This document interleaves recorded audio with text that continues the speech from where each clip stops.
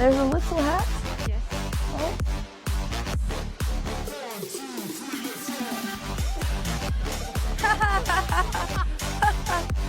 Andrea and Andreas! Andreas! We have you here! We have a girl gang. I've never had this in my life. This is very exciting, and they're all better than me at chess. I know a lot about wine, obviously. Drink it every morning. No, sorry, that's whiskey in Ireland. I confuse the two things. Spaghetti? Burger. Burger? It's 30 seconds to a minute. Alex might lose her first match. Literally no one opening that's the Because easiest it's to the best memorize, one. and you still It's actually very mess up complicated theory. at higher levels. Yeah. Coats and accessories. Yeah. Opa! Yes! Nerd, I understood that. So we made it to London barely. Andrea, molti che viene sotto la mecia. Alright, we're crossing the river and there's Big Ben.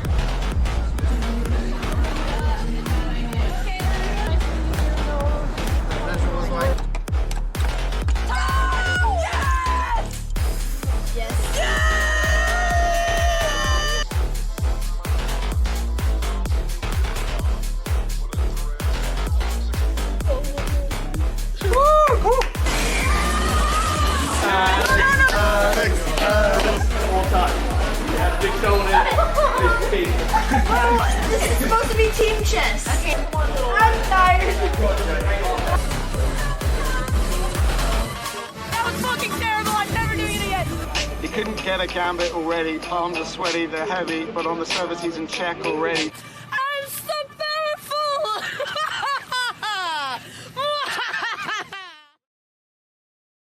And we are here with Alex's best Norwegian friend. Get in here, Hammer. Get in here, Hammer. Welcome. I have notes. The Yay, legendary notes. Oslo Botez Oslo tour. Yay. What do you think about this work, Nick? Look at this framing. Okay, the framing is not great, but station to the royal palace. Okay. And it has all. We're here with Anna Kremling, my new Botez sister. Might even bring her to Dubai. Overhand machining. Did you hear that? Okay, this is too much. I'm out of it. Don't leave. Which we're going to be seeing. One of the main pieces.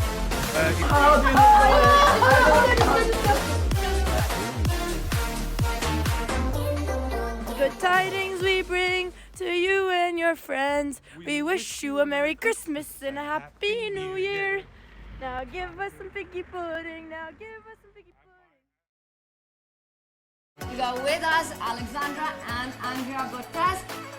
Let's just say. Do you think chess people are fun?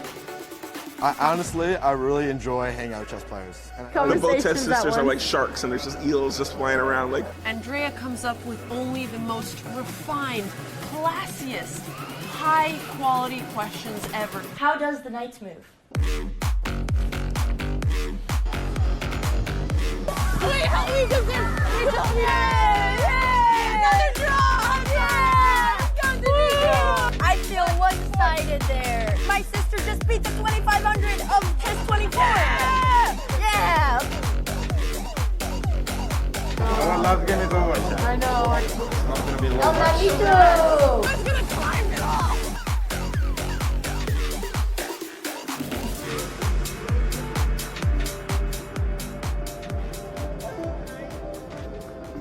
Is it over?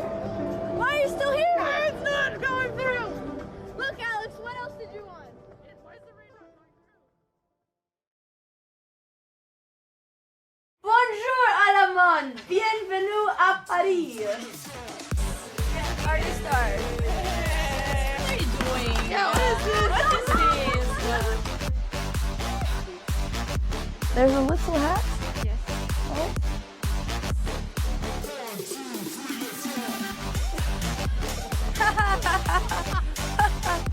Andrea and Andreas! Andreas! We have you here!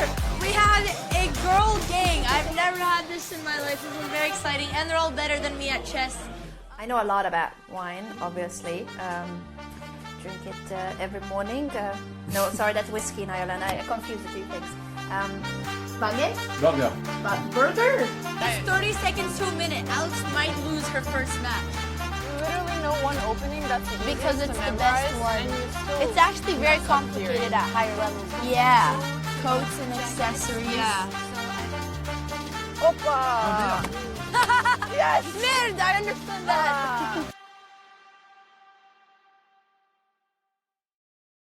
So we made it to London barely. Andrea, All right, we're crossing the river, and there's Big Ben.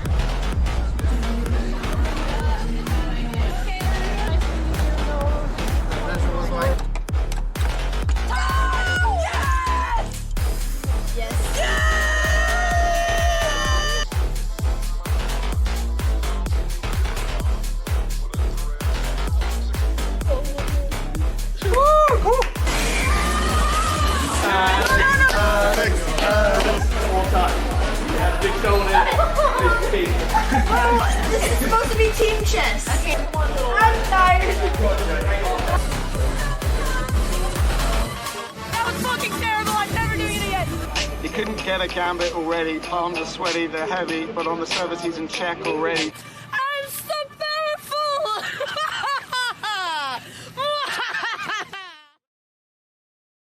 And we are here with Alex's best Norwegian friend. Get in here, Hammer. Get in here, Hammer. Welcome. I have notes. The Yay, legendary notes. Oslo Botez Oslo tour. Yay. What do you think about this work, Nick? Look at this framing. Okay, the framing is not great, but station to the royal palace. Okay. And it has all. We're here with Anna Kremling, my new Botez sister. Might even bring her to Dubai. Overhand machining. Did you hear that? Okay, this is too much. I'm out of it. Don't leave. I'm out. Which we're going to be seeing. One of the main pieces.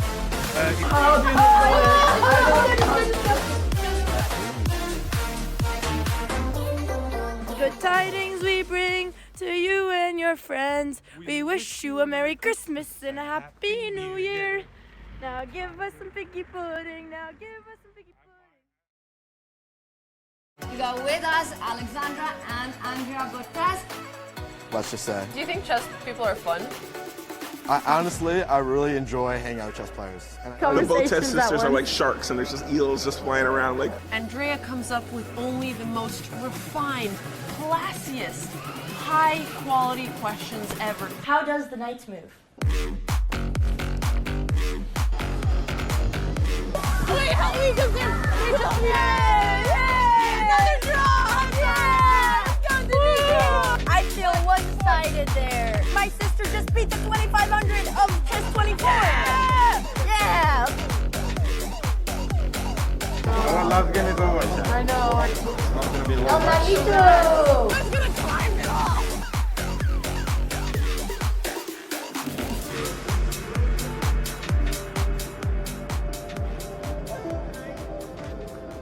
Is it over? Why are you still here? It's not going through. Look, Alex, what else did you want? Where's the rain not going through? Bonjour, Alamon. Bienvenue à Paris. Artist start. What are you doing? Yeah, what is this? There's a little hat. Yes. Oh.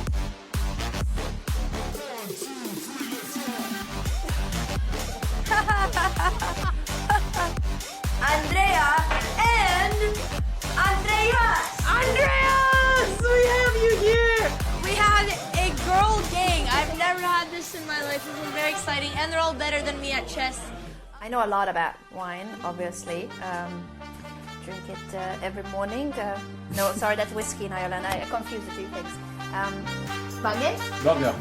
Burger? It's 30 seconds to a minute. Alex might lose her first match. Literally no one opening that's Because it's the best one. It's actually very complicated at higher levels. Yeah. Coats and accessories. Yeah. Opa! Yes! Merde, I understood that. So We made it to London barely. Andrea, multe vieni sotto la media. All right, we're crossing the river, and there's Big Ben.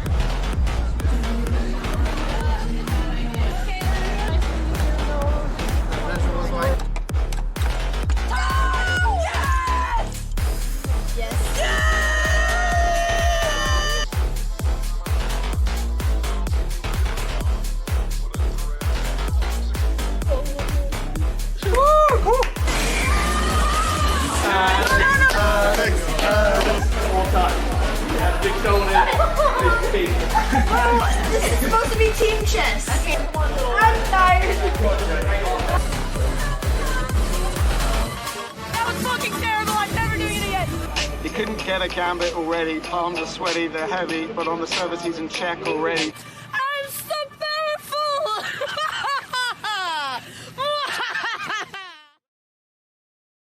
And we are here with Alex's best Norwegian friend. Get in here, Hammer. Get in here, Hammer. Welcome. I have notes. The Yay, legendary notes. Oslo Botez Oslo tour. Yay. What do you think about this work, Nick? Look at this framing. Okay, the framing is not great, but they shed to the royal palace. Okay. And it has all. We're here with Anna Kremling, my new Botez sister. Might even bring her to Dubai.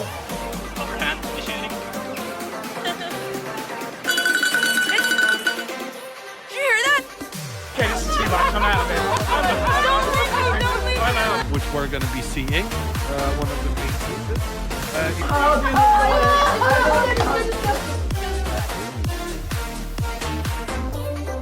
Good tidings we bring to you and your friends. We wish you a Merry Christmas and a Happy New Year.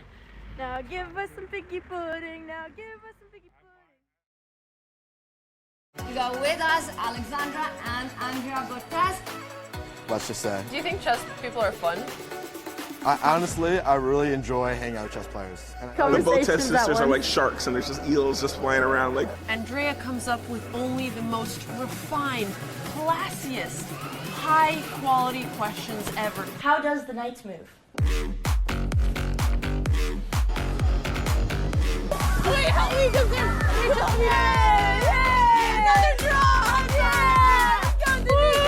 I feel one-sided there. My sister just beat the 2500 of chess 24. Yeah! I know. El Manito! Who's gonna climb it off?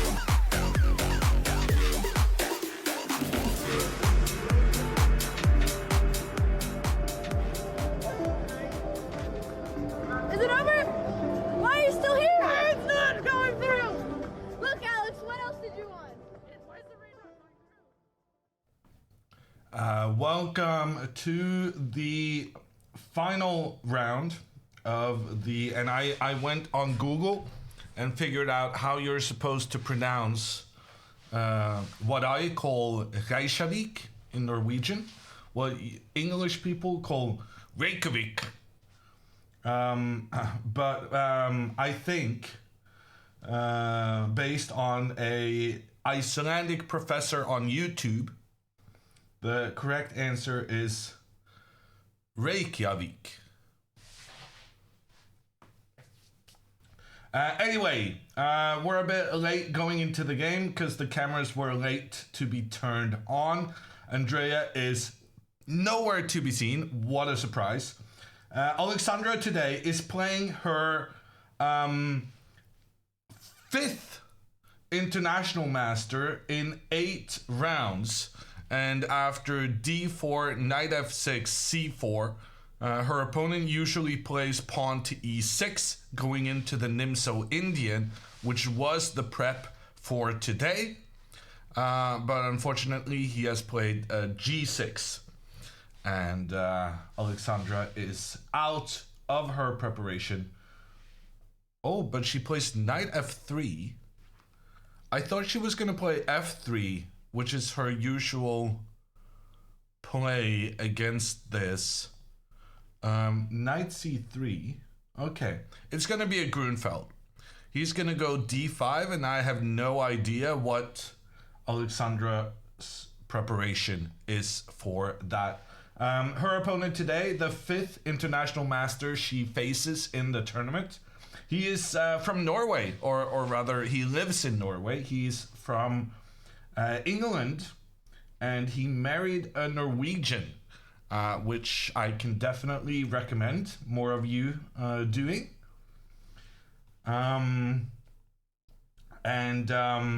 Yeah, he speaks fluent Norwegian, and he's a smart guy, and I've been at his house to play board games, so that's good. Do you have some to spare? I mean, I know at least one unmarried Norwegian.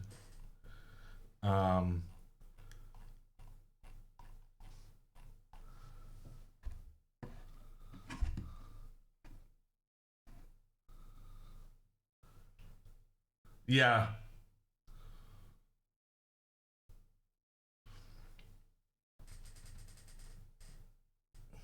I think there's more than one of us. I'm not 100% sure. Well, I know of one. So let me know. Let's adjust the cameras a bit. I did tell Alexandra he sometimes plays the Grunfeld, but maybe she didn't pay attention to me. It kind of seems like she was surprised to see this response. And now she can't get into her normal Grunfeld lines. Andrea no-show? Andrea is literally in the background setting up her camera.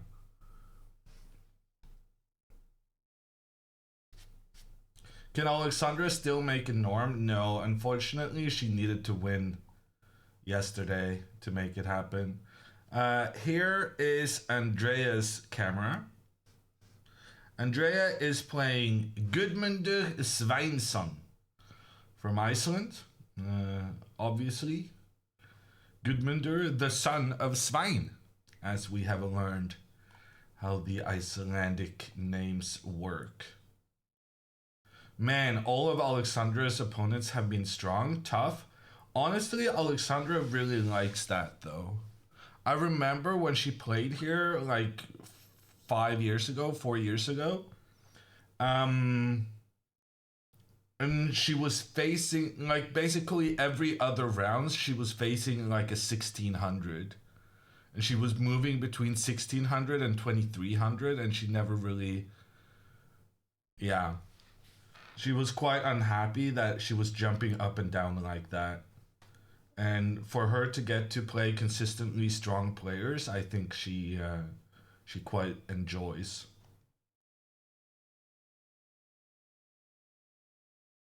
They both avoided the 8-year-old girl. Yes, and all other 8-year-olds. Oh, wow. That is a lousy handshake from Andrea. But let's hope that her Sicilian is going to work out better. Alexandra's clock. Yes. Where is that?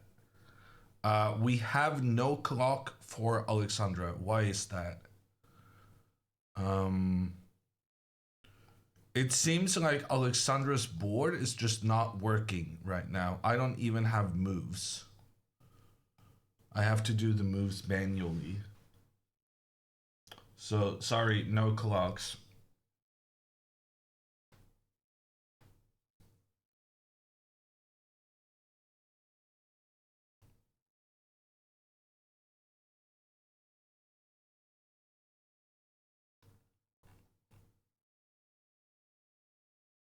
Can we fix Andrea's camera as well? I'll try. You make a good point.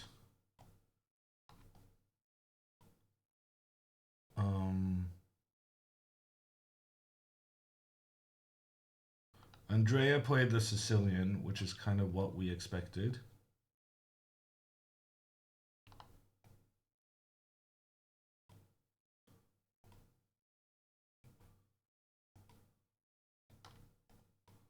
This is pretty good, I think.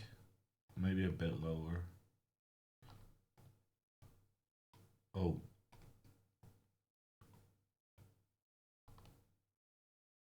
Okay, we're ready for the final round.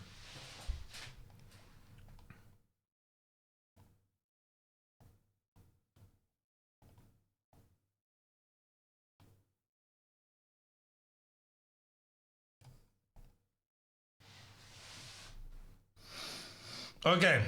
Andrea is playing her hyper accelerated dragon. Against pawn to e4, she plays the Sicilian. She goes for the early fianchetto, getting her bishop to point in towards the center of the board. And after these trades, she'll get her bishop in position. Alexandra, on the other hand, she has played pawn to e3 to keep her pawn protected from the pressure. The white pawn and the black pawn exerts. Her opponent then continues his fianchetto. And now knight to f3 from Alexandra. This is a bit dangerous, a dangerous way to play with white, because you're often prone to getting the isolated queen's pawn that Alexandra really disliked in her earlier game.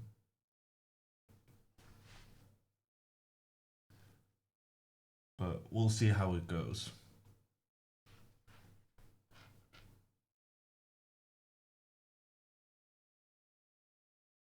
Gudmundur is an incredible first name. It's pretty good.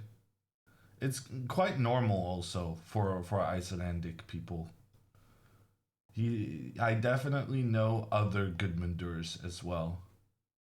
Oh gosh.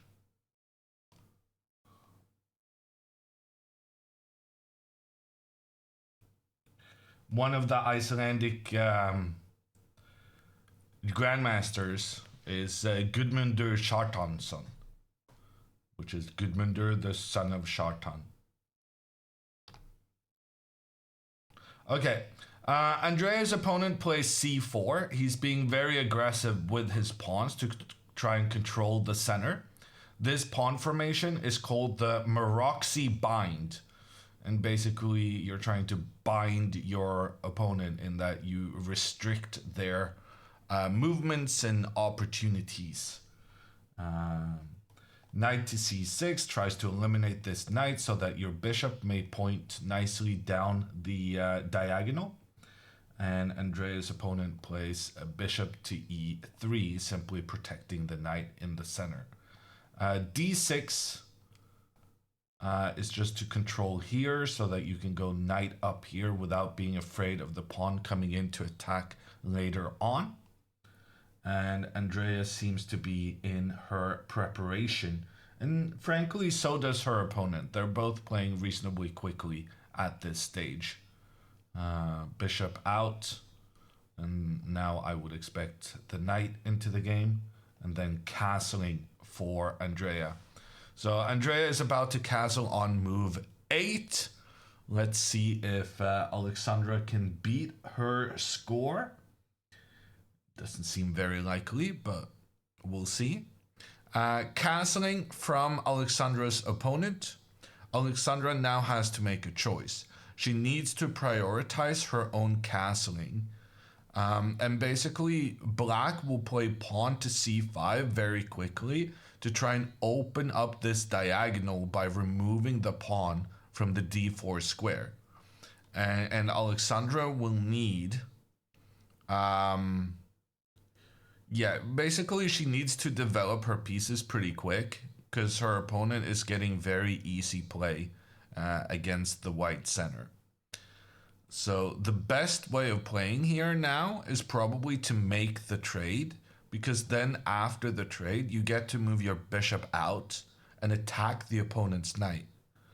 The opponent moves back, you move back. Yes, the opponent does get that pressure in towards the center, but for some reason the computer says this is okay for white. Although we know from experience that Alexandra, she does not like to have this pawn. Actually, she can take with a knight. And then she avoids having the isolated pawn. So maybe something like this we're hoping is going to happen. And then what I'm dreading is something like this.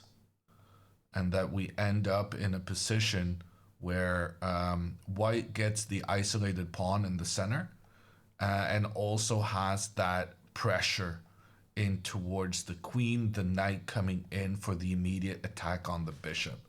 Something like this would be strategically unpleasant for white.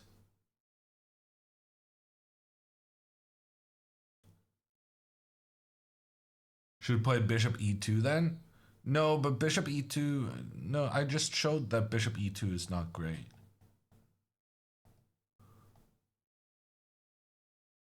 I mean, you can play bishop e2 in the end, but then we talked about this in one of Alexandra's earlier games in the tournament, that if you do end up having an isolated pawn, it's very important that you don't move your pieces backwards and that you try to exploit the short-term activity you do have in trade for the isolated pawn.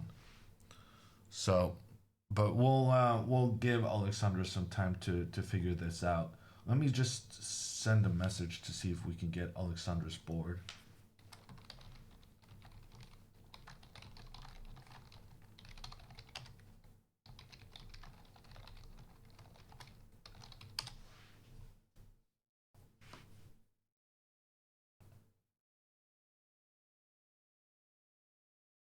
Did Alexandra end up drawing yesterday? Yes, Toad. After a massive back and forth, in the end, the game was a draw. But she was losing twice, winning twice, and drawing, well, once. So the draw somehow felt like the most unlikely result, but with both players having had a winning position twice, I don't know, in some way it was kind of fair. How has Andrea's tournament performance been so far? She's gaining rating, but she has 2 losses in a row, so she's gonna want to win today to finish on a high note.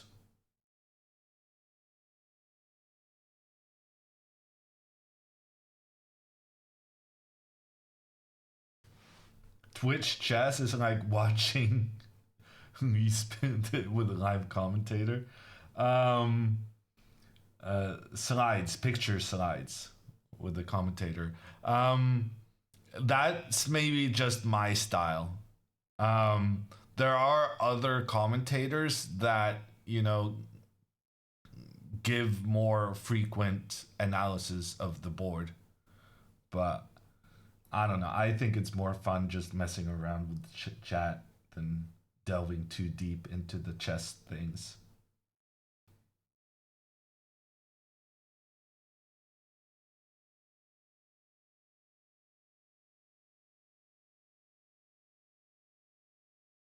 Who's going to win the tournament? I think so there's like 6 people with 6.5 points out of 8. And they're all facing each other. So one of those 6 will win the tournament. And those 6 are Dayak, the #1 rated player. It's the Uzbeki guy who beat Magnus in Qatar, Sulaimanov. Gudmundur Kjartansson is actually on 6.5, so the local Icelandic grandmaster may win the tournament if he beats Sebastian Mazet in the final round. And then there's one more guy on 6.5, whose name I forget. Leia is one? No, Leia is not on 6.5. The final guy on 6.5, no, the final 2 guys are from Lithuania, Paulius Pultinivicius and Pavrin Balakrishnan from the US.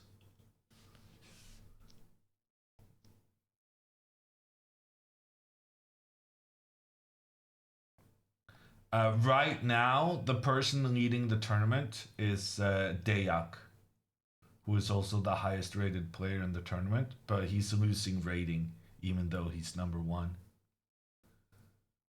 And he has a tough game with the black pieces for the final round. Suleimanov is Kazakh, not Uzbek. Oh gosh. How many Kazakhs in chat have I offended right now? This is very bad news. 2? You think there's 2 Kazakhs? All of them? Both of them. Oh, that's funny. What did Alexandra end up doing? She played bishop to d2. Bishop to d2 looks really dumb. But this has actually been played quite a bit at Grandmaster level. It looks super passive to just randomly move your bishop out. But the thing is, this move is a good preparation for the c5 move. Because then after c5, you can take this pawn. And now knight to e4, which is the normal response to put pressure here on the diagonal. Then you already gave that knight protection from your bishop, and white is just much better. I don't know if Alexandra knows the theory here, but I've definitely seen bishop d2 being played by some sneaky grandmasters trying to get their opponents out of book.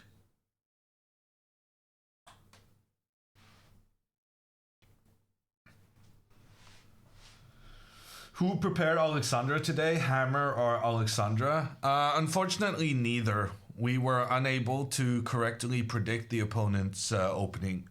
He played like 3 different openings and we focused on one. I'm gonna get some tea. So far, a bit untraditional opening for Alexandra, but her bishop to d2 move is quite solid. So I'm not as concerned about her as I was a little while ago. And Andrea is still in her accelerated dragon theory. I've seen her play this multiple times before. So I'm guessing she knows what she's doing.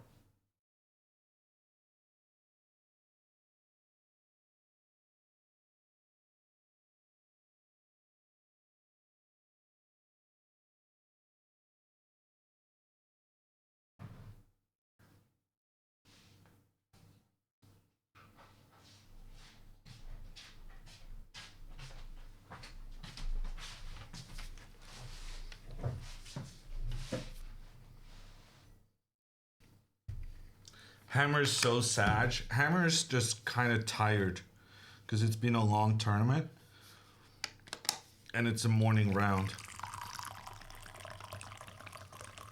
And he hasn't had his tea, which apparently has a lot more caffeine than he was led to believe as a kid.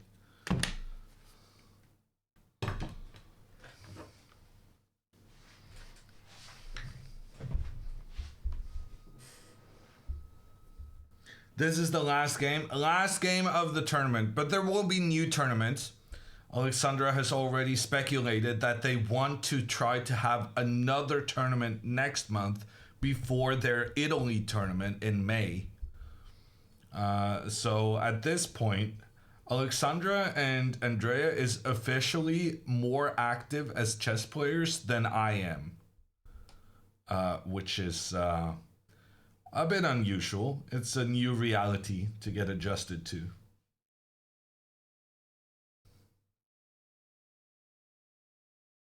Hammer fixed his hair. No, Hammer just used conditioner before the game because I needed a shower to kind of freshen up.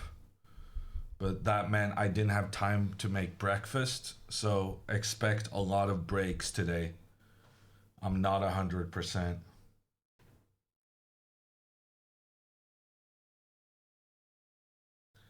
Happy Ramadan, Rebel, but I'm not doing Ramadan, so I'll have my tea.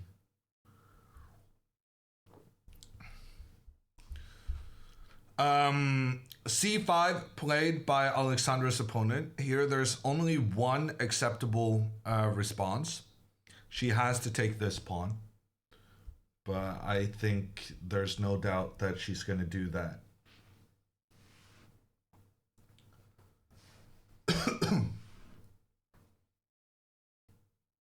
How has your voice been? My throat has been just fine, Luke. I only had a problem during the Prague tournament. It's been completely fine since.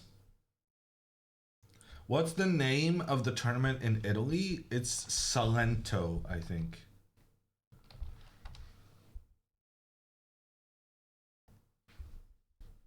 There's a command exclamation point Italy in the chat with more information if you want to go.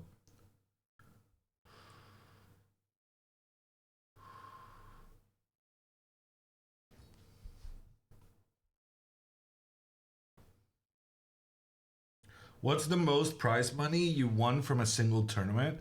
I once won. Alexandra plays the move she needed to play. This was the only acceptable move.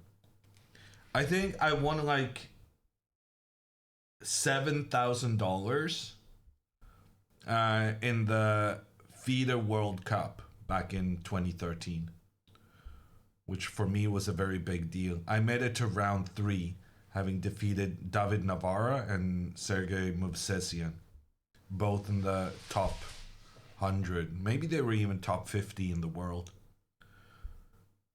But then I lost to Kamsky. A5 played by Andrea. I think that's fine. I always get confused about the move orders here. I feel like you're supposed to go bishop d7, f3, and then a5. No, apparently this is wrong. And there's something that if you go takes, takes, and then a5, this is wrong.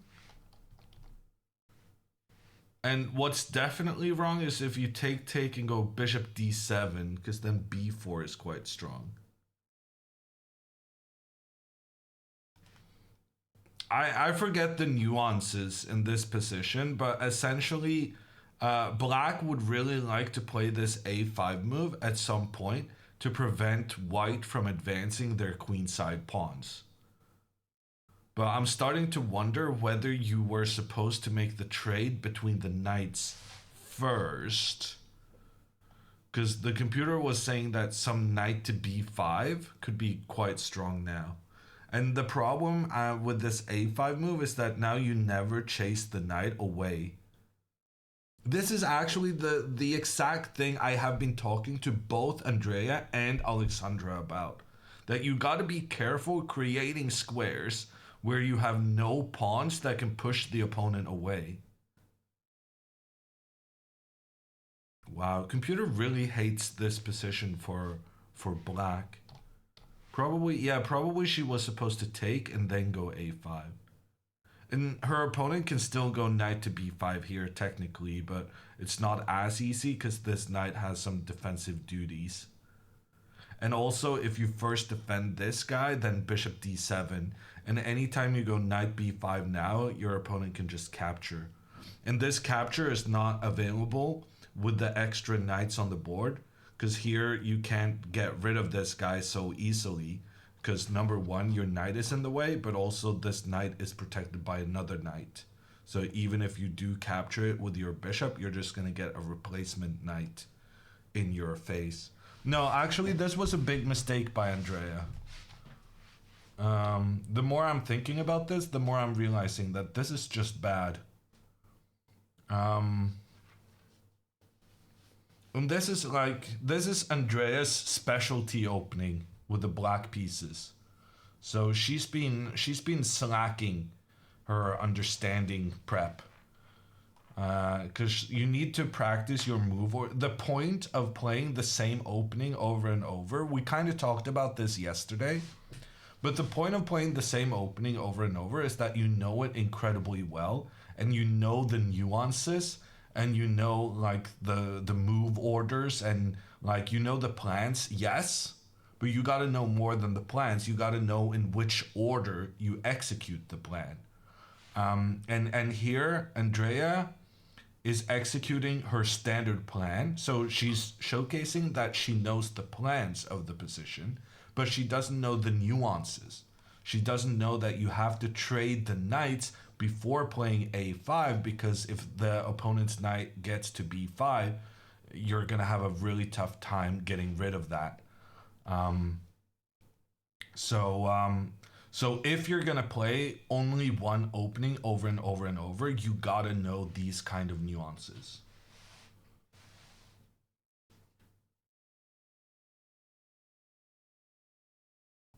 He's 1600. He's not going to play knight b5. No, I don't think he's going to play this either. But even when we're playing against lower rated opponents, that's no excuse for not playing good moves.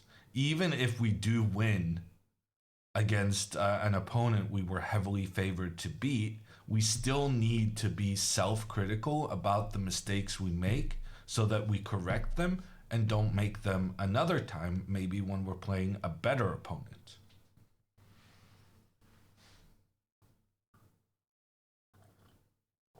Gudmundur is underrated? What's making you say that? Let me check his results this tournament.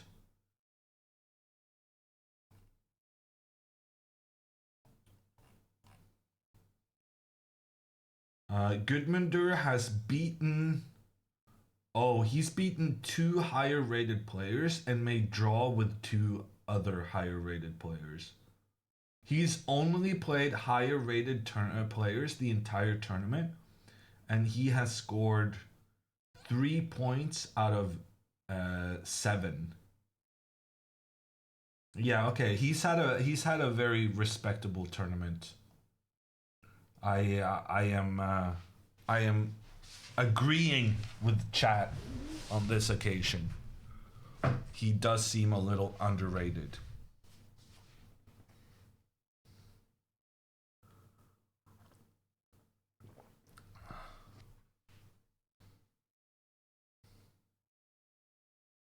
How much higher rated? So he's played an average of like 1,825 players, which is ironically the same rating as Andrea.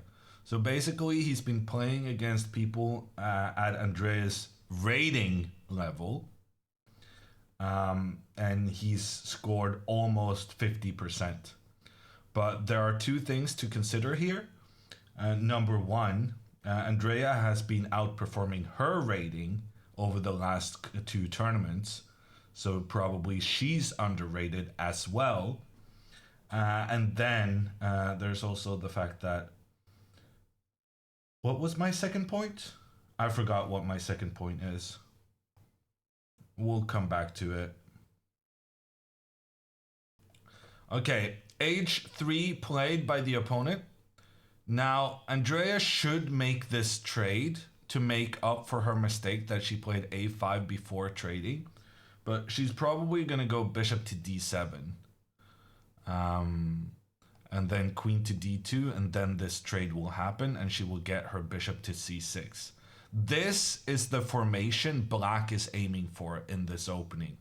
You want to have your bishop here, but you want to make sure that this bishop cannot be attacked by a marauding white pawn on the side of the board. That's why you have this pawn to stop that from happening.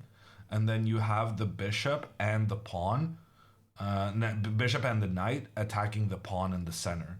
And if this pawn is protected, you can see how white is putting all their pawns on the light squares. And so then you try to trade off the dark squared bishops so that there's lots of dark squares here where you can try and maneuver your knight.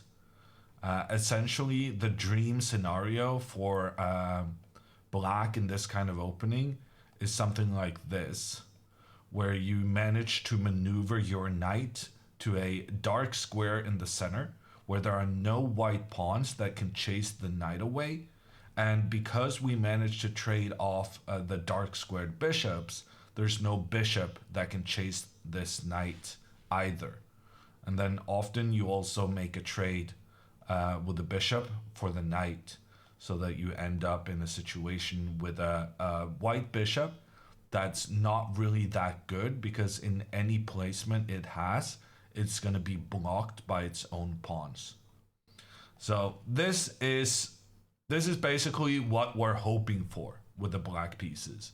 And it's very important to know our dream scenarios, because if we don't know the dream scenario, we don't know how to execute our plans. So you're allowed to think like there's a lot of people, I feel, who says that, oh, you shouldn't play hope chess. And by which they mean you shouldn't just play moves and then hope your opponent allows you to do all your plans. You're not supposed to do that. But the idea of hope chess, that you envision a bright future, that can be quite good, because that tells you what you're trying to accomplish, and then you need to make calculations on how to make it happen without allowing your opponent to kind of get good moves in between.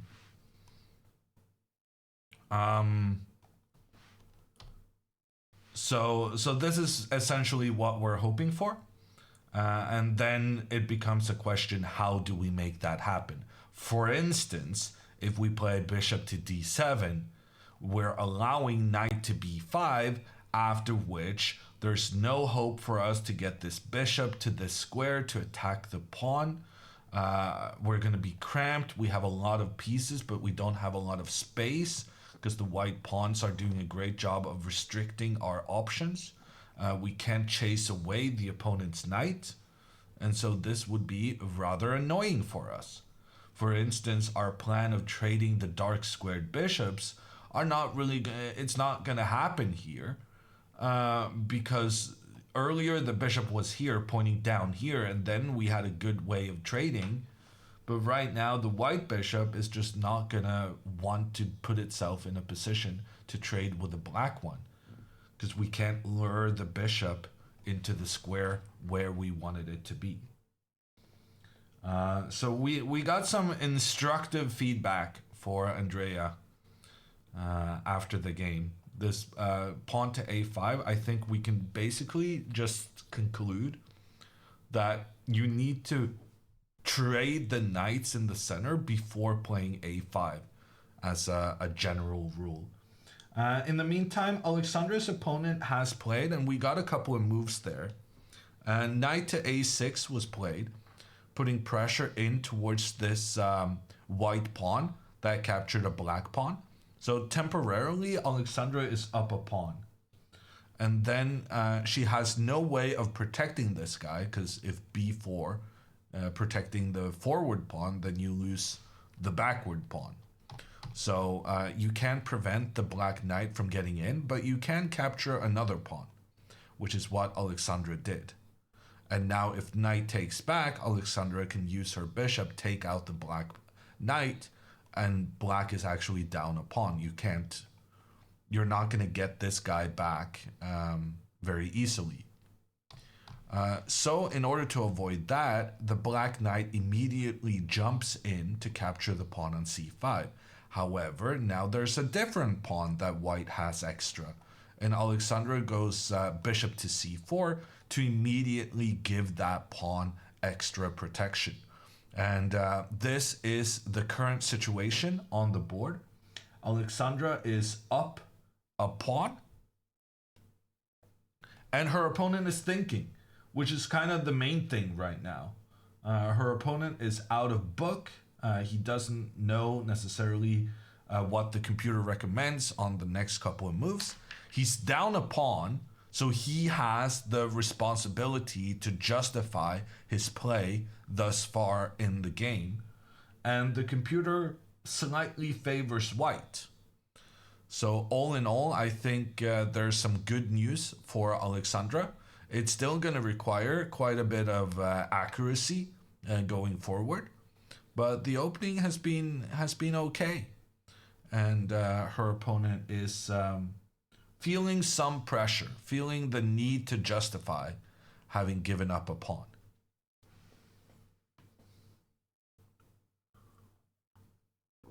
Is Alexandra's clock broken today? Yeah, I'll do a refresh just to see. Oh.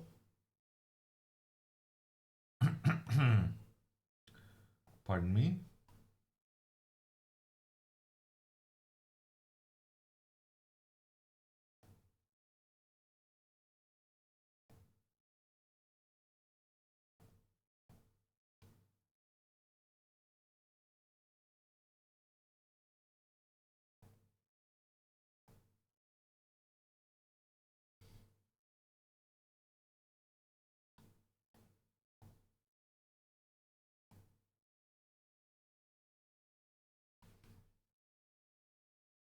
Yeah, unfortunately, Alexandra's game is just broken.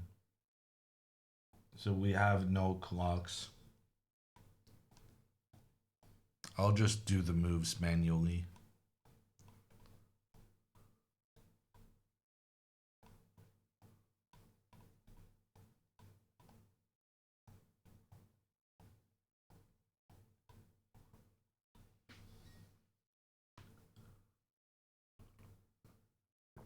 What do you think about Andrea's opponent's drip? He seems very cool. The leather jacket and the watch, too cool for school. This man about to slay some vampires.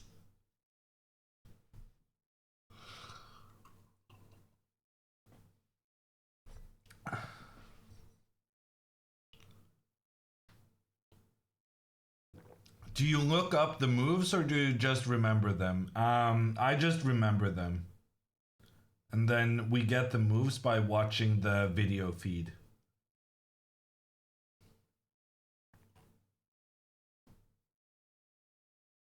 Watch, is this allowed? He's not playing Magnus Carlsen.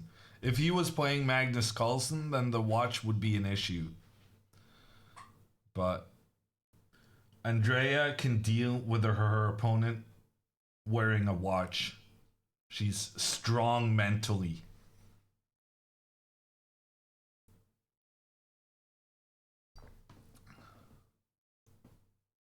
He played a6. Okay, thanks. Okay, pawn to a6. The idea is to try and dislodge this white bishop from protecting the pawn. So now computer is saying the only good move for Alexandra is to go pawn to a5, a4. To try and stop this black pawn from moving up. Which kind of makes a lot of sense. So I'm not too nervous about this moment in the game. It feels very sensible to prevent the opponent from knocking your bishop back. And she doesn't go a4, she goes b4.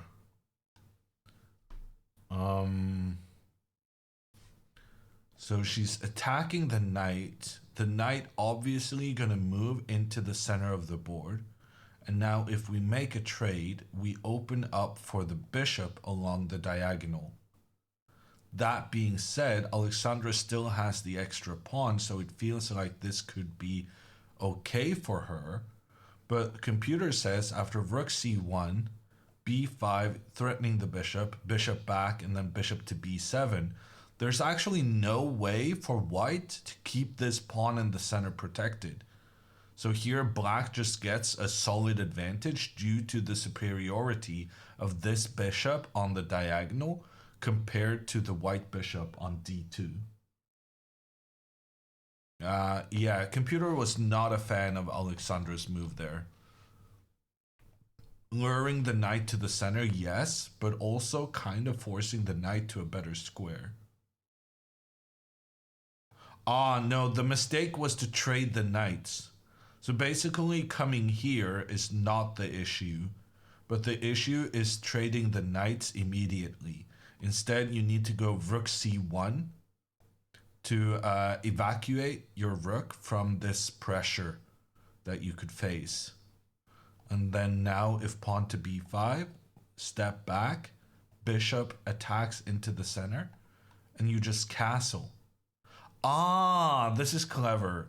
Because now if knight takes in the center, which was a problem in the other variation, knight takes doesn't work because then we can take the other black knight. Because now these guys are dependent on defending each other due to the white knight still being there and posing some questions, putting some pressure. And if instead the knights trade on c3 and then knight takes d5, then the whole situation we had earlier with the black bishop being unopposed, threatening down the diagonal, that's just the opposite case now, because we immediately make the trade. The queen can come in to give a check, and then the rook comes in behind. And here, in comparison with the variation we had earlier, the fact that we didn't make the trade between the knights means that we've managed to activate and trade off our bad bishop, and our remaining good bishop is pointing down towards the king, and our rook is pointing down towards the queen, and at the intersection of these two is the black knight who is feeling the pressure. Okay, so b4 is not a mistake, but we gotta make sure that when the knight moves into the middle, we don't go for the trade immediately and instead go rook to c1.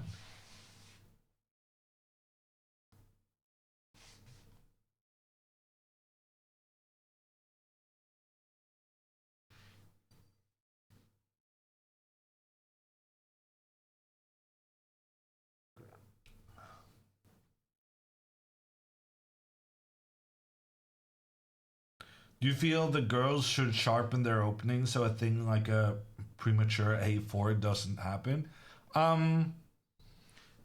Sharpen their openings. I mean, they need to spend more time on chess, right? But that's why they're playing these tournaments. Sometimes the best way to train is to play tournaments and make mistakes and then understand what mistakes you made and correct them for the next time. And what we usually say that someone who hasn't played in a while is rusty. And that's kind of what the girls are at right now. They need these couple of tournaments to sharpen their game, to solidify their openings, study their openings extra. For every game you prepare for, your openings are going to get better. Because this is something that applies to every level. But even at Grandmaster level, the best way for me to learn openings is to play them and prepare them for games. Me sitting on my own, checking out what's supposed to be good in an opening is much less effective than me sitting 2 hours before the game, really intensely preparing, feeling like, oh, if I don't prepare well now, it's going to directly affect the outcome of the game I'm about to play. So your intensity in your focus is so much better when you're playing tournaments, which means that preparing openings for your tournament games is one of the best, most effective training methods.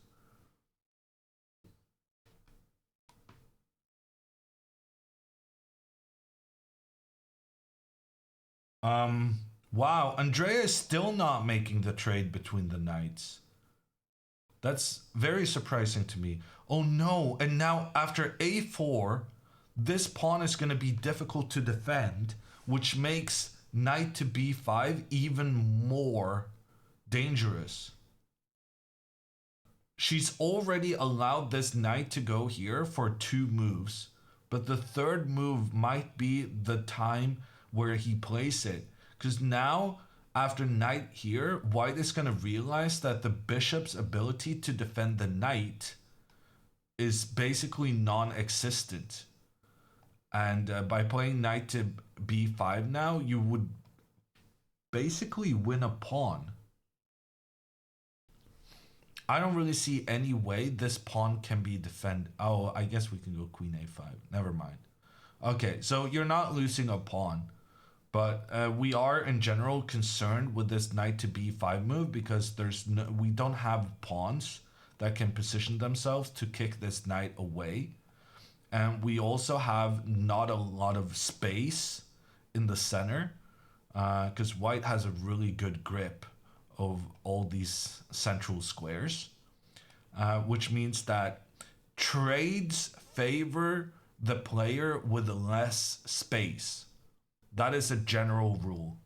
And here the computer is recommending that white basically goes crazy, moving the pawns up. And what do we mean when we say space? Space is essentially having the pawns up high. If you have your pawns far advanced, like white does now, you have a space advantage.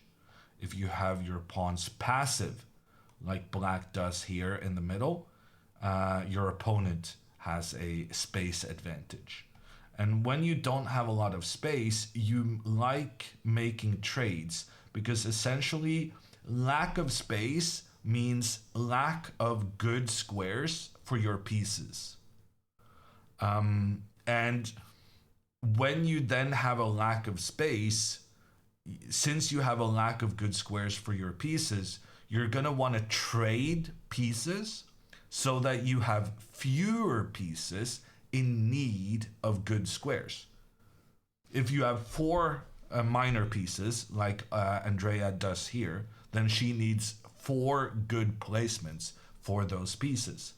And she doesn't have 4 good placements here because of the space and how the opponent is controlling all this territory in black's half. However, if she were to make a trade, then she would only have 3 minor pieces, and then she wouldn't need as many good squares, which is good because she doesn't have access to that many. So this is turning out to be like a really instructive game. But the problem is that Andrea is kind of on the wrong side of the instructiveness. But like I said, it's about learning, right? It's about tournaments are some of the best ways of getting that knowledge burnt into to your head. Because one thing is also true, that if you do make mistakes and those mistakes end up costing you points in the tournament, you're also way less likely to make that mistake again compared to when your annoying commentator / coach tells you, oh no, you should watch out for squares that your opponent can move to and you don't have pawns to control that square. You kind of filter out what I say, but you're a lot more attentive to your own experience.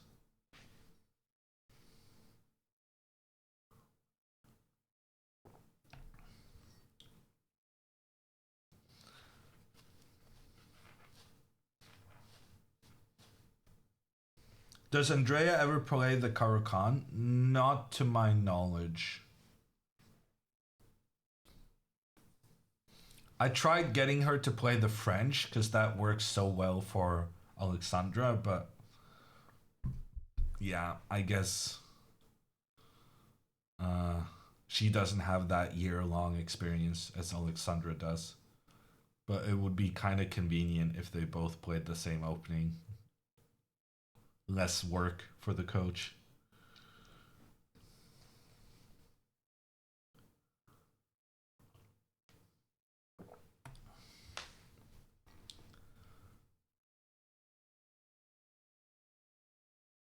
Could you update Alexandra's board? What do you mean?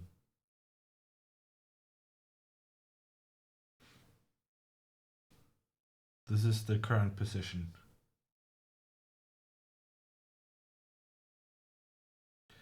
Is there any rule on who sits where? Like white sits left of the table? Good question. There's not a rule, but it is a custom that you place the boards so that the black player has the clock on the right hand side. And then you also place the clocks so that the arbiter can always see the clocks when they walk by. So in this case, Alexandra and Andrea, they're sitting by the window. So the arbiter, the referee, will walk by using the middle lane. And so the arbiter will be looking out towards the window, and that's why the clocks are facing where the arbiter is expected to be. And then you determine how you place the board, whether it's white or black.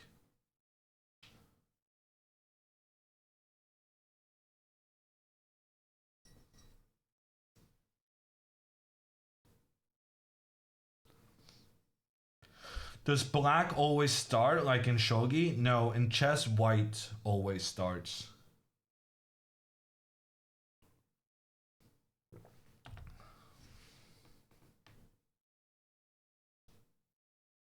How many arbiters are there? I don't know. Usually you would have like at least one arbiter per, I want to say 50 players.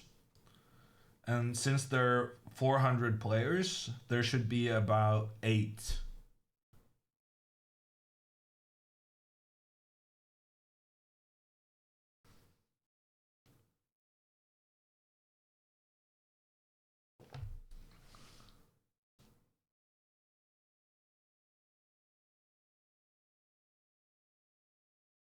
Doesn't black choose what side the clock goes on? Not in these tournaments, no. You're not allowed to move the clocks here. It's predetermined so that the arbiter can see from where they're standing. Okay, rook to e1. For the third time, white has decided not to avoid the trade of the knights. And for the third time, we ask Andrea, please make the trade of knights because your position is cramped. And you would benefit from having less pieces to find good squares for.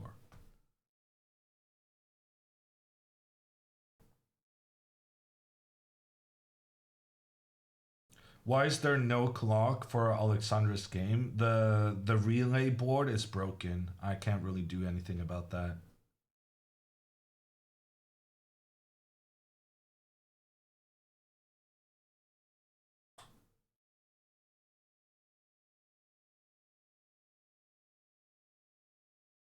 Can you be a chess arbiter as a full-time job? No. Chess arbiter is quite a political appointment, and it's not a super well-paying one. But if you know some people in position of power, and you have a yeah, well, I don't hold chess arbiters in very high regard, which is very elitist of me because a lot of them are volunteers. But my experience with arbiters is that they make a lot of weird decisions, and that every time they get involved, it's detrimental to the sporting part of the game. So what I'm trying to say is that knowing the rules is kind of voluntary. You just got to know the right people. They abuse the power. They don't abuse the power. They just, you know, make bad decisions.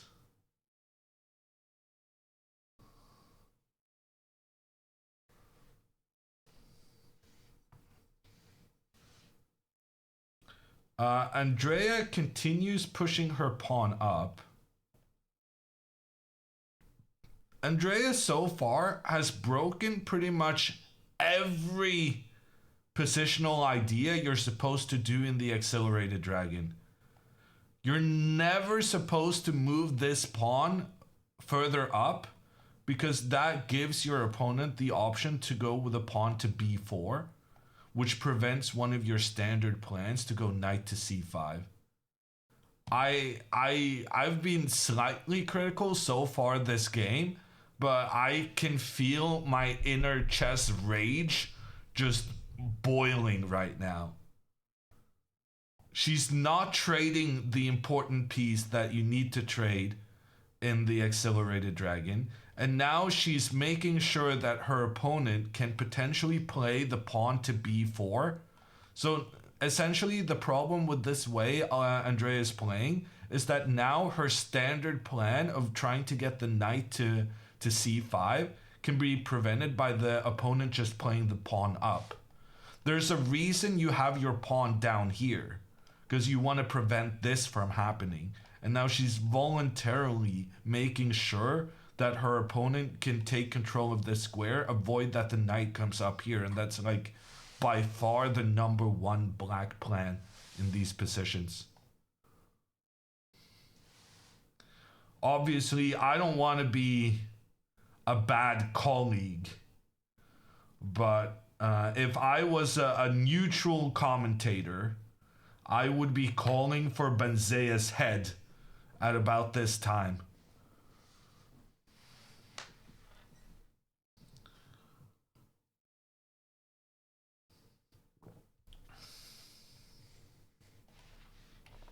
Let me check if he's in chat.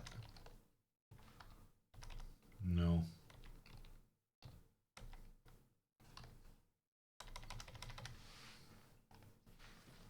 You're lucky you're still in a job? What do you mean? I have great prep.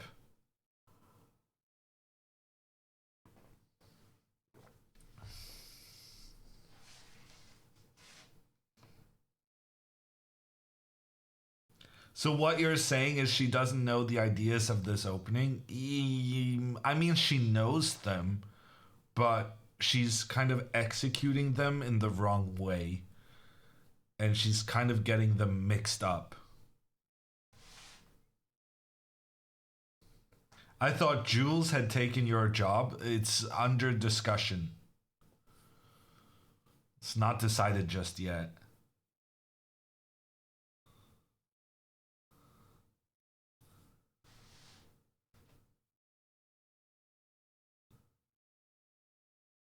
What about the norm? In order to make a norm, Alexandra needed to win yesterday. Did Alexandra play Rook C1? I think she did, no? That was the right move. That was a very important move for Alexandra.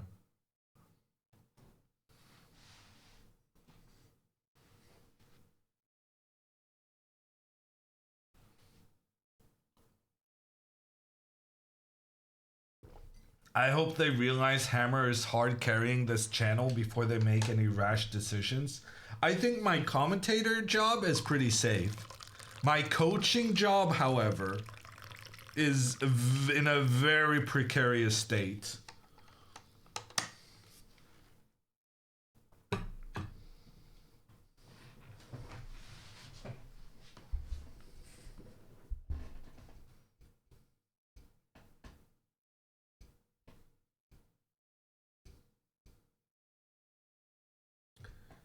Did Jules say anything? Jules just gave her an opening that made her have a winning position against an international master in 20 moves. He just got lucky. I mean, if Alexandra's opponents played into my preps, then they would be suffering too. It's just that they never do.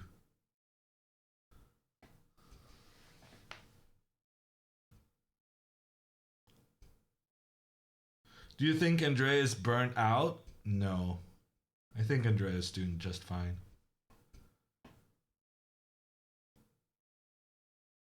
She always does say after the games though that she's struggling in the first hour.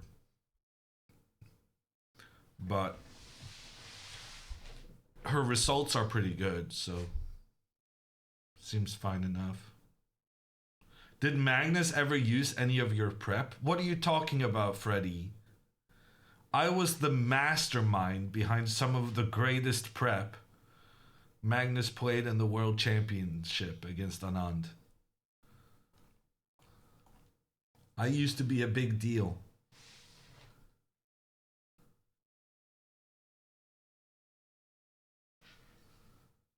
Copium?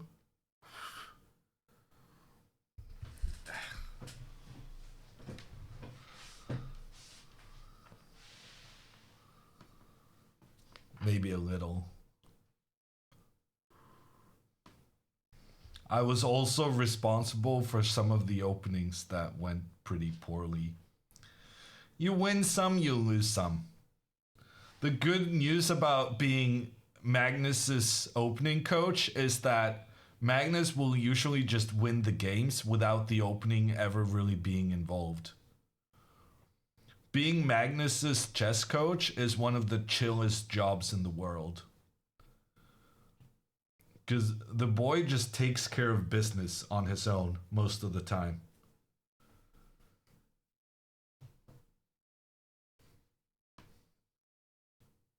Carlsen Kramnik, Queen's Gambit declined. Yeah.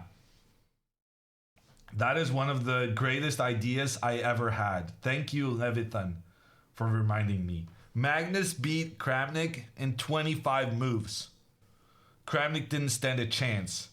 Magnus used one of my greatest ideas ever.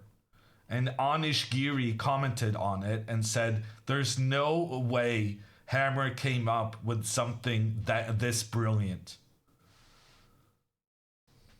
Which is the biggest compliment I have gotten from Anish in my life.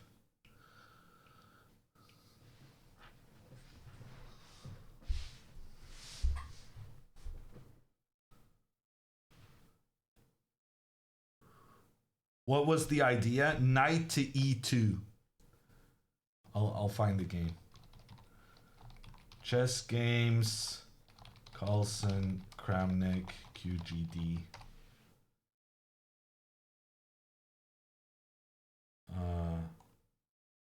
I want to say it was like 2017. 2016. No, this is not it. Damn it, I assumed it was just gonna pop up. Carlsen Kramnik. Novelty.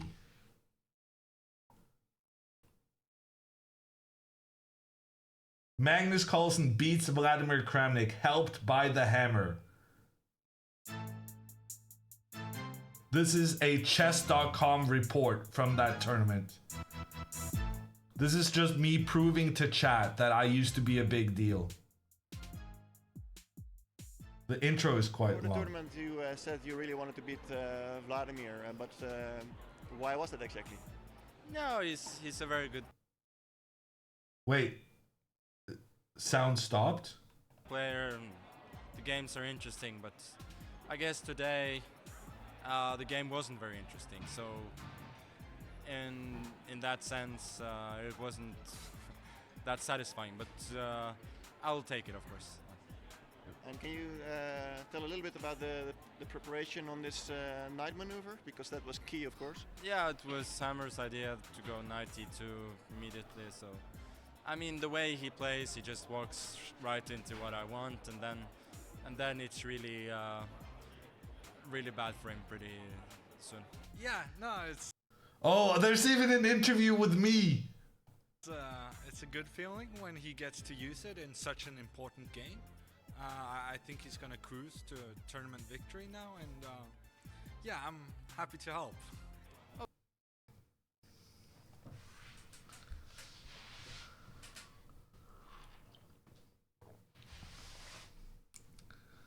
The smile in Hammer's face. It's good to reminisce about the good old days. Highlight of Hammer's career. Magnus essentially said that his game against Kramnik was completely uninteresting because his opening idea blew him out of the water and he never stood a chance. Imagine.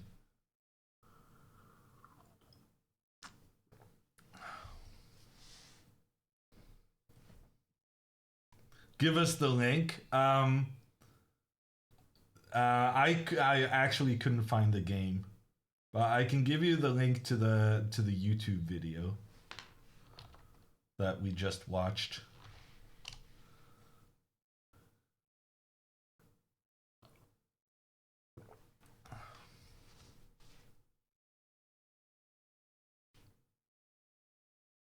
How do you go from a big deal to your current state?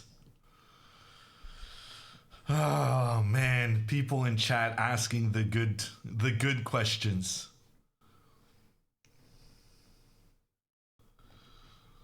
Yeah, I don't know. We can't all. Some parts of our lives are necessarily peaks.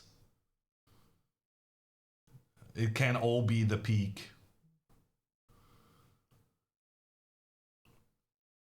I just peaked early. From coaching a world champion to being fired by Alexandra, what's next? Coaching Tyler? I could coach Tyler. I did a great job coaching Benji Fishy. Benji Fishy got even better than Tyler in a shorter amount of time. Just putting it out there.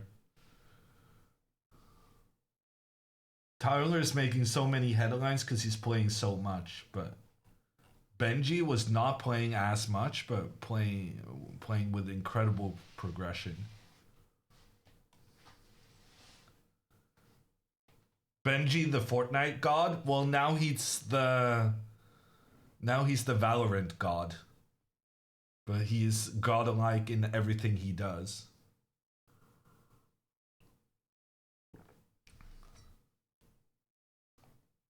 Your opening prep with Benji is what I use as my openings today. That's great, Scream.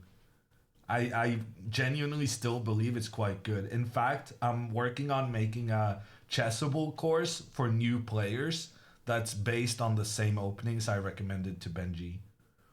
You should check it out if I ever finish it.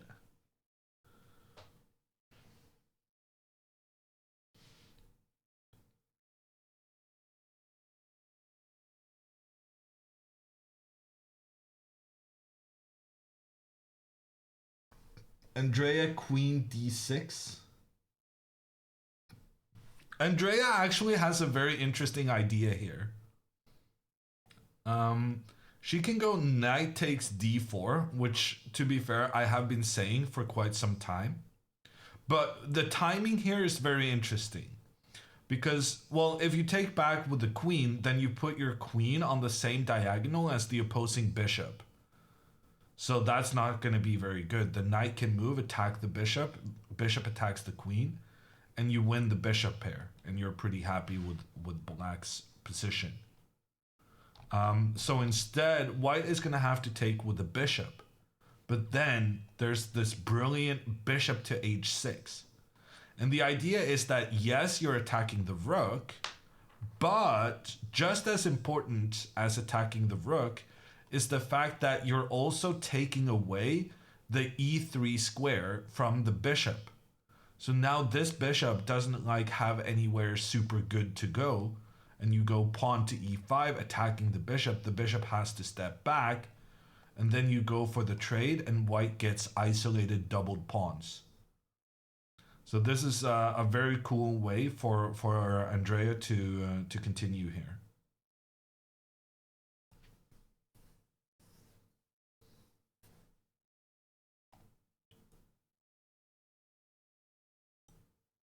I mean, it's still very, very complicated. Computer still likes white because of the space advantage. And now there's a black pawn that's not very easy to defend with the queen pointing pressure down against it. But at least we're quite happy that these two white pawns are going to be a long-term weakness that we can attack and try and exploit. Computer here recommends knight e8. And then the knight protects here. And if you're not careful, then the queen will come up here and attack in multiple directions. Bishop g4 on Alexandra's board. Okay, thank you. Yeah, that puts a lot of pressure against Alexandra's position. Computer recommends her to castle, but it looks kind of shaky. Castles, rook c8, attacking here. Bishop back. Now computer says knight to g5. And even though white is up a pawn, you face a lot of pressure from this bishop pointing down on the white queen.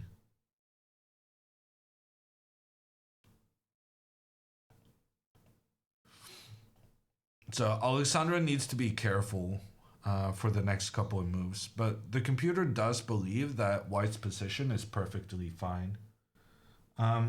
Does someone have good eyesight and can tell what the clocks are in Alexandra's game?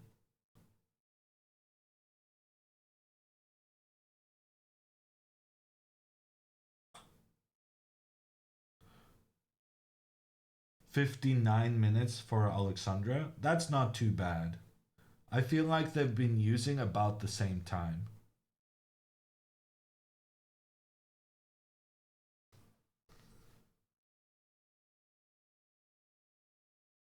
So basically, as long as you're not massively down on the clock, you're doing okay. In fact, people care more about how your time is in relation to the opponent than you care about how the time is in relation to a certain number of minutes per move to make it to move 40. So when you start out with 1.5 hours and you get an additional 30 seconds per move, it essentially means that you have 3 minutes per move until move 40 and you get additional time. So you could say that you should spend an average on 3 minutes per move, but the reality of chess is extremely different to that. Because your first maybe 5-10 moves, you're going to play instantly. So then you're building up your time, giving yourself more than 3 minutes per move for the rest.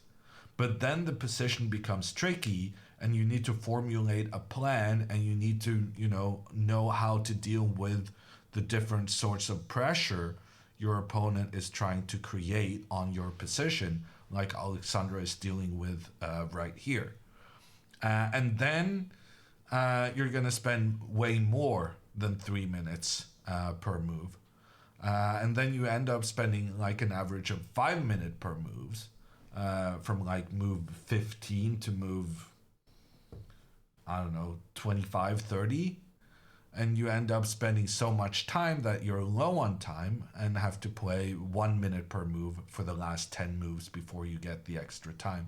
And that's kind of the usual progression of the time situation in a chess game. That you always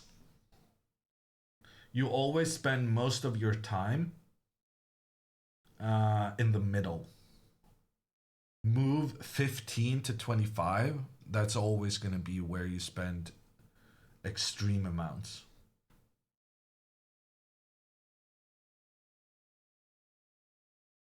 Okay, Alexandra played h3. So computer wanted her to make the trade and then play h3.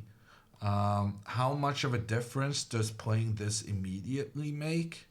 Probably not that much. Her opponent is going to make the trade. If she takes back with the queen, then after knight takes bishop, Alexandra will have to recapture with her king, and her king is going to be stuck in the center, having the black queen point down on it. So that's not going to happen. Instead, she's going to take with the pawn, and the knight is still going to trade for the bishop because you don't want to let white have the bishop pair. And then takes back, rook comes in, attacks bishop, bishop moves back, and we get this sort of position where Alexandra has not yet castled. She got a doubled pawn, but she did manage to trade away those tricky attacking pieces that were giving her a hard time, and she might be ready to castle on the next move. By the way, this would be move 15, and Alexandra still hasn't castled her king. I feel like it's gotta be like it's not a coincidence anymore. This is a trend. She just somehow never finds the time to castle her king.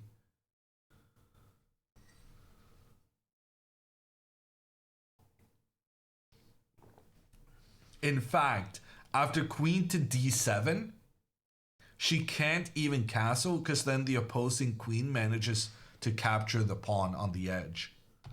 So in this case, she would need to go king f1 and then king to g2.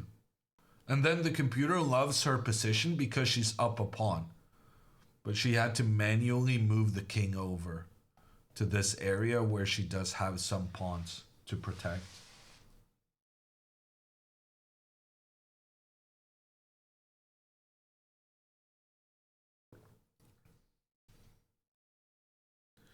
Okay, the tradings are happening, but the trading happened in a bit of an unorthodox way. Maxim, he chose to capture the bishop first, but we cannot capture the black bishop because this knight is also attacking the bishop on c4. So essentially, Maxim is forcing us to play this correctly and allow the doubled pawns and recapture here with the queen. So, and then I guess he's gonna make this trade. And Alexandra is up a pawn. We shouldn't underestimate the value of having an extra pawn. Computer initially says that black is better here, despite having a pawn less. But the more the computer thinks about it, the more I feel like the computer sees that Alexandra's position is quite okay. And it does put some pressure on her opponent that he knows he needs to justify having given up that pawn in the opening. So I'm optimistic actually in Alexandra's game. I feel like this is going fairly well. Andrea played queen a5. Okay. The story of how many moves Andrea is gonna not trade pieces, which is a staple of this defense. Actually, in this case, now that she played the pawn to a5, it's probably better for her not to trade, because now her knight can go to the b4 square and be a bit annoying down towards this pawn. So now I actually changed my mind. Now the trade would actually be bad unless you follow it up with a clever bishop h6. Because now if you follow the standard plan, then the white pawn will be able to advance and kick the bishop out of its position. So yeah, now given that Andrea has advanced her pawn too far up, in my opinion, now queen a5 makes a lot of sense in conjunction with that plan. Because if they take, well, then you just improve your position automatically. If they don't take, you can move your knight up here and try and be annoying.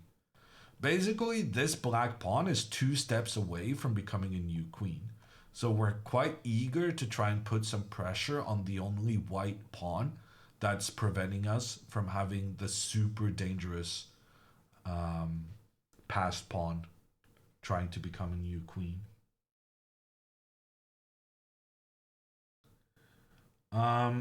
Alexandra's opponent has played rook to c8, putting pressure against the bishop. And I would be surprised if the bishop doesn't just move back to keep its protection of the d5 pawn in the center.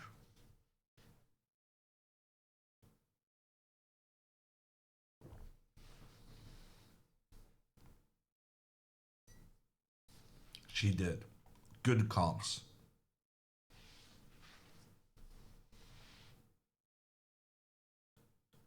That pawn will be a pain in the butt for the opponent. Yeah, no, this pawn could be an asset.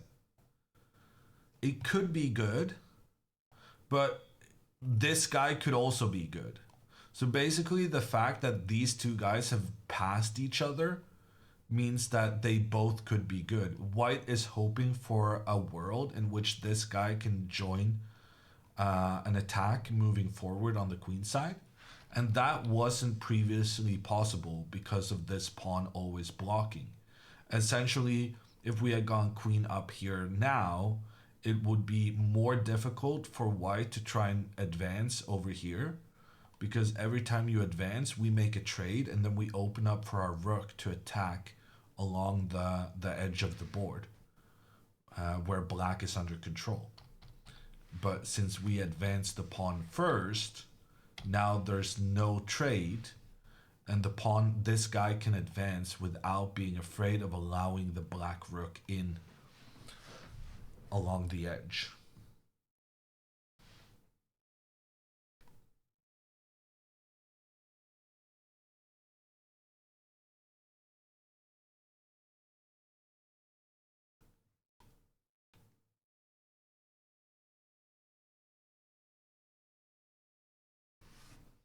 At least one Botez castled today.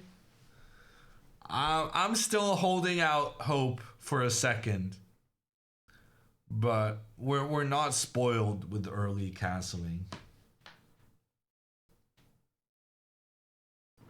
Wow, congratulations, Toad. I've been watching a lot of RuneScape videos the past month, but I'm too busy to be playing.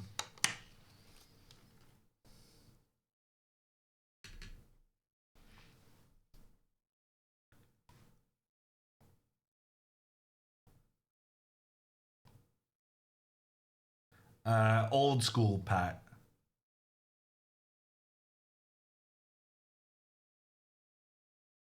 What are you drinking? Today, I'm having a Lady Grey, my #1 choice. How many cups of tea do you drink per day? I drink one, but not a cup. One of these. So 5 cups maybe.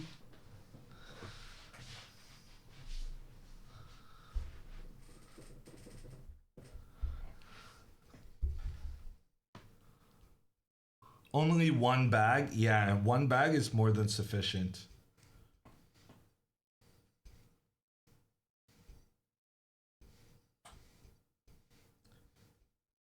There's absolutely no need for more. You should try it out.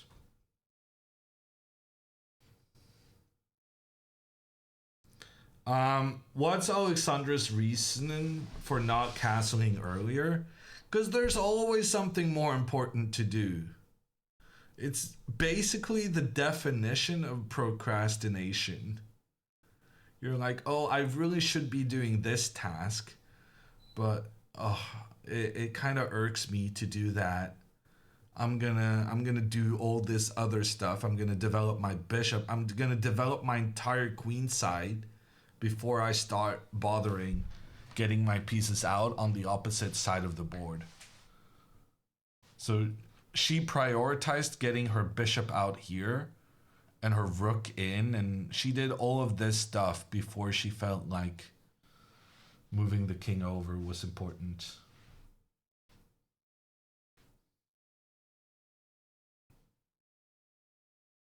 Have you ever tried Irish tea? I basically haven't tried liquor in my entire life. So no is the answer. Gudmundur played bishop to d3. I mean, we welcome this move. Do we have some kind of a tactics now? This bishop is pointing down here. We have a queen pointing here, a knight pointing here.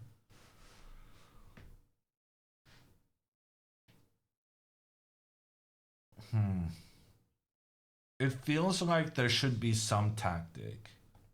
I'm curious about knight to g4. Because knight to g4 opens up an attack against this knight.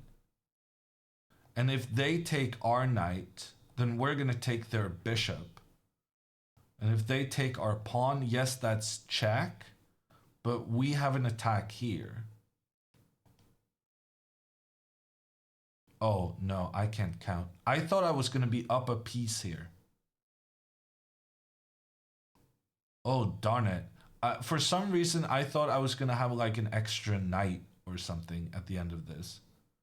But turns out we're just down a pawn. That's not great news.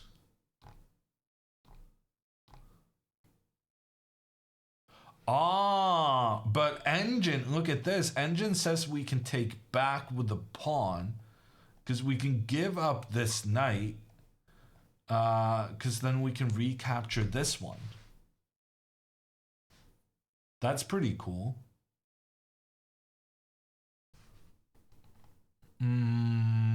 Yeah, so there's definitely something going on here. Definitely something in this kind of area.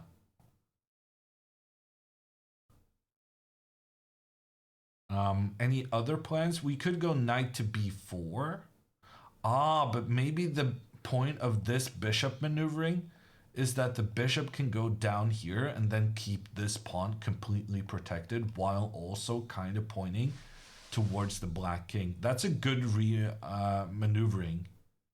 That's actually very clever from white.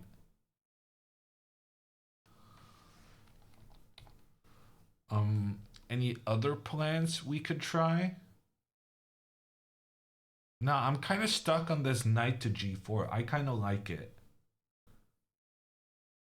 What about knight takes e4? Yeah, the problem there, knight takes e4, is that if the bishop recaptures, the bishop once again opens up the queen's ability to defend the knight in the center. And at the end of all these trades, turns out we just lost the knight for nothing. So even though we're trying to exploit the fact that this bishop blocks the queen from protecting the knight, we got to make sure that whatever kind of trickery we try to do, we don't allow the bishop to kind of move and open up the queen's protection again. Alexandra played b5. Her opponent played queen to d6 first. b5.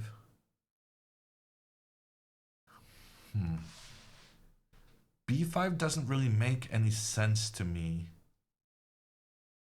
But it's one of the computer's top choices. Oh, it's actually the computer's top choice. The reason I'm saying this is because if you go pawn to a3, you have your pawns on the dark squares, which is usually nice when you have a bishop on the light squares. So from a purely kind of having the pieces work together in the best possible way, I thought this made a lot more sense. But the computer says that here after a5, this is pretty good for black, because if you capture, then the queen is just putting pressure against so many things. It's just unpleasant to be white in this circumstance. And that's why the computer actually favored pawn to b5. Because you're giving up a lot of dark square control, right? You moved a pawn from the dark squares to the light squares, and you have a light squared bishop, and most of your pawns are on the light squares as well. So the big problem in Alexandra's position right now is her lack of control of the dark squares. Deja vu, speaking of yesterday. She's given up her dark squared bishop. Her opponent does have a dark squared bishop. She hasn't castled. And her opponent is targeting the dark squares. This is basically a complete do-over of yesterday. That being said, yesterday she almost won. So it doesn't have to be the worst thing in the world.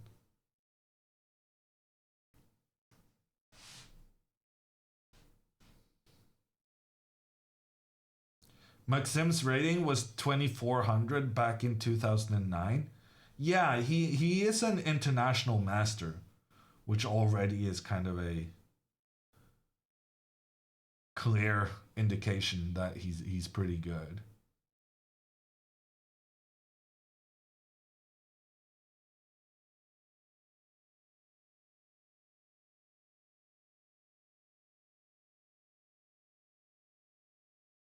I cringe every time you pronounce Alexandra's name wrong. I don't think I'm doing it too wrong though. Because even though like the American way is always going to be like Alexandra, They're Romanian, and you can tell from basically when Alexandra pronounces Andrea's name, her pronunciation is way closer to Norwegian than it is to American.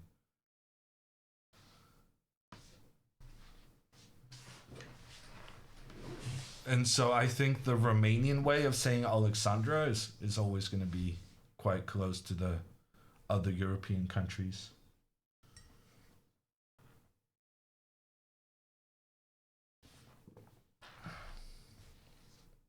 I am Romanian and you pronounce it very good. Thank you, Cornell.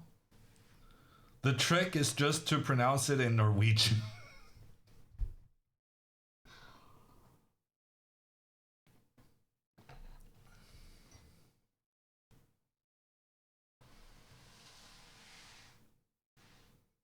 Is Andrea's eval stuck or did she blunder? Oh God. Oh, eval is stuck, thank God. Wow, it turns out not only are we not a fan of morning rounds, apparently the Stockfish chess computer, not a fan either. Okay, it was just broken.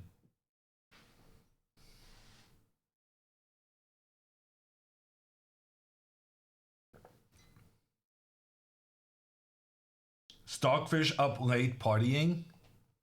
I can neither confirm nor deny.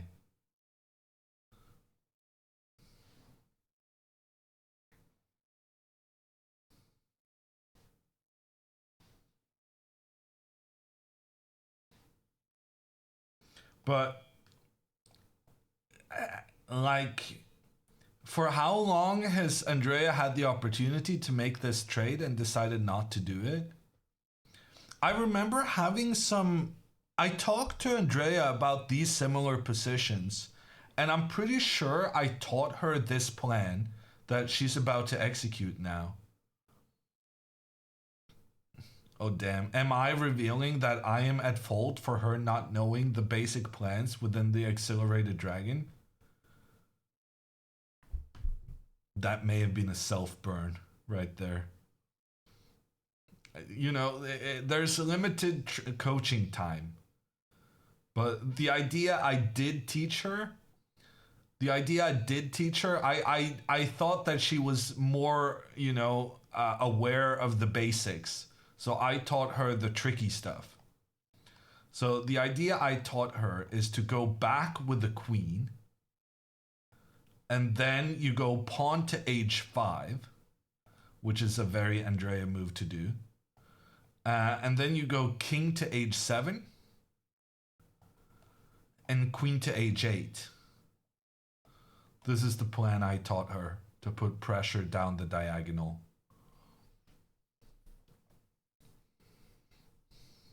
It feels like this is what she's kind of going for right now. It's a bit time consuming though, it must be said. This isn't gonna happen? Non-believer in chat. This could happen.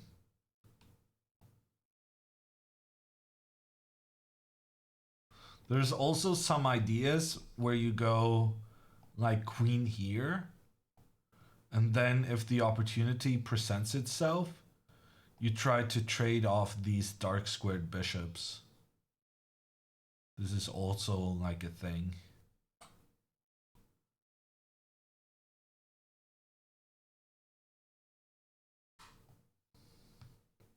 Okay, Alexandra's opponent, oh, he didn't play pawn takes b5. Yeah, someone was saying that after pawn takes b5, the best is not to recapture, but to castle. But I'm pretty sure Alexandra has that under control, because if she does capture, then rook takes, trade, then the queen comes in, pressure on the knight, check on the king, the knight has to block, and then the rook comes in. And this is just very obvious that this is good for black. So she's definitely not planning to recapture the pawn. So her plan is just to if the pawn captures, she's just going to castle her king, get the king to safety. And if black then tries to protect the pawn, then she's just going to defend her knight, move the knight away. She lost a pawn in this circumstance, but she was already up a pawn. So not that big of a deal. It's okay to miss out on a pawn when you already have one extra. As long as you get your king out of the center and the king to safety, that could be a worthwhile investment. And frankly, the pawns black got in return, it's not the greatest pawns in the world. Double isolated pawns, blocked by a white bishop, protected by a pawn.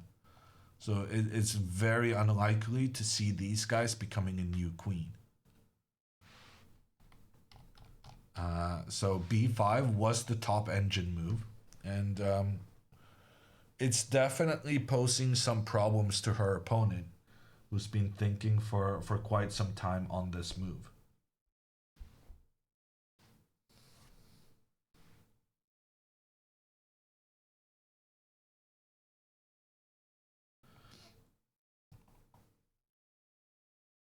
You aren't really expecting Alexandra to castle, are you? Scorpion, I think we are at move 17. So I think castling is on the table. Alexandra never even considers castling before move 15. But after move 15, I think it's okay.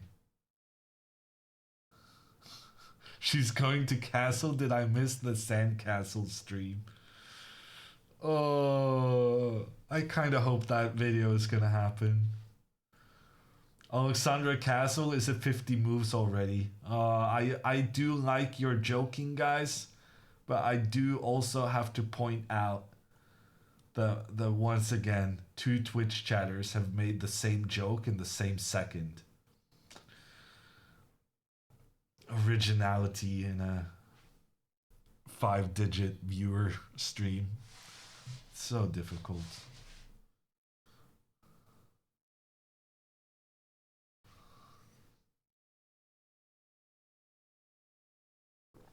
Did Andrea blunder or something? No. Andrea has an equally bad position that she's had the entire game due to her accelerated dragon opening. That is not, working quite the way she was probably hoping. Okay, queen d8, h5, and king h7. That is my prediction for the next couple of moves. I'm not too big of a fan. I kind of like this maneuvering from Gudmundur, because it also means that if we try to put our king on the h7 square, this bishop is going to be quite powerful, pointing down towards where the king ends up. But at the same time, I don't really see a different plan for Andrea. Because right now, going with a knight to b4, that's going to be pretty useless, since this white pawn we're targeting is so well defended by the white pieces. And like Andrea would like to improve the positioning of this one. But if you move this one away, then you allow the white knight to get into the center without the black knight being able to recapture. That being said, the white knight can probably go into the center next move no matter what, which is not great. Queen back, knight up. It's unpleasant for black, but here we might actually be okay with just going for all the trades and then pawn to b5, and we try to basically, white is happy to have these pawns protecting each other up the board, but then we come in and we try and disrupt that coordination, which could be okay. I like the way white has organized their pieces so far. And I have no idea what Andrea is really planning moving forward. because her lack of space is becoming a major issue. And her lack of ability to control with her pawn these two squares is a bit of a long-term concern. Actually, this square as well. All these squares are potential hotspots for the white pieces. And now this knight can move up, because previously this knight had a job to defend the pawn on e4. But since this bishop, it's a very defensive bishop. But sometimes you need to have one defensive piece to give the rest of your pieces the license to just roam and, you know, make things happen. And that's kind of what's happening with this bishop. This bishop is doing all the defensive work so that the rest of the pieces can go attack.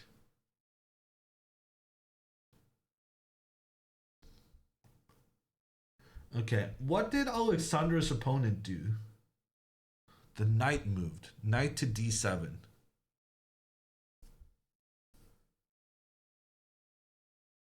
That feels like a good move.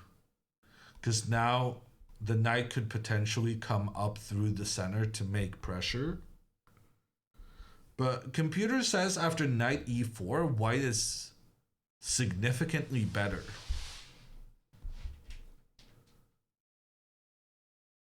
Wow. And it makes, like, knight e4 makes a ton of sense. Because it takes control of both these dark squares. And also it opens up for the queen against this square. But one thing that is a big problem with knight to e4 is that it allows the trade between the rooks and then the queen coming in to give a check on the king. And here the only acceptable move is king to f1. Allowing your pawn to be captured with a check.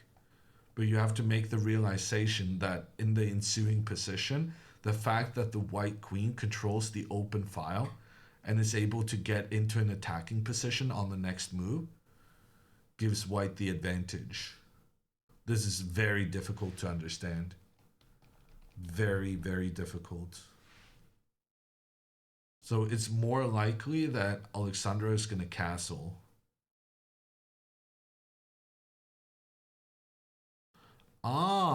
But in some good news, castling allows queen to f6 when the queen is attacking both the knight and the pawn. And then in this circumstance, the black queen eliminates one of the important defenders around the white king. And so having such a double attack in the line that's like the wrong variation, that can actually be quite advantageous for Alexandra, because it means she's more likely to go for the other tricky line because she realizes that her alternatives are going to be just as tricky anyway. And maybe she prefers losing her pawn over here as opposed to losing one of the pawns that's supposed to help defend the white king. Yeah, this is a big moment in Alexandra's game. Knight to e4, computer says white is comfortably better if you find the follow-up with king to f1. But if you play something else, then black has big pressure. Oh, she played king e2.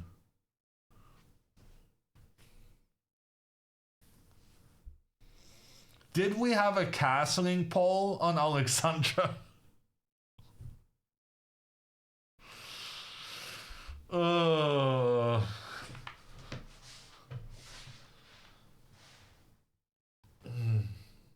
Can we collect some stats? Like, what is her average castle time in the last 2 tournaments? And how many games has she not castled? The worst thing about this is that the computer kind of likes it. Computer says king e2 was a good move. Well, not the best move, but an okay move. It was the computer's second choice.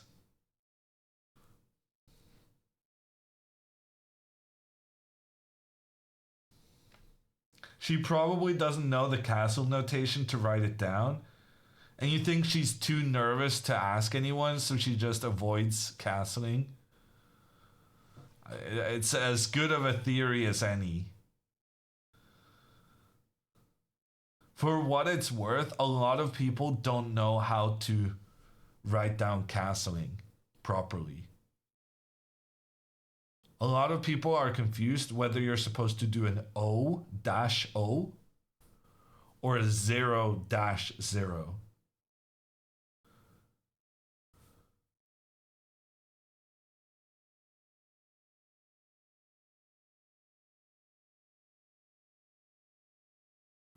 I'm seeing a lot of different in chat. A lot of people using zeros, a lot of people using the O's. Just write short castle. I don't even know if that's allowed. Okay, I'm curious about the poll. Is it 0-0 for short castling? Or is it O-O?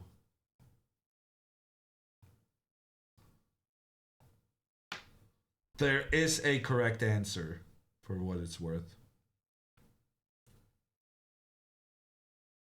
Okay. Alexandra is playing. Her opponent, queen to b4. Lots of pressure against this knight. The knight only has one good square to go to, and that's what Alexandra did, centralizing her knight, giving up the pawn on b5, which is then captured, giving a check on the king. And then Alexandra is going to need to block this check with her queen, after which Engine says it's an equal position. Black is presumably going to avoid the queen trade because white has the king in the center. So generally having the king in the center is advantageous if the queens are traded off. So you're probably gonna wanna avoid the trade. And then pawn to f4 is important to prevent this black knight from jumping up and attacking the queen. And here, interestingly, computer says white is a little bit better. So Alexandra is playing this phase of the game very, very well. And she's also getting a time advantage because her opponent is spending a lot of time on these tricky decisions. Wow, it's almost 50-50. It's almost 50-50 between the zeros and the O's. But the O's have it. 410 votes against 270. And I am here to tell you guys that the correct way to write down castling is the zeros. So I'm now realizing that on chess.com it's wrong. Chess.com uses capital O's. But that is incorrect. Zeros is the correct answer.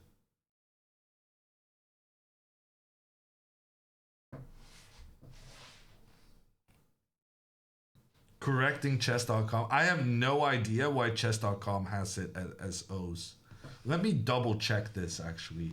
How do you write castling in chess?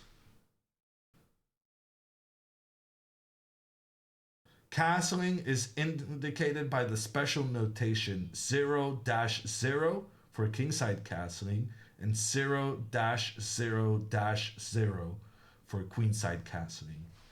O-O is also commonly used, but that also is a very polite way for Wikipedia to say other people have no idea how to do it and they write it wrong.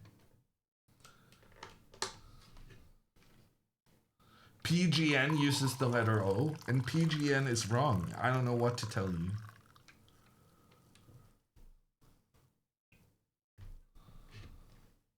FIDE Laws of Chess says 0-0. Okay, thank you, Giga, for providing me some factual basis for the shit I'm stirring up. So maybe Alexandra is right to never castle until this very important castling issue and the notation of the castling move has been clarified. Alexandra is not gonna castle until chess.com implements zeros instead of O's in their notations.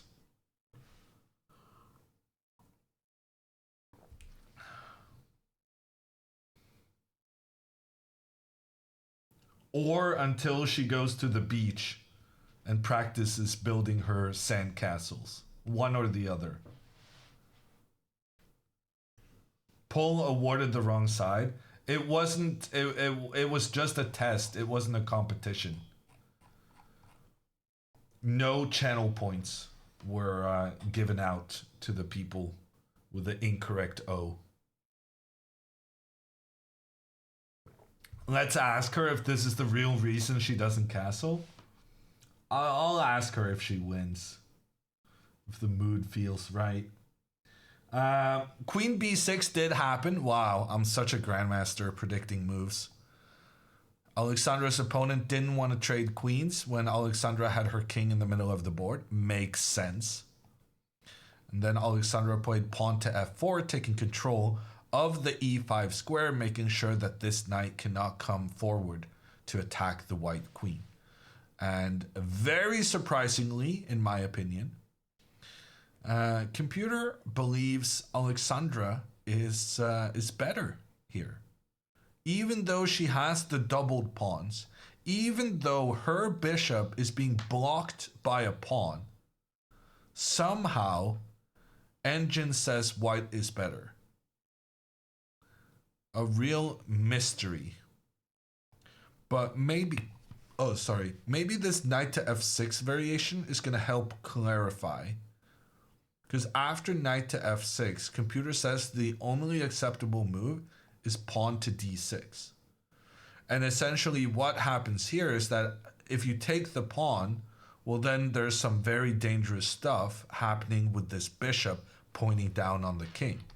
So you want to go pawn to e6 because you want to stop this bishop making threats against the king. The only problem is that here, the white pawn ends up being just one square away from becoming a new queen, which is kind of tricky to deal with. So basically the reasoning for Alexandra's position being good right now is that she's going to go pawn to d6, and then either that's going to give the bishop really good pressure against the king, or it's going to make this pawn a passed pawn. It's going to make black block the white bishop with their pawn, but allow this guy to just continue.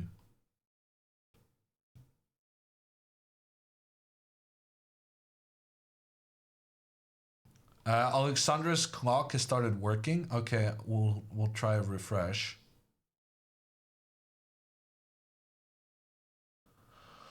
Oh, no way, you guys fooled me.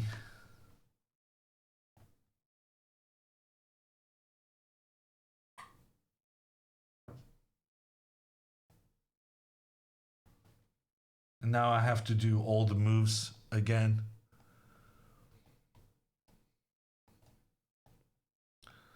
Okay, let's try and remember how this game went.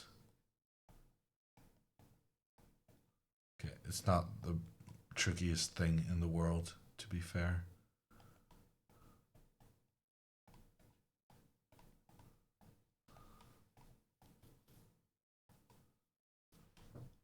I think here,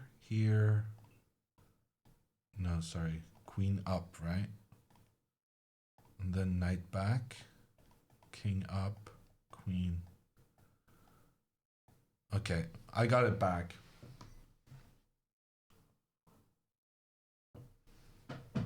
Memory training, yes. This guy acts like he's a GM. What can I say? Sometimes you're born with it. Sometimes it's extensive training through your entire childhood, youth.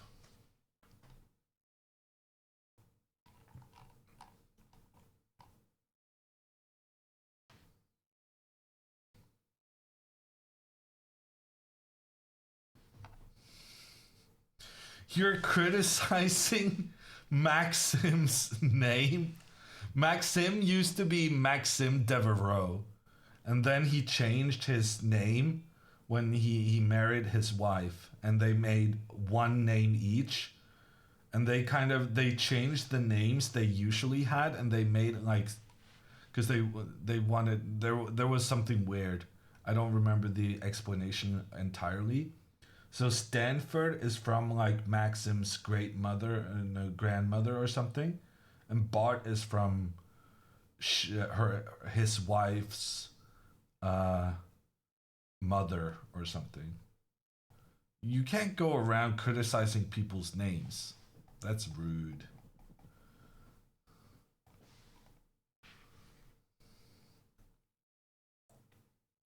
Would you change your fancy name? No. I will say this to whomever is interested in marrying me. The Hammer name stays. It's too good of a name to switch up.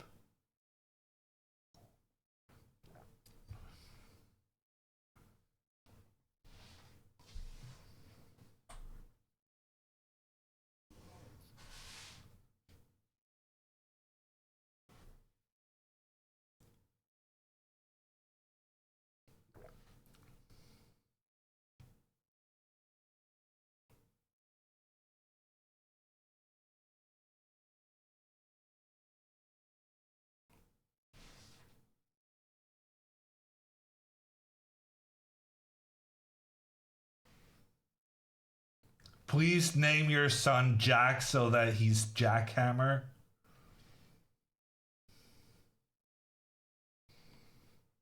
No comment.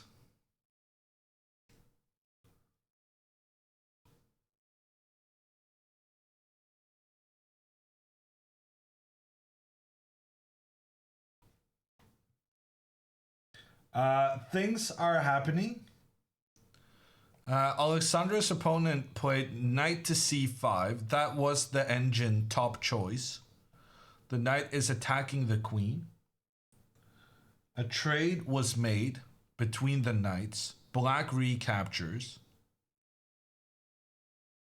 And now apparently the best move for Alexandra is to make this trade and then offer a queen trade. This looks kind of better for black in my opinion. Takes. Rook here. Pawn up. Is this not better for black? The rook is on the open file and the pawns are advancing on the queen side. I'm not super happy about this. Computer says it's equal. Rook d1.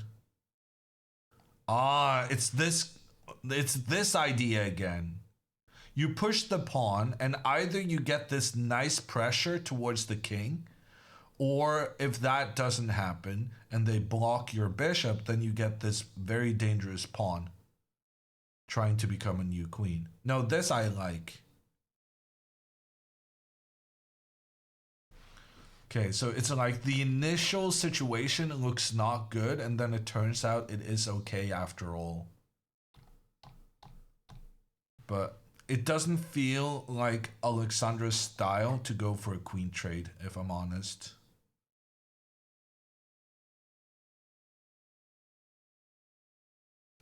And also, I'm not sure that her opponent is going to accept a queen trade.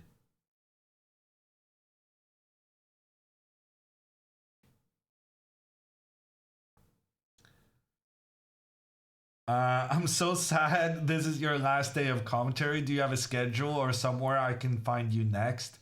I don't have a schedule, Keels, but I'll tell you that I'm doing commentary during Easter for Norwegian television in Norwegian. Magnus is participating in a tournament in Germany. So if you want to hear the most Hammer commentary you can, you gotta start your Duolingo and get on that Norwegian grind. And then starting April 4th, I'm doing commentary on Hikaru's channel, GM Hikaru. He's trying to qualify for the Chess World Championship.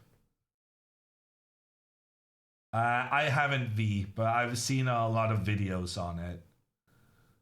I'm too busy these days to have a RuneScape subscription.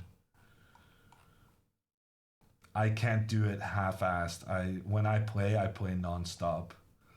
So when I'm busy, I can't play at all. Alexandra is keeping up her pace. Am I the only one noticing that? She's playing very quick right now. Although I have no idea what she did. I'm not liking this because I'm not seeing any piece on a square that I think is good. Did she go H4? She must have. Oh, that's actually the computer's top choice. Never mind. Good move. No, that makes tons of sense actually, because there's some potential to attack the king here. I told you guys, didn't I? Trading queens doesn't really seem like Alexandra's style.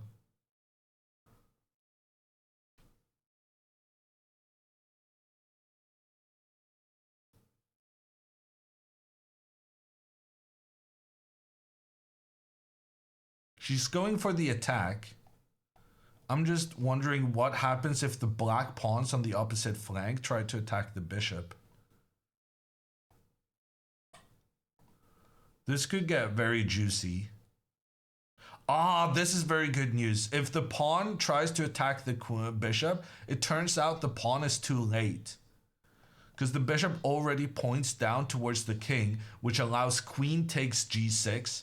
And then even if you take the bishop, the queen, supported by the rook, delivers checkmate. That's very nice. Queen cannot be captured. So the combination of pushing our pawns up here and trying to get this pawn up here is working out pretty well. And if they block us,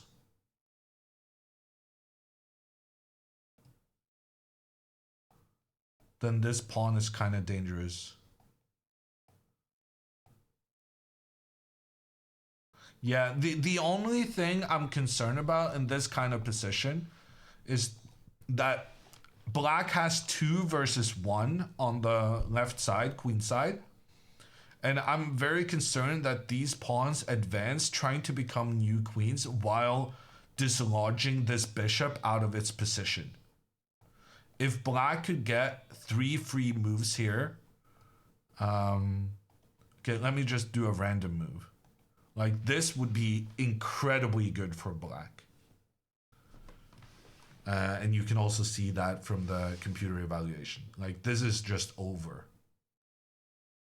So it's very important for Alexandra to have the momentum and really push those open up towards the black king as soon as possible before these black pawns manage to kick this bishop away from pointing down on the black king. But it seems like she has time for that. So things are good. Kellogg, there's a problem with the relay, unfortunately. Can we update Andrea's board quickly? Oh, I thought it was on auto update. I'm sorry. Andrea played knight to h5. I kind of like that move because in general we want to trade off white's dark squared bishop.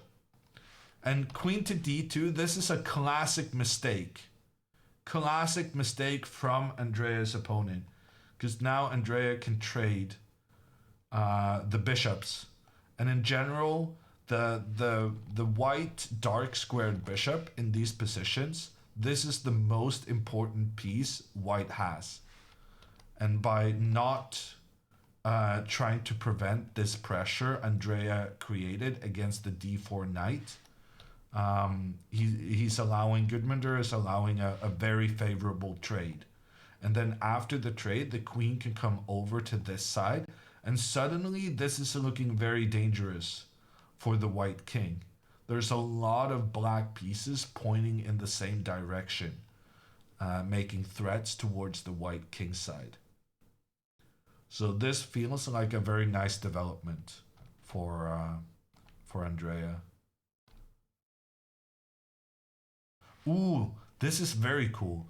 After bishop takes, the computer is suggesting the move knight to f4, which is very, very sneaky. If queen takes knight, then the queen is no longer protecting the bishop. So you get a good trade because now black has the bishop pair. But if you first try and trade bishops and then take the knight, bishop takes g7 actually loses because of queen g5, threatening checkmate against the king. You can make sure that that checkmate doesn't happen, but then knight comes in, check on the king, while also opening an attack between the queens. So yeah, Alexandra's opponent, I feel like on the previous move, he really should have played something like knight to d5 to try and prevent, to try and exploit the fact that this knight moved away from the d5 square. In fact, if the engines had been working properly this morning, knight to the edge from Andrea would get a question mark because of this knight to d5. And queen to d2 is actually a huge blunder from white, allowing some trades that will really ease the pressure on black's position.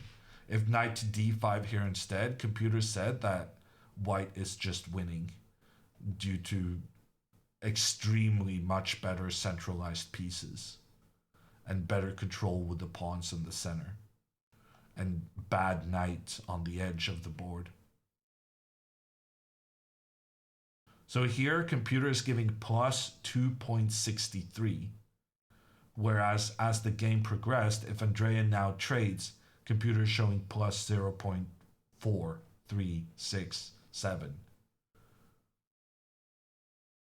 which is quite the massive difference. But Andrea is spending a lot of time thinking, and the opposite is happening on Alexandra's board. So we're going to stick with Alexandra, making sure we don't miss out on the progress there. After pawn to h4, her opponent has moved the rook to the open file. That makes sense. Alexandra now surely going to play pawn to h5. Not really any choice here as far as I see. You just got to continue that attacking idea. And then her opponent is probably going to play queen to d6. So basically what's going to happen is that black appreciates the danger if the white pawn moves forward and opens up for the bishop against the black king. So he's going to move his queen back to blockade the white pawn, making sure that this pawn cannot move forward, which in turn means that the bishop cannot point in towards the black king. Oh, she already played h5. He played queen b4. Oh, really?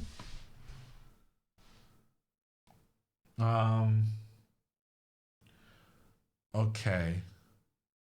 Alexandra makes the trade. That makes sense. Trying to eliminate more pawns in front of the opponent's king. He has no choice but to recapture. And now pawn to d6 is a very nice move for Alexandra. But on the other hand, pawn to d6 now, it opens up for this bishop to point down on the king, but it also goes into an endgame where Alexandra is going to be down a pawn. The thing is, being down a pawn is not going to be an issue whatsoever because of the great activity of her pieces. But she may not feel comfortable having an endgame down a pawn. It doesn't really suit her attacking ways. So what alternatives could we consider? I guess king to f3 is very logical.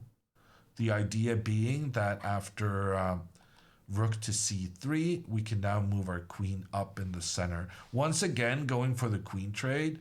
But the thing is, we can't really avoid the queen trade as white. But at least this time, the queen trade would not involve losing a pawn. But then the problem is back to this kind of advance, the pawns advancing through the side of the board. And I'm not super comfortable with facing these pawn advances, which is why this pawn on d5 is actually, it might not be an asset for white at all, because this pawn is blocking the bishop. So white having this pawn is essentially what's making the bishop bad. So, and if Alexandra realizes that, she will move the pawn up, she will give away the pawn, but in this case, she never need fear the pawn advances, because she's basically just gonna have her bishop very centralized, and her opponent can't really get his pieces into great positions. Or maybe he can.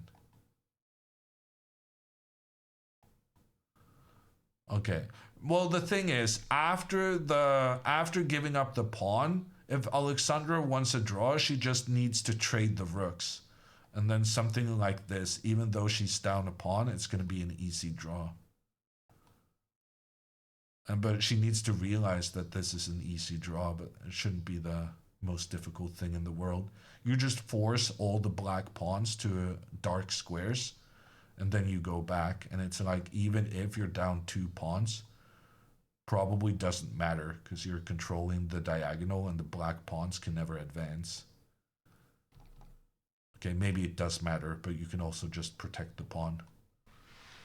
So something like this, even though Alexandra is down a pawn, there's like 0 chance she would ever lose, because the black pawns can never regain control of the light squares because the black bishop is on the dark squares. This is what's known as opposite colored bishop endgame. White has a bishop on the light squares, black has a bishop on the dark squares. And it was... well, I'm not sure if it was said by Spassky, but there's a quote attributed to Boris Spassky, which is that he said his marriage was like an opposite colored bishop endgame. We never... Okay, I don't remember the quote. Never mind. You can Google it.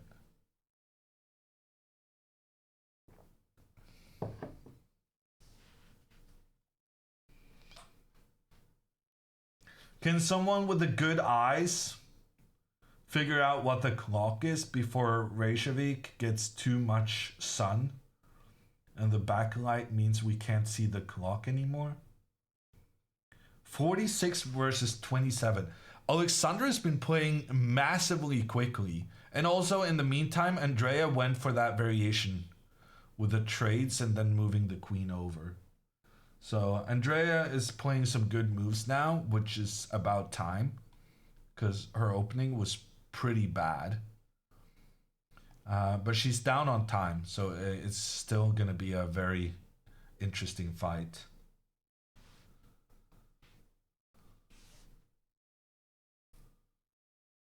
Alexandra's opponent. Ooh, this is interesting. We gotta go way back. So after takes, Alexandra, she did go king f3, which we talked about. And then he goes a5. Yeah, this is becoming actually very scary for Alexandra. If Alexandra doesn't realize she needs to sacrifice her pawn in the center in the next couple of moves, then she's gonna lose the game. Because this pawn is about to come forward and kick the bishop out of its perfect positioning. And we talked about this earlier, how that if this bishop is forced back and can no longer point towards the black king, then it could be serious trouble as the black pawns advance, trying to become new queens on the far side. Yeah, she needs to sacrifice this pawn now. The good news is that if she does this, then even though she loses the pawn, she'll have the attack on the d6 pawn, and then she'll have rook d5. So because the black pawn went to a dark square from a light square, black is just unable to regain control of the light squares. And this is like an instant draw. But if she doesn't sacrifice her pawn now, I think she's gonna lose the game. Like, computer is saying completely equal, no problem for white whatsoever. But I think the computer is underestimating the power of this pawn and how the white bishop, if it's forced back, the activity will be too much of a disadvantage. Alexandra will go for the W. She promised yesterday she was going to stop doing that, though. I literally, she said, I'm never going to be this reckless again. And I said, are you sure? And she said, oh, I'm never doing this again. And I said, sure about that. The dark voices. Yeah, she said something about that. The voices in her head compelling her to go for a win. Right now, she needs to get rid of those voices and instead hear the bishop. The bishop is desperately screaming, please help me. I'm being blockaded by my own pawn. And if you don't do anything, the dark wizard, aka the A-pawn, is gonna come in and force me to back up and huddle myself in a crate and I can never get back into the game. I don't know. Something like that. She's gotta have the bishop's screams for help overpower the dark voices. She needs to go pawn to d6 to enable this bishop pointing down on the black king. The problem is pawn to d6 loses a pawn.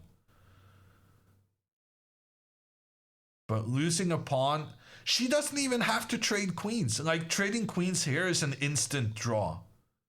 And frankly, she's playing like a 2275. She's playing an international master. Like, a draw is not the end of the world.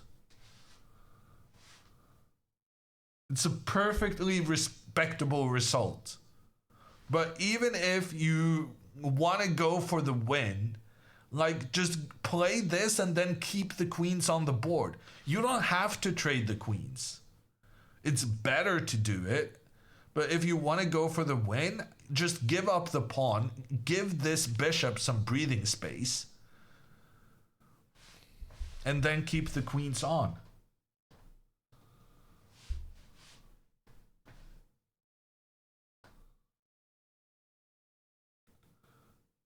The bishop is like a sniper screaming to his teammates, duck, get out of the way. Kind of, yeah. I like that analogy. Draw is bad for content. Is it though?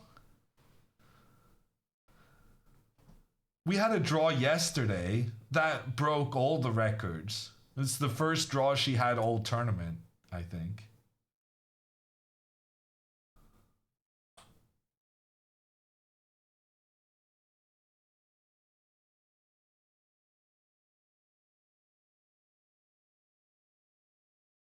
Because it wasn't a simple draw? Well, I mean, if this was simple, then she already would have played it, right?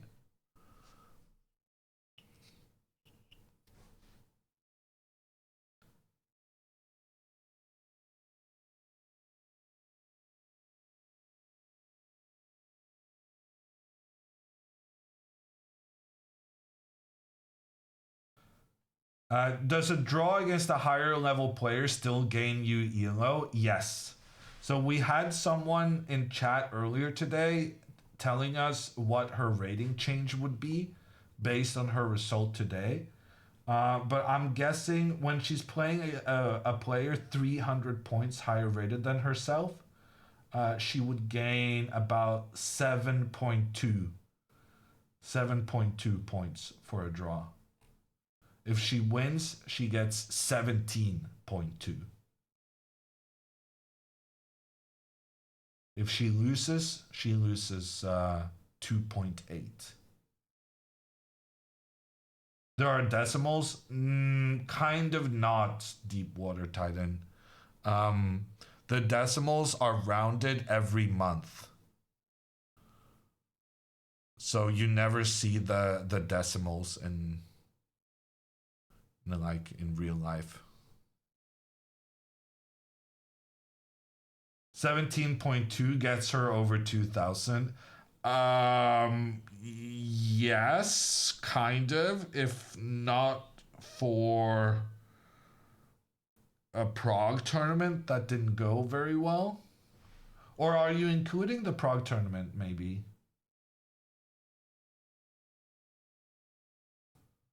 Alexandra is more concerned about getting above 2,200 than 2,000, I suspect. It's one of those been there, done that kind of things.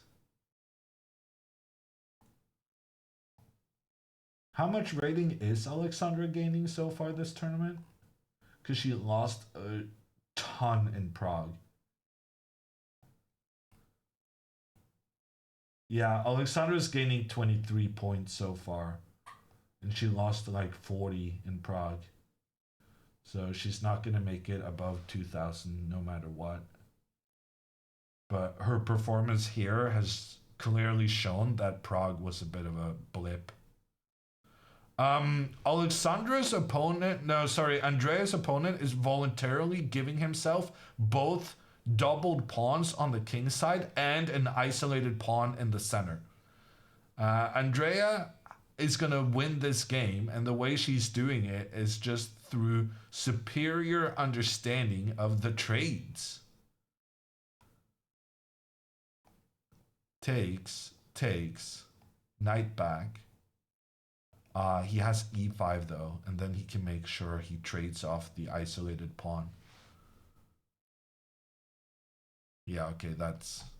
But if he doesn't play e5, if he allows Andrea to go f6, this looks very nice for her. Like, this pawn is isolated, these pawns are doubled, these pawns are blocking the bishop. Okay, for some reason, computer is saying white is better here, but I think it's going to work out for her. Then still e5? Wow, you're just going to sacrifice to get the bishop into the game? Yeah, I don't see that working.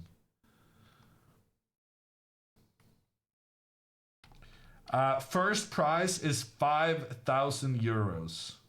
Roasted marshmallows. First place among the girls is more than 1,000. I don't remember the exact amount. But there's this girl Alexandra played against earlier in the tournament. She beat Ivanchuk yesterday. So we're not going to win any prizes. There might be some rating prizes, actually.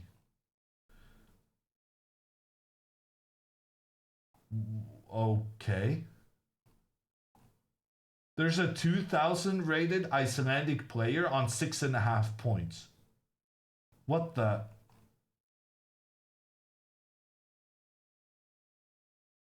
Oh, he got a forfeit win today.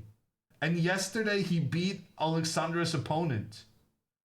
The opponent Alexandra is playing today. Okay, that seems like it. But yeah, that means getting a rating prize also not really looking great. Also, there's a very young Indian kid with 1900 rating who's making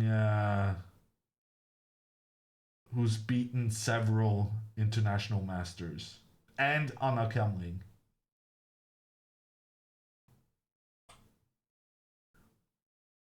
Yeah, let's just say there's 400 participants in the tournament and we're not expecting a prize. I think that's fair to say.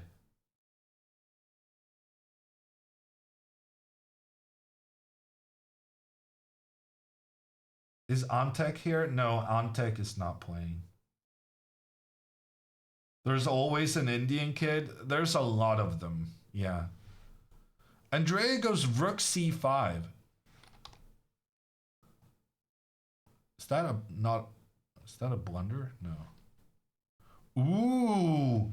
Knight to D5. I don't think this is such a bad suggestion, but it does run into a very sneaky Knight E8. Check on the king. And if takes, then the queen comes in. And we capture both the rook and the bishop. Okay, apparently we should take this first, but same kind of thing. Black is just winning. That's quite sneaky. What about this move? This doesn't work either. What about this move? Wow, computer really likes Andreas. Let's move the rook up and try and attack the king even after we trade queens. That's pretty wild. Wait, is this move just brilliant from Andrea? Wow, rook c5. I thought you were just going to make the trade in order to ruin the pawn structure, but Andrea says, no, I'm going to bring my rook over here and attack down towards your king and your queen. And if white just makes a normal move, maybe we can move the queen back and get the rook over. Apparently here b5 is very strong. Andrea is cooking right now. This rook to c5 is very good. Actually, it's difficult to suggest a move. Because if we trade, then there's the attack both against this and this. So that's not really going to work. And if we don't trade, we're scared about this rook coming over here. If we move the knight, turns out there's some nasty tactics with this stuff when black just has an extra bishop. I can't actually come up with a good move for white. Which makes me think, okay, the eval bar is sick. King here, king here. That's a good move. Try and get the king out of this pressure. Oh, wow. And look at this variation engine suggests. Queen here, trying to get the rook over. In order to stop the rook, we have to go with a knight to block the rook's path. And now you're probably thinking, okay, we'll trade knights. But no. Engine says we give up our rook for the knight, and then after the recapture, knight to e2, we threaten the queen, we threaten the rook, the knight gets captured, but then the rook is undefended. We attack the bishop, but when the bishop moves, now we can start attacking this pawn, because if we get rid of this one, we have, you know, a potential candidate for new queen. Wow, Andrea's position has really gone from miserable as F to being very, very sneaky. And this rook is actually playing the key role in that. Rook to c5 was excellent. Can't white play h4? Yeah, but I'm not opposed to making this trade, giving white the super bad pawns. I kind of felt like white needed to try and avoid this queen trade for pawn structural reasons. Also, Engine says queen h6 is quite good. Because now you can't go here because of this trick again. And if you can't go there, you're gonna allow the rook. Actually here, the rook comes over and it's game over because suddenly the queen and rook working together in the weirdest way. And it's just checkmate down the H file. Legitimately nothing you can do. Oh my god, and after knight d5, rook takes, you're threatening checkmate. Computer says f3, but then you go knight to e2, the double attack on the queen and on the king. Yeah, the knight can just be captured, but after the capture, the rooks are no longer protecting each other. So then you can go in and capture the white rook. That is some crazy tactics right now. Yeah, Andrea is going to win this. There's no way her opponent manages to defend against all the threats that's coming in with the rook. That was unexpected. But Andrea is rewarded for her always thinking about attacking. This, I guess, is my opinion on this.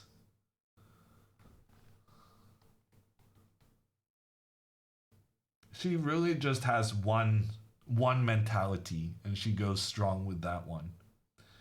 Alexandra, queen e1, queen e4, I assume you mean.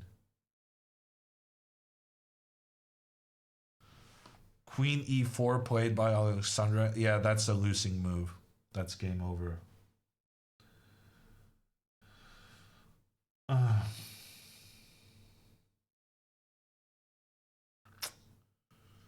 So the problem with this way of trading the queens is that after the queen trade, black manages to kick the bishop out of position. So pawn to a4, this pawn cannot be captured because of the rook attacking both the king and the bishop. So the bishop has to retreat. And normally this would just be very unpleasant and not just over immediately. But the computer is giving some lines where this rook just manages to get the a pawn. And there's nothing Alexandra can do in the meantime. Because she can never move her bishop because of the rook.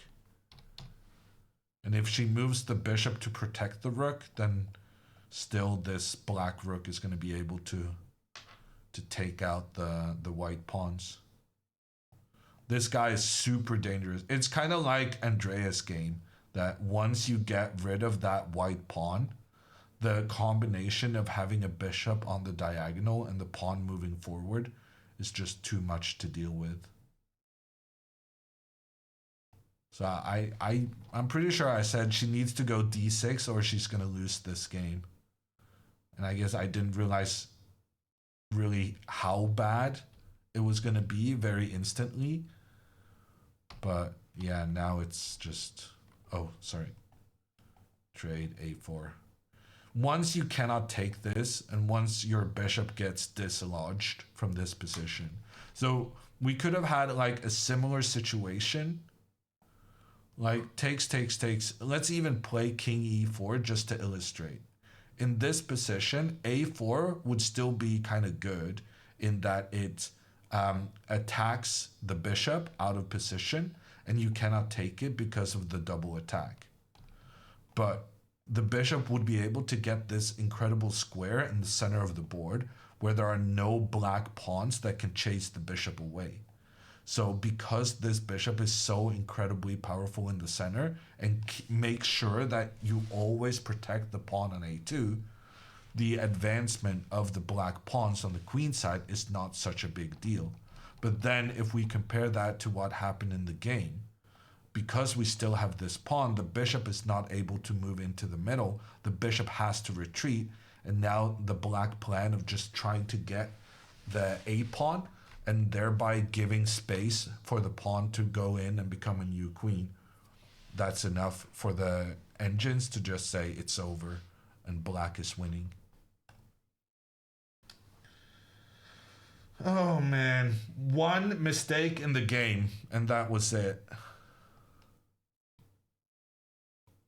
Rook to c3 played. Computer thinks this is a mistake.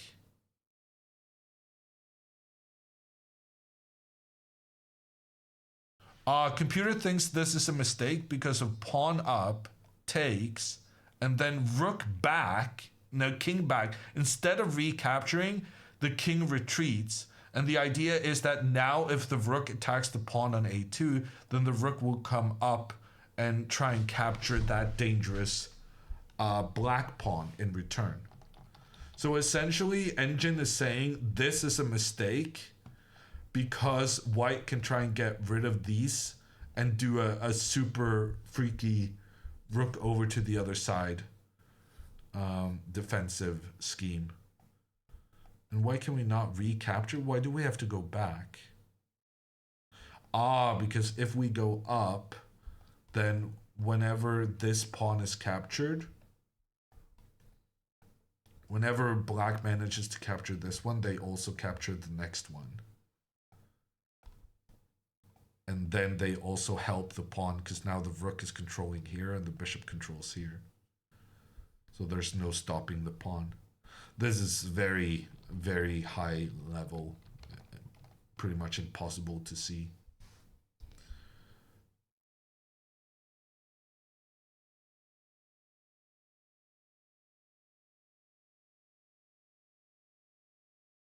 Yeah, it's just, you're never gonna find that.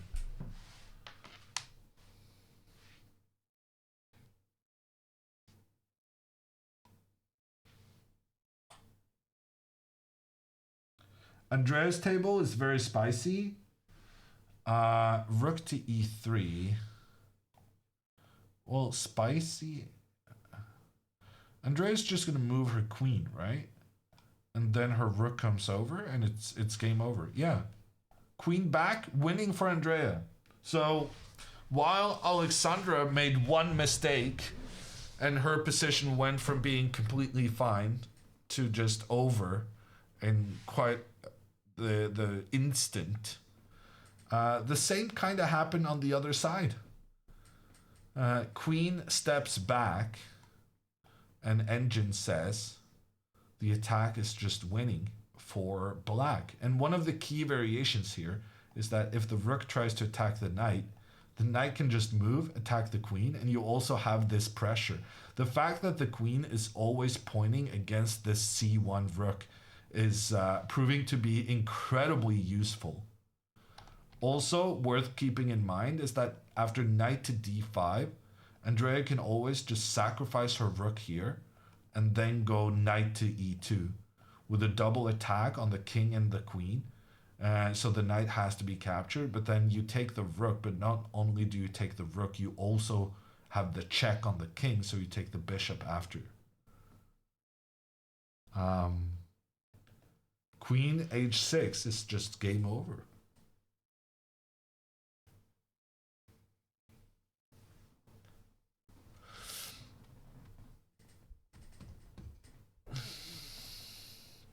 One mistake does not mean it's over. I disagree, Blau. But that's kind of what's interesting about Alexandra's game. She played a good fighting game. It was very interesting. And then she made one mistake. And suddenly, like, computer says it's over. Right now, computer says there's hope. But that's, like, because of an inhuman variation that's impossible to find. So yes, the game is over. But that's the paradox. That at this level, one mistake, you get so harshly punished for it. Okay, but if you do... Oh, never mind. The prediction is Andrea. Will Andrea find queen to h6? I thought maybe the prediction was going to be now. If you believe Alexandra is going to save this, put your channel points where your mouth is. Alexandra had 98.8 accuracy before queen e1. Yeah, that illustrates very well what I'm trying to say, Sepper. She played a great game and then made one mistake. And suddenly, like, it's... I think it's over from a practical perspective. Computer is saying there's some hope, but seems a bit academic to me. Bishop takes pawn is not possible because then the rook can attack both the bishop and the king. I saw someone asking about that in chat.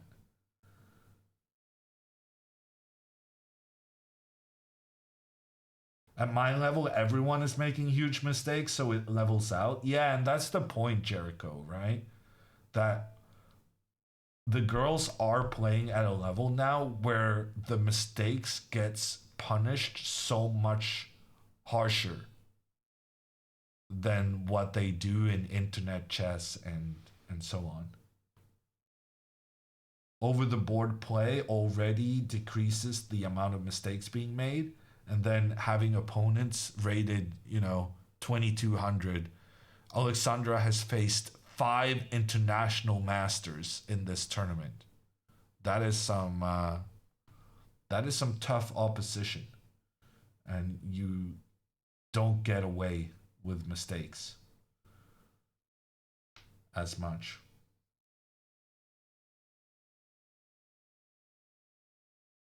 No clock for Alexandra? No, unfortunately there's something buggy about Alexandra's board. So we haven't had clocks all day. Yesterday's loss was brutal for Alexandra. She actually saved the draw, Omega. But you kind of revealed you didn't watch till the end. She said that she actually gave away her rook on purpose, trying to win.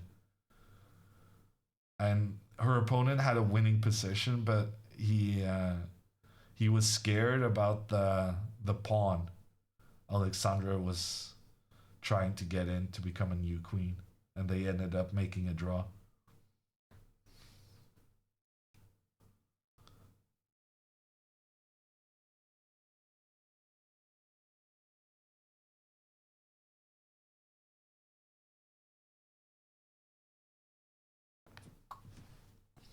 Isn't f5 one of the only 2 moves to prevent mate?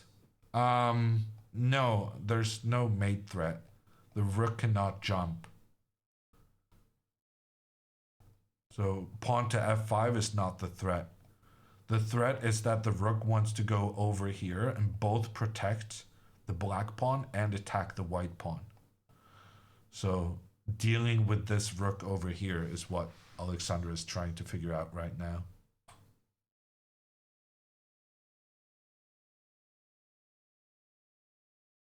When does Andrea's clock become a factor? I mean, Andrea's clock is always going to be a factor, but right now she's winning with the best moves.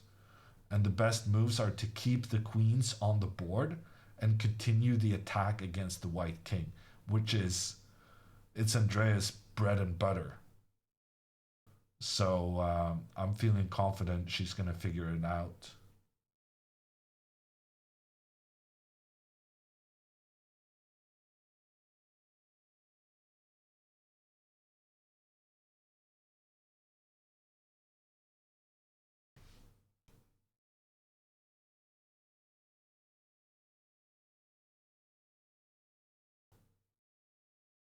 Will Andrea's score go up after this tournament? Her rating, which is the technical term, will go up, yes.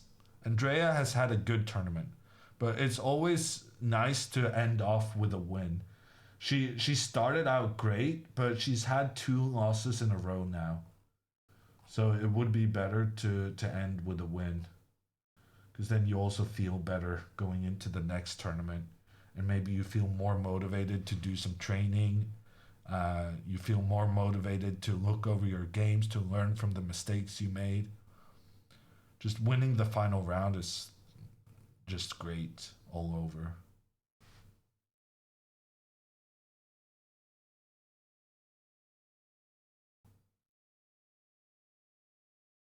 Just got here and I'm very upset. Knight e2 doesn't work. Well, Sarah, after queen h6, knight d5, knight e2 does work. And knight to d5 is the only way to stop the rook from coming over to attack the king and queen. So queen h6 is actually just game over because of the knight e2 tactic. So you had the right idea, and then it becomes about how to make it work, essentially. And the way to make it work is luring the white knight out of position, and the way we do that is by threatening to move the rook over. Alexandra played bishop e2. Okay, so her plan is that if rook to a3, now she'll be able to defend this pawn with her bishop. The problem is, now after rook to c2, the rook will attack both the bishop and the pawn. And you cannot go with the bishop to protect, because then the bishop gets captured. So after bishop e2, rook c2, Alexandra's going to have to go with the king back. And then rook takes pawn.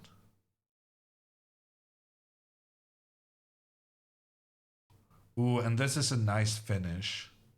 If rook comes to b1 trying to attack the b7 pawn, then black can sacrifice their rook against the white bishop. And now that the rook moved away, you cleared the path for the pawn. And it turns out this pawn, together with the bishop, helping protect the square the pawn needs to step into to become a new queen. That's going to be it. The combination of having a pawn on the side of the board with this bishop controlling the whole diagonal is just so devastating. And that's why it was so important for Alexandra to sacrifice this central pawn to make sure that the bishop would always be in a position to keep this white pawn defended. Because once that pawn disappears, it's just, you have no chance. There's too many good ways for black to make things work. Okay, Alexandra didn't go with the king to f3. She went with the king to d3 instead. So she's both attacking the rook and protecting the bishop. The rook will capture the pawn. And now once again, if rook to b1, then you can give up the rook and give space for the pawn to promote.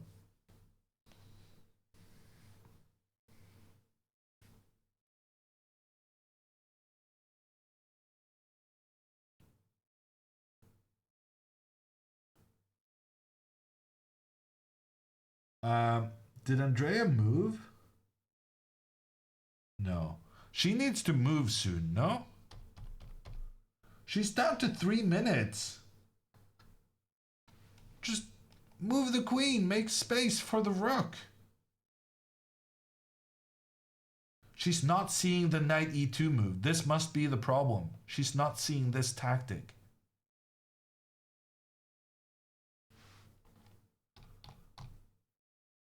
Okay, we're gonna have some drama here with Andrea in time trouble. In the meantime... Oh, Alexandra's opponent actually played a bit in... Well, it doesn't matter. He played pawn to a3 here. He could have just given up the rook immediately. But it doesn't matter. He's going to give up the rook next move, and then the pawn promotes.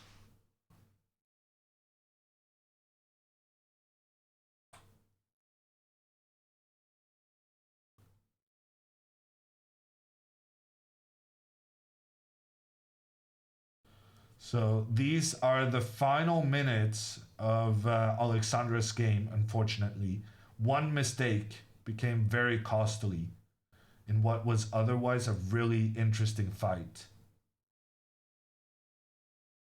On Andrea's board, she's about to lose on time, so she just needs to make a move right now. Oh, let me update.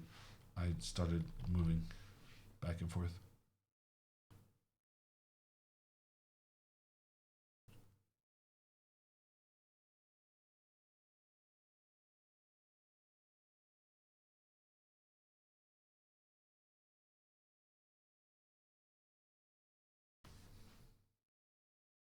Okay, she finds the move. Congratulations to those winning the prediction. But this was only part of the difficulty. He's gonna go knight to d5 now. And then she needs to find knight to e2. And she only has a minute left on her clock to find it. 2 minutes maybe. Andrea's move order, move number, she just made her 21st move. So Andrea has to make another 19 moves to get the extra 30 minutes.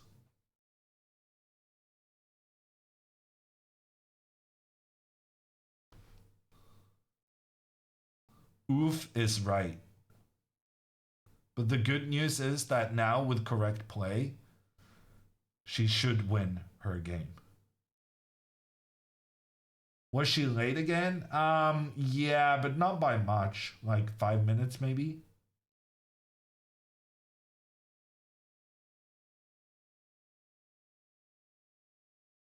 We'll do another prediction. If her opponent goes knight d5, we'll have a prediction on whether Andrea realizes to sacrifice her rook and play knight e2. So basically, she needs to find both of those moves. But she can first give a check and then give up the rook, or first give up the rook and then give the check. But I would be very surprised if her opponent doesn't fall for this trick and plays knight d5 now.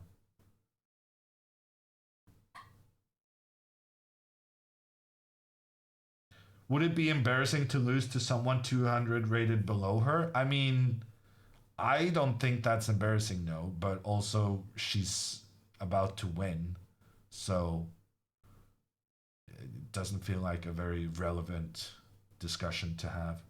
Okay, he plays knight d5, and now prediction time. Will Andrea find knight e2 followed by rook takes d5, or rook takes d5 first? We're gonna have to make it a short prediction because Andrea only has 2 minutes on her clock.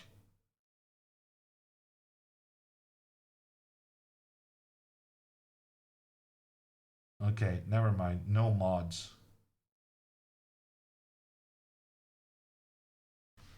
We do have mods, but Andrea is playing too quickly.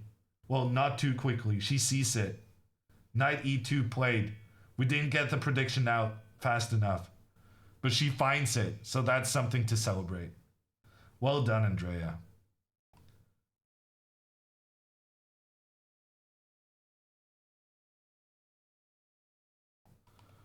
Rook takes knight, queen takes rook, and not only did she get a rook now, she's also getting the bishop.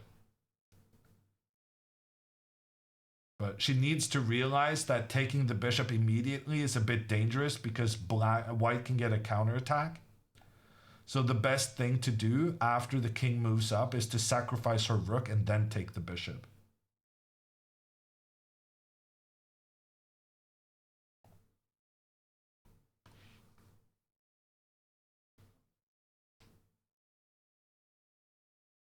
Okay, king moves up. Andrea, 2 minutes remaining. Queen takes bishop is -1. Rook takes knight -5. Huge difference here on whether she sacrifices her rook to avoid the knight attacking the king.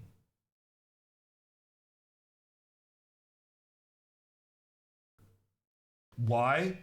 Because if queen takes bishop, knight comes in, check on the king, and then the queen comes in, pressure on the rook and pressure on the bishop.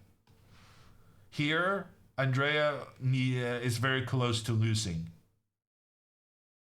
If she allows this to happen, her position will be very, very dangerous. Even though she's up a rook, there's too many threats.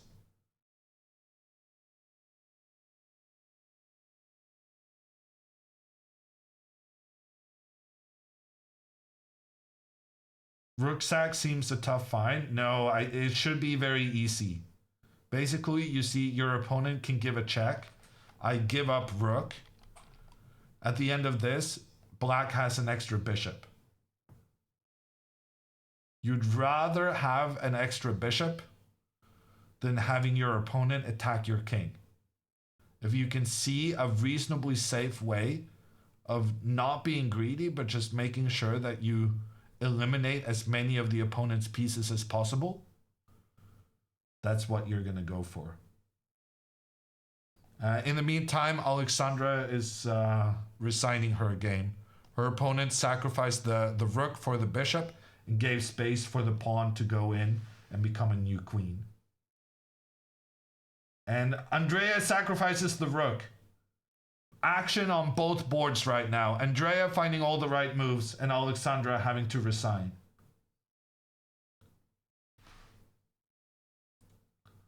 They're gonna be done basically at the very same time. Pawn takes back, and then Andrea captures the bishop. Well played by Andrea. She spent a lot of time thinking there when she played queen to h6, but she probably saw everything that happened based on the pace she had.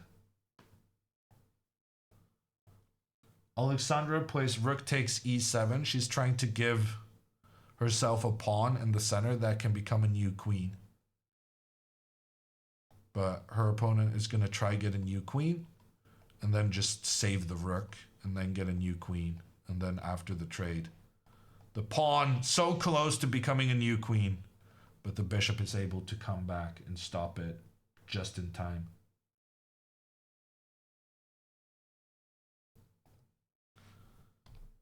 Clock. Yeah, sorry, the board stopped updating. The board didn't catch that she took the knight. The board had a delay. Now the clocks are right again.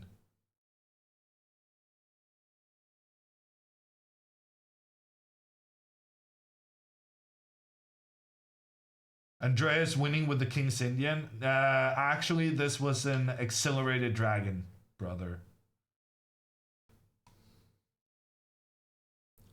The King's Indian score has still not been repaired. Andrea goes bishop to f5. It's a bit scary how she's allowing the queen to come in, but she can probably just move her rook to defend the king.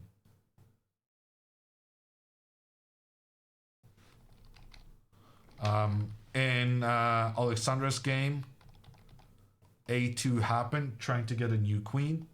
Rook over to stop the pawn from becoming a new queen. And then rook takes pawn, saving the rook while still getting a new queen on the next move. Very powerful combination, the pawn together with the bishop on the diagonal. And here the pawn is supported by the rook. Alexandra resigns.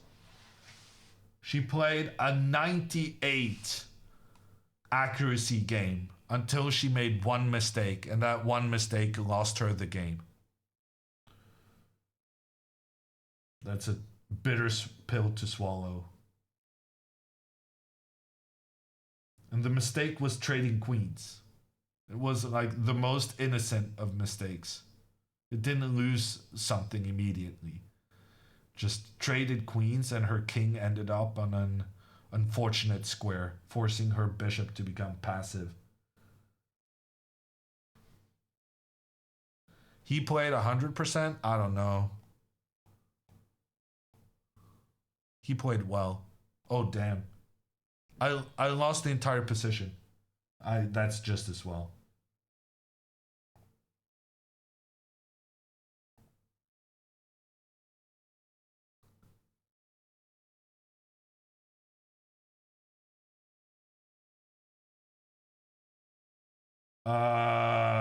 Damn it. Alexandra has set up Andrea's camera. And Andrea is using Alexandra's camera. That's gonna mess up my layout.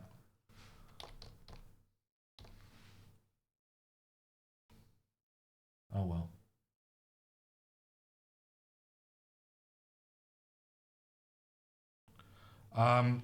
Andrea is Queen B2. Is that a good move? Queen B2 looks kind of weird. Ah, she wants to go rook here, but actually my rook here was a big mistake because then you lose the pawn and then suddenly it's equal. But why didn't she take the pawn? Could she not have taken the pawn? She could have taken the pawn. Instead of taking the pawn, she went Queen B2. She wants to have the ability to move the queen back into defense, but she should have first taken this pawn and then got the queen back to defense so that you have this pawn. Similar to how Andrea is basically doing the same thing as Alexandra's opponent.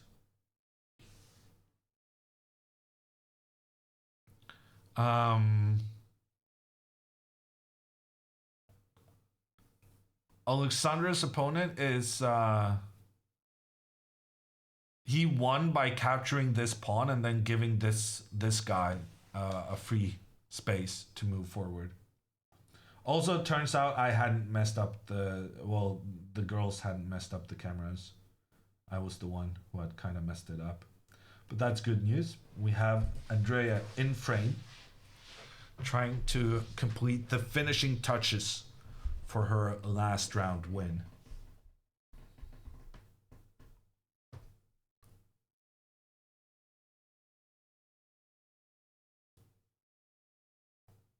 Will Andrea have a better rating than Alexandra? No, nowhere close. Alexandra has had a very good tournament.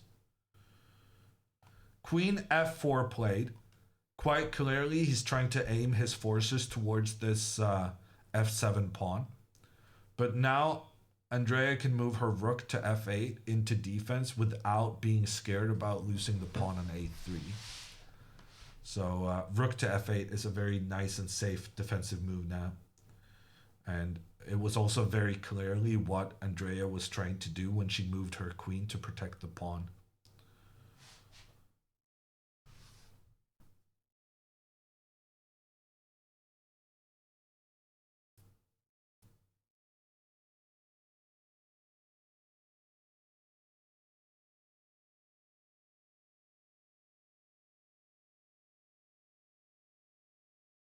Is that Bigfoot? I don't know. I missed it. But he's supposed to be at the tournament. Names are ultra small again. Let's do something about that.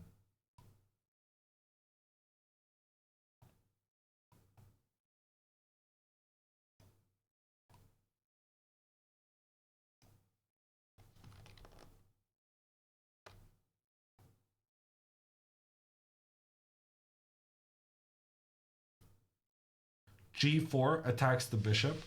Bishop just moves. And now Andrea next move, she can capture this pawn and then she'll focus on getting the pawn through. Her opponent can go D6 and try and win the bishop. But the thing is that even though white is able to get to this situation, he's not going to be able to stop the pawn from becoming a new queen.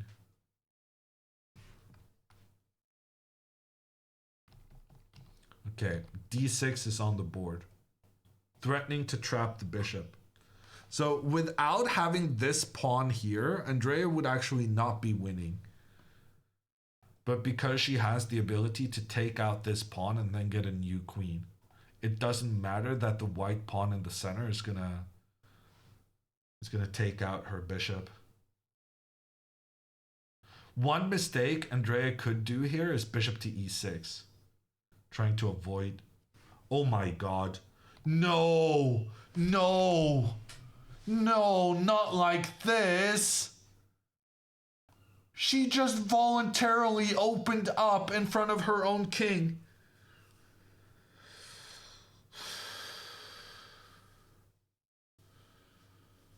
Oh, that is like the mother of all red flags. Don't allow, when your rook opponent already has a rook pointing in against your king, don't make it easier. Oh gosh. No. Alexandra just losing her game. Andrea having a winning position. But she's so low on time. And when you're low on time, you make mistakes.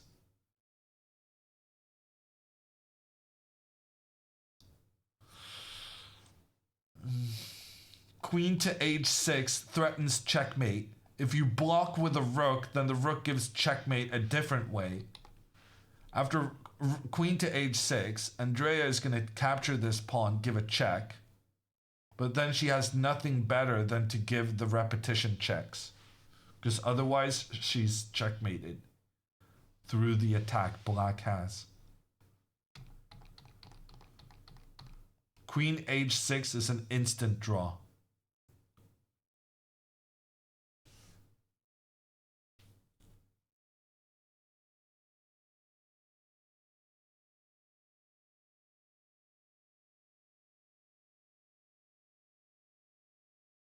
What about queen to h8? Ooh, good suggestion. I didn't even see that being a possibility. My grandmaster mind just doesn't allow me to play such horrendous moves. But the bad news is that in this circumstance, pawn to d7 traps the bishop. And after takes, turns out this kind of position is just winning for white. Oh, computer's being very fancy. Takes, check, takes queen, and then you get a pawn endgame with an extra pawn.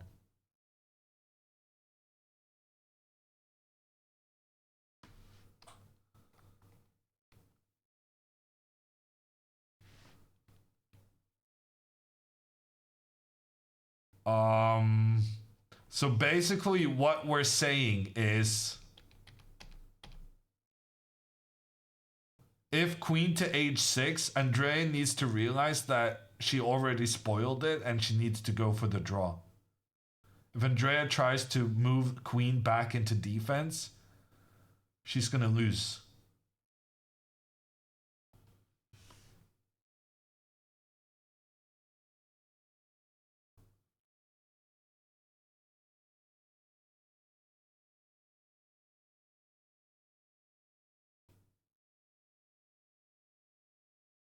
Her opponent has plenty of time to find this move, though.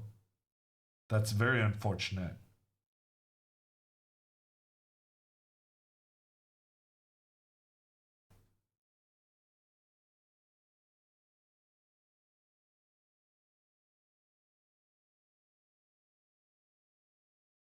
Hammer, why did you have to jinx it? Why am I always getting blamed? Why do you never blame Andrea for making mistakes? Instead, it's always, oh, Hammer, you jinxed. It's never, oh, Andrea, you didn't do your puzzles.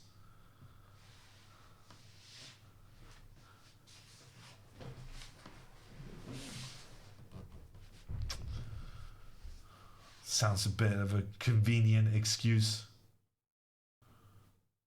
You're easier to blame. I'm not easier to blame. I'm just more convenient to blame. Because you don't want to risk the moderator's overzealous ban hammer, and you go after the other hammer instead.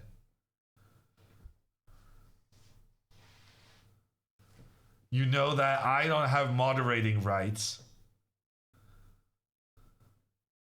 but the girls do. It's really all about the power. I assure all of you that if I had mod powers, I would start banning the jinx comments. It's a lack of responsibility, placing the responsibility where it lies.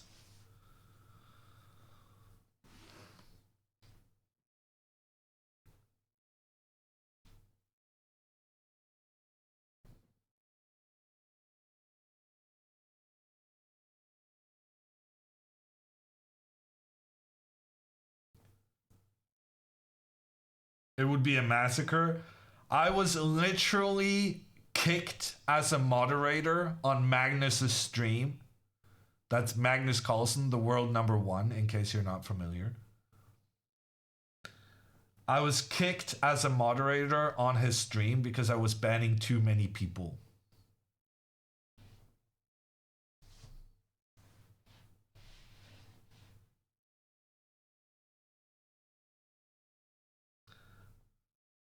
Probably that's why I don't have mod powers anywhere these days. Actually, I'm a mod in Dina's channel. So, I don't know how that happened, but you guys watch out.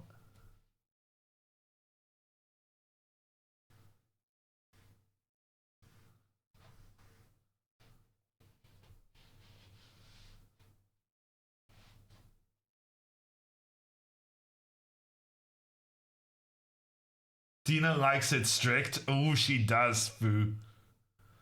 Our mentalities very much coincide there.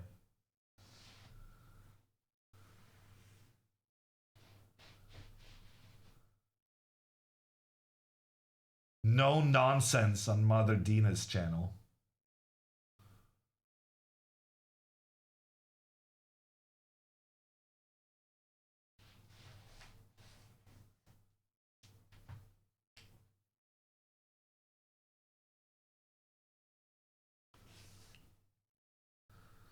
Alexandra says she's gonna call after Andreas' game.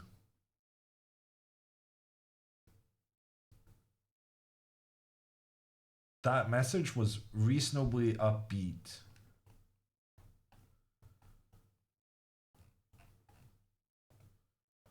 After what must have felt pretty bad, but you win some, you lose some. Alexandra did get to play very tough opponents this tournament, which I do think she appreciates. She likes playing against good players.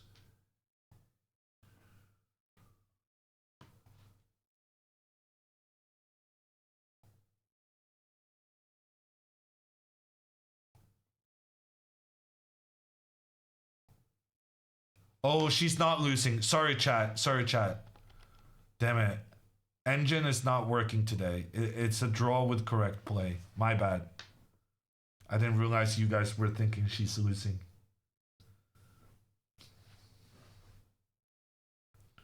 It's the morning round, and turns out I thought one of the benefits of computers was that they didn't have like morning grumpiness, but apparently that's not the case for Stockfish.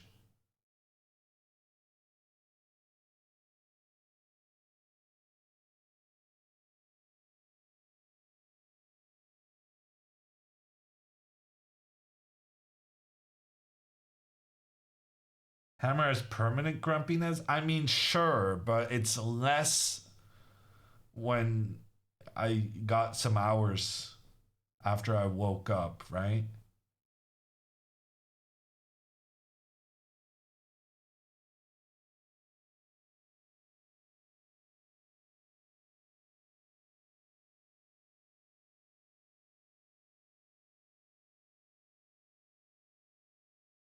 Can you reverse Jinx, Andrea's opponent? It worked yesterday. It did work yesterday, Salai, didn't it?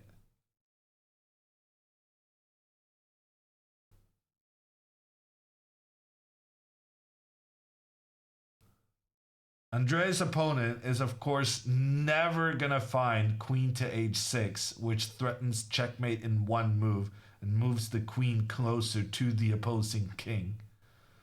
Makes absolutely no logical sense to try and attack when you're down a bishop. I don't know. The sarcasm just, I cannot. It's too obvious of a move, chat. I can't reverse Jinx, the most obvious move in the position. There's absolutely no chance he's not going to play this.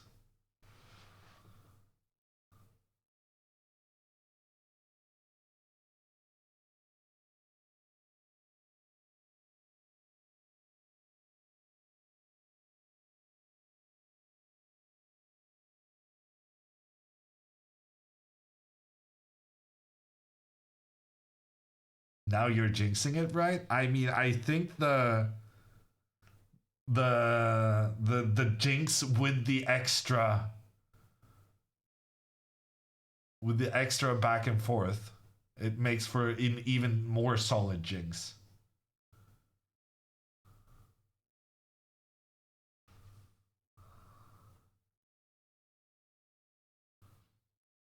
Both players look like they're suffering. It's a tense moment in the game, for sure.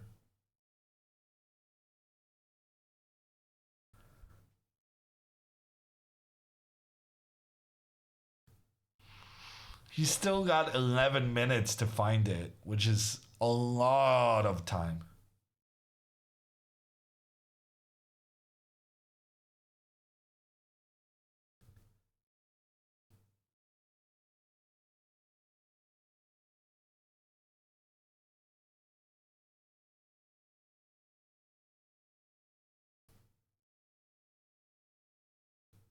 Wow.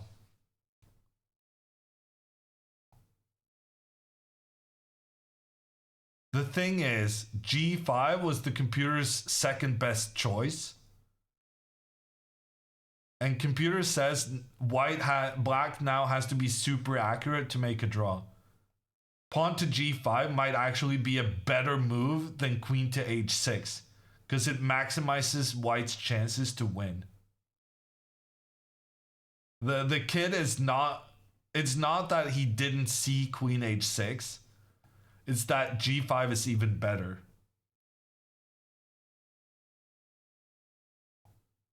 Rook D8, now white has the advantage.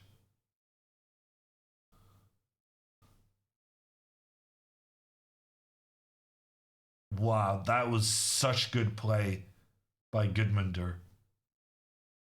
Very often when you're losing and you see a way you can make a draw, you just say, oh, I'm going for the draw, thank you. But he realized that his position here is so good and Andrea's time trouble is so bad that he didn't want to go for the move that allowed Andrea an easy way to make a draw. And right now he's being rewarded for that, in that the computer believes that white is much better now. That was really, really well played by him.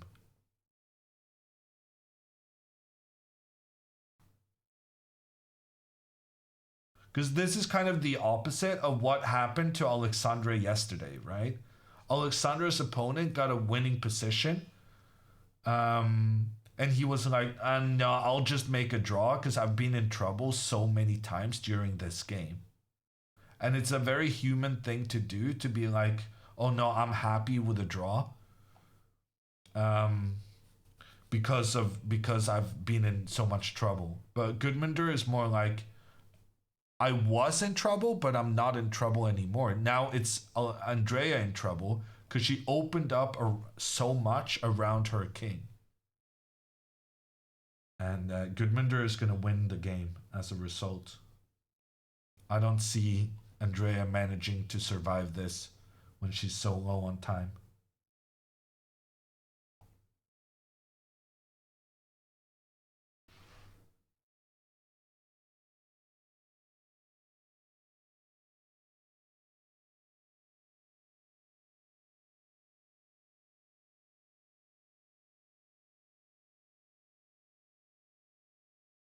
Why didn't he play queen h4 immediately? After queen h4, Andrea has pawn to h5, preventing queen takes pawn, and you can go en passant, but then apparently it's not obvious how you give a checkmate.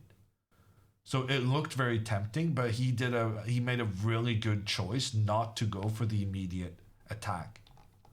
And now instead, after c5, queen c3, now queen h4 is good because Andrea is no longer attacking the pawn on f2, which means that the queen has much more license to move around. He's executing this very well.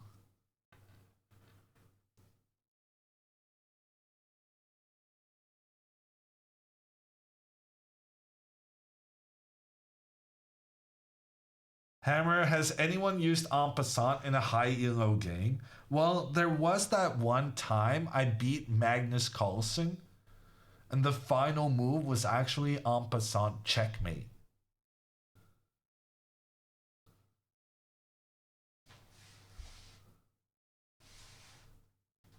So the en passant can be really powerful when utilized properly.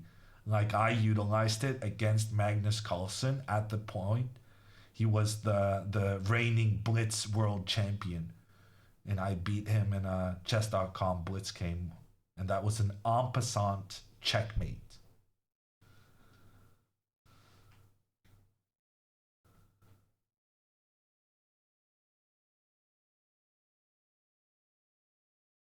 Or apparently I'm pronouncing it wrong. This T is silent, someone said. En passant. En passant. Un vin. Un bon vin blanc. Un bon vin blanc. En passant. The irony is that I'm getting it right. Finally, my stuffy nose is working out.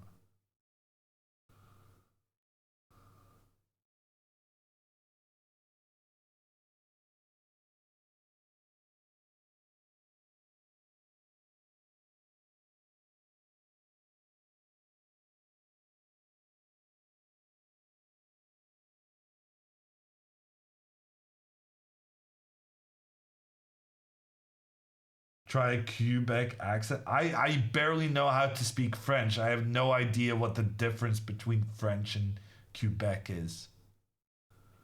I just know un bon vin blanc.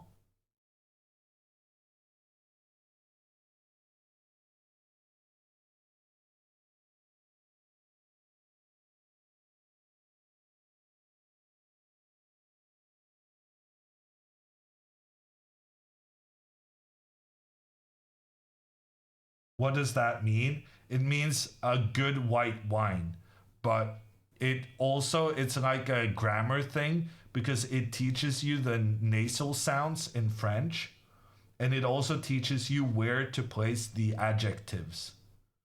So just like English, there's rules for when to place the adjectives. In English, the rules are not really taught. It's more like just native speakers just know what's right based on what feels right to them because they have, well, native capabilities. But in French, it's like a very strict, we were taught like, first you say this, then you say that, then you do this. So it's like good comes first, and then you say the color, white, and then you say wine. Well, it's much more complicated than that, but it's a common. I did 3 years of French in school. D7 is not the best move. So hope again. Andrea needs to realize that after bishop takes, queen comes in and there's too many threats. But she can take with a rook instead. She still loses the bishop. But then apparently king e6, walking the king into the center of the board, and she has a chance to survive. That makes no sense. King e6, that is the craziest thing. How is that the best move? Okay, she took with the bishop anyway. Queen c7 now. Rip. I don't know. I mean, this was better than the queen going here and checkmating. So, could have been worse. And also, he's getting very low on time now. So, he's getting a bit stressed. There's hope still.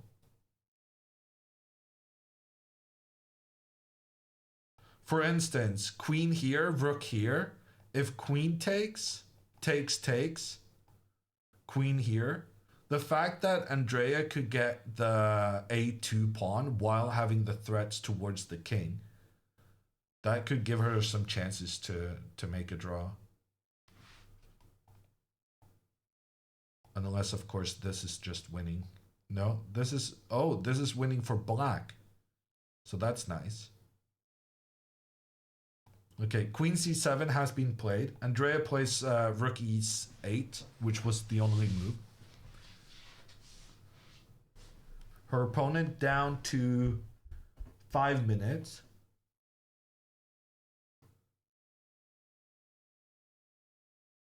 How come she had a minute since 20 minutes ago? She gets an additional 30 seconds per move she makes. So she manages to stay with the same kind of time left, but just barely.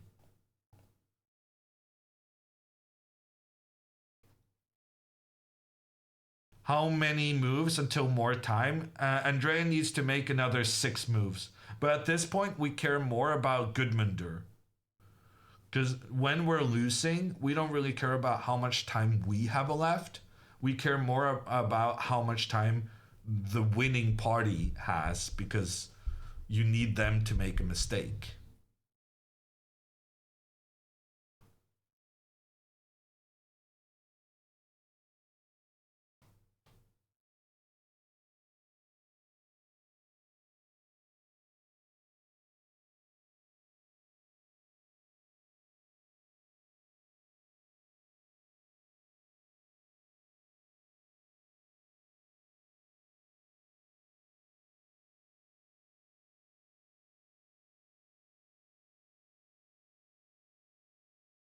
Hammer's bearded brother watching? Really? I look like that? I suppose I look like any guy. If that's what you think I look like. You're basically saying that all white people look alike, which... Fair enough.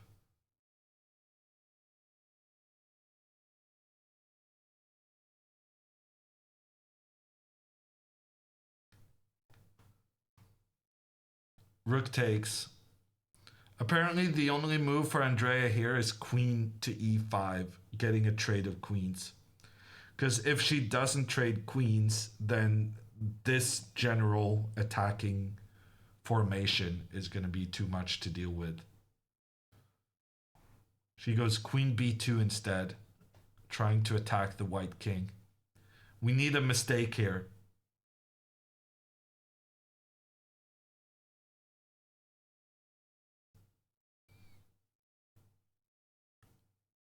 The problem is, after king comes in to protect the pawn, Andrea can never capture on a2, because then the rook and queen are going to work together for checkmate.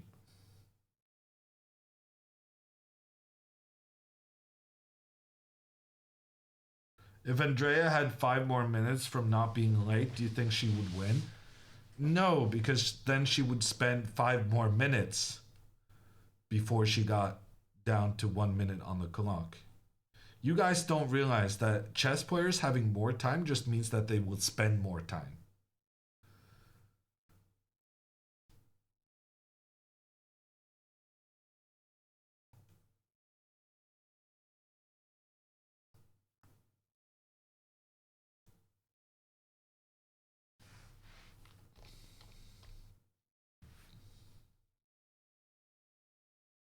Gudmundur, 3 minutes? It would be better if he was a bit more stressed. He's looking kind of relaxed. King g2, good move.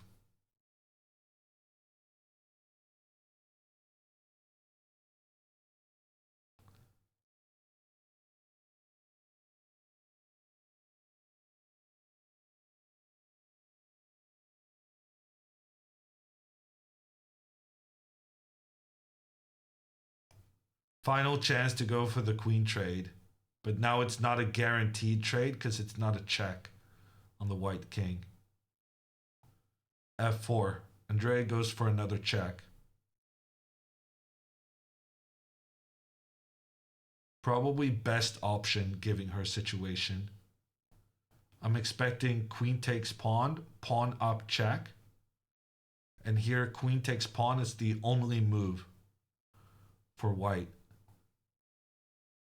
And then rook here attacks. Check. King moves. Queen check. King moves. And here, if he trades... Damn it, this is still winning. I was thinking this was a clever way of maybe saving it. Okay. Yeah, I'm not seeing too much hope.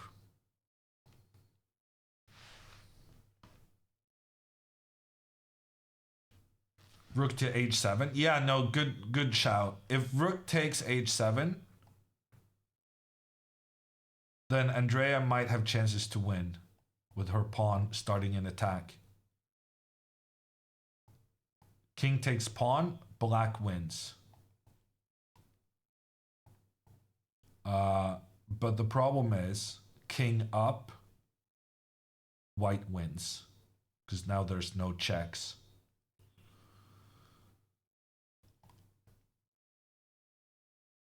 Yeah, it's just... Oh, devastating day. At some point, it looked so good for both girls. Well, actually, it didn't. It looked good for Alexandra, and then it looked horrible for Andrea. And then when Andrea managed to turn the position around, then Alexandra blundered.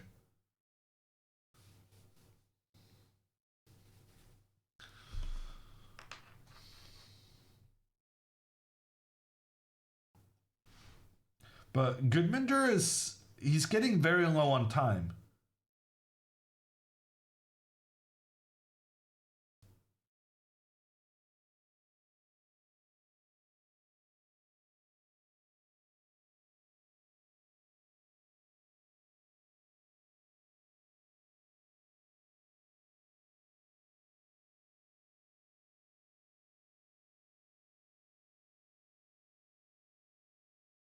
I mean, for the first time in the game, he's feeling the pressure. He's feeling some pressure from the clock situation. He does capture the pawn. Andrea has to give the check, and he's going to go king g3. And there's no hope. Someone was asking, what about queen e5? The problem is that the white queen is giving protection towards the king. So this is just a queen trade, and Andrea is down 2 pawns. In addition to this one being under attack and this one. Is there some hope here? No, it's just a rook endgame down 3 pawns. There's no way for Andrea to keep this pawn protected, unfortunately.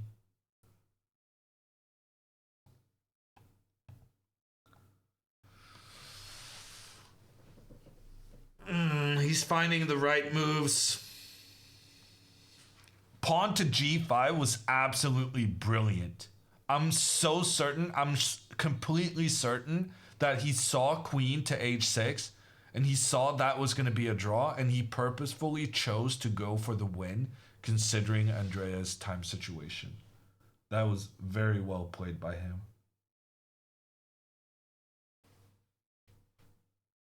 Does it bother you when people watch over your shoulder? No, I don't notice it.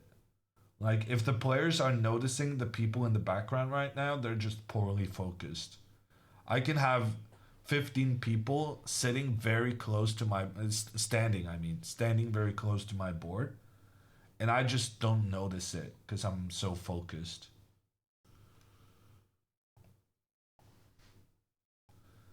He's also down to 30 seconds. I mean, miracles do happen. But if he plays the rook up, then it's game over. If he moves the rook over here, then Andrea has some fighting chances. No, he's just playing too well. Threatening queen here, checkmate.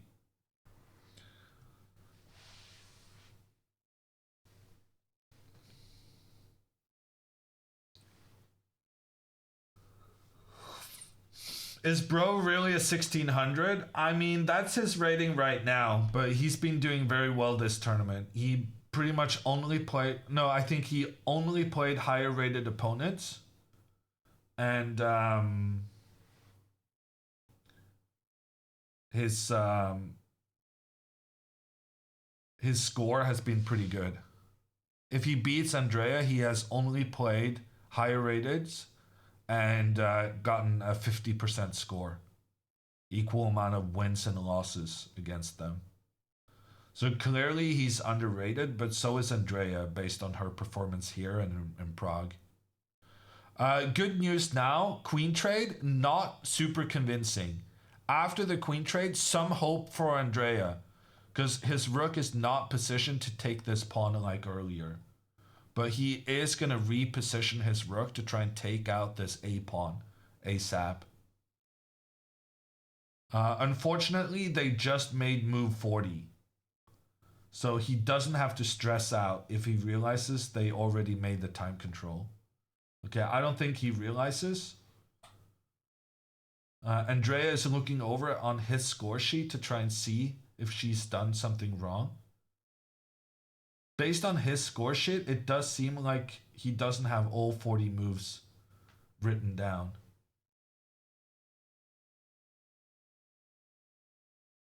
Wait, he's writing down multiple moves. Oh, he hasn't been keeping up with his score sheet. That's a violation. But also, if Andrea points it out, she only gets 2 extra minutes. It's not gonna fix her terrible position.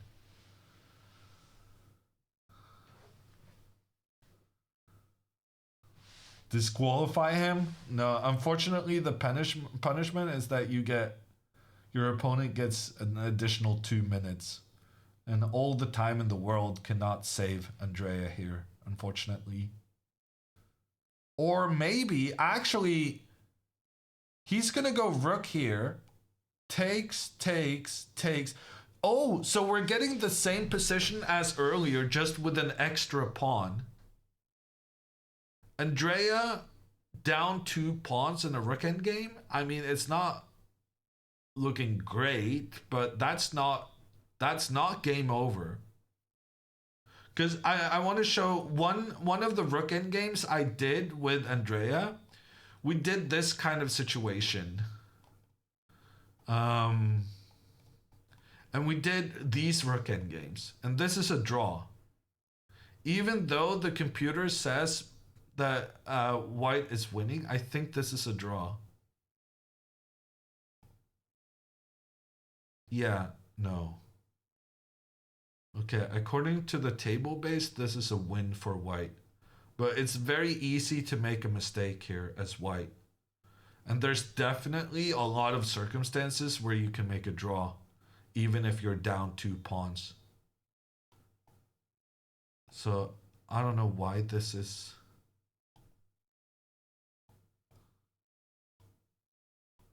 I thought it was well known that some of this stuff is a draw.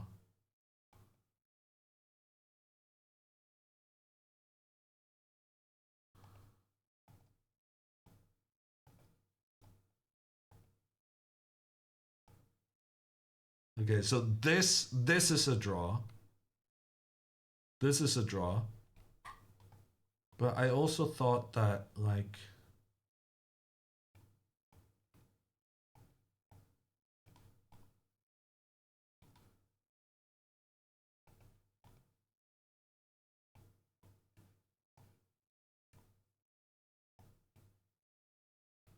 I thought this is a draw as well.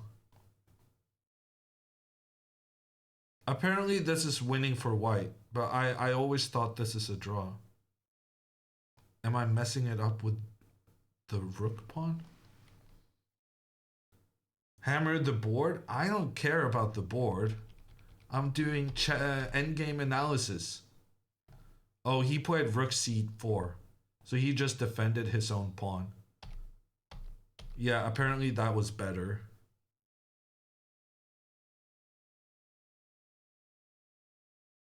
Was it though? Like, why is this like Andrea could, if he goes to the left now, Andrea can try and go in here.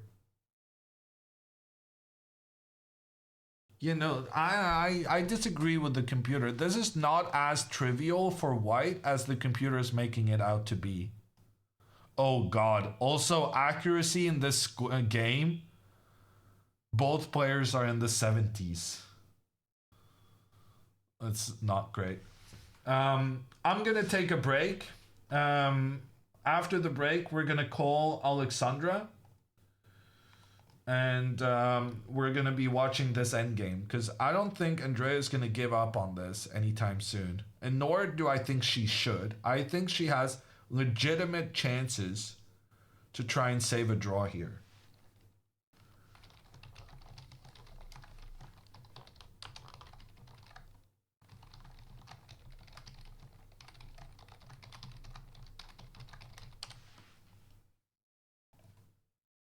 Okay, so we're gonna take a break, and when I'm back, we're gonna follow Andrea's fight to make a draw down 2 pawns in a rook endgame.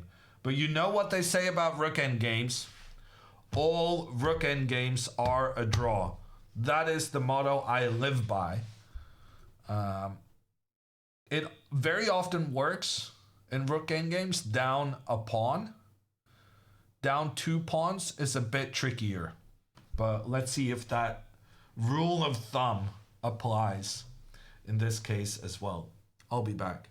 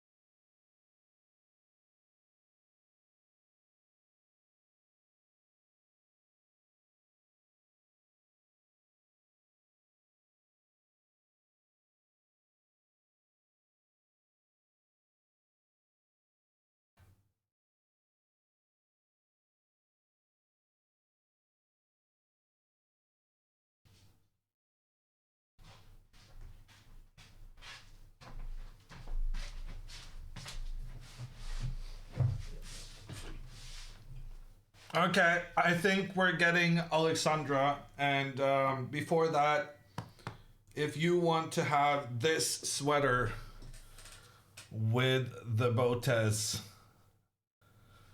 then you can go on the Botez shop to buy your copy.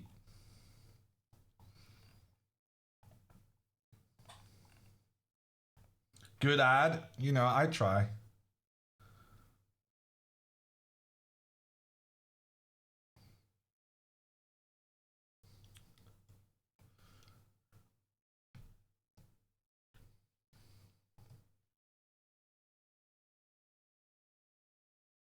Anna's opponent had a hoodie. Oh, did she really?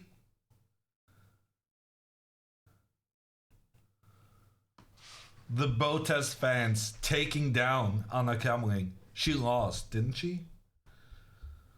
What can I say? The hoodie gives you superpowers. What has happened? Andrea is just giving lots of checks. She's still down 2 pawns. But she's fighting. And there definitely is a chance Andrea can make a draw. It's going to be very difficult, but there's a chance. But this game is going to last for a very, very long time still. And I think the next point where this is going to be super exciting is when they get low on time. We need them to get low on time to provoke some mistakes. So in the meantime, we're going to get on Alexandra. Hey. Hi, Hammer. How are you feeling? Well, sad. I felt like I was playing good, and then You were. And then I threw again. Yeah. But so let me ask you this. Do you think it's better to be kind of just wiped off the board, or making one mistake that turned out to have very dire consequences, but otherwise playing a good game? Neither. The correct answer is, would you rather have not blundered and gotten a draw or won, which is, of course, what I would have wished. I came in ready to scalp another IM and was getting at least a draw, and then I, my brain farted and the monkey in my head, and I don't know what to say. Yeah. The voices. No, I didn't hear the voices in my head today, like yesterday when I sacked the Rook because of the voices. They told me to, but today I didn't have the voices. Today it was just pure Alex Botez blunder. Yeah. But yeah, did you consider D6? D6 when? Instead of Queen E4? Yeah, I was looking at D6 and I was also looking at F5. Yeah, F5, which was actually very interesting. Yeah. And I basically spent so long looking at those moves and then being like, oh, like, let's not pull another Alex and, like, try so hard to win that we lose. Because that I had assumed that the other line was a draw because I just didn't see that I couldn't take the pawn because of check. Because I just looked at it briefly, spent all of my time thinking about other lines, decided not to do them, and then just moved. And then I was like, oh my god, I missed something in this line. And then, yeah. Yeah. Yeah. Yeah, I there's nothing I can say to make it better. I know. That being said, I thought it was an interesting fight for what it's worth. Thank you. That being said, I'm still gaining 20 FIDE, which is nice. I don't know, maybe that's how much I lost last tournament, so I might be staying exactly the same. But one thing that I do think is positive is I spent a lot of time on my openings this tournament, so I think the next tournament we play, which is going to be in like 2 weeks or 3 weeks. Okay, 2 or 3 weeks. I feel more prepared for that one. It's we're warming up, we're getting here. Hopefully I'll stop blundering eventually. Who knows? No, I mean, you played so... But also one other thing I want to mention is the first time you played this... Tell her what? Tell her what? What do you mean? Oh, that I lost more elo than I gained. Chad is saying don't tell her. I don't know. The chat says so Don't. many weird things. I only read like a fifth of what they say. Oh, I lost 34 elo in the okay, so I'm losing 14 elo overall. Well, it is what it is. What are you doing, chat? I'm trying to be nice. I'm trying to be supportive. And you guys give me a hard time when I'm not, and now you're... Whatever. Well, okay, that's fine. That's fine. I mean, Prague was not a great tournament, and again, but Prague, I just kept doing the thing where I tried to force all of my draws into wins, which, like, ironically, I did this tournament too. No, you're just playing better here. And also, the point I was trying to make before you got distracted by chat being, you know, ratting out the elo thing, is that, remember the first time you played here in Iceland? You were so disappointed that every game you were like, first you were beating a 1600 and then you lost to a 2200, and you went like up and down, Yes, and the you never yo-yo. found I the remember rhythm. the yo-yo. Yeah. And this is so much better. You had 8 games, you played 5 of them against international masters. You held your own. You put pressure on them. And yeah, you maybe gave away a few points. Like, you had a bad score and still gained 20 rating points. Yeah, no, I'm happy with This tournament Iceland has been overall. great. Like, the conversion rate has maybe not been amazing, but overall the tournament has been great. Yeah, no, I agree. And again, now that the tournament is over and like I'm looking forward to the things in the future, I'm like less tilted because it's like, okay, well, you know, I have a lot of things coming up next. Oh, I didn't announce this, chat, but I got a really sick sponsor deal with Nike. So I'm going to be flying to New York tomorrow to do that this weekend, which is super exciting. So I'll be live streaming on Saturday with Nike. And then Monday, I'm going to be streaming poker. And then I'm going to have 1 week to catch up on non-live stream stuff. And then we're going to be playing a tournament. So all of this is just very exciting. And I'm already thinking about this. But again, I actually enjoyed studying chess this tournament. I was truly enjoying it again, and that was just such a nice feeling. So I'm grateful for that, even though I lost. And I think that the next tournament I play, with all of the opening prep we did, I'm just gonna continue getting better and better. And like, you know, the only thing I can ask for myself is to improve and do my best. Yeah. No, I agree No more wholeheartedly. Tripolowski. Well, look, maybe they didn't invite Andrea because she kept posting with the Adidas. Maybe the Adidas suit backfired, but yes, I was like ironically gonna wear the Adidas suit. I was like, oh wait, no, I can't do that anymore. Yeah, no, but the Nike thing is really cool. They're basically hosting like a playground for adults with like slides and music and games, and I'll just be live streaming there on Saturday, so that will be cool. I'm excited. And then the next tournament starts April 9th. We're going to be going to Spain. Sadly, Hammer is going to be focusing on Hikaru, which honestly is fair. Like, if Hikaru somehow wins the candidates, that's like the best possible thing for chess.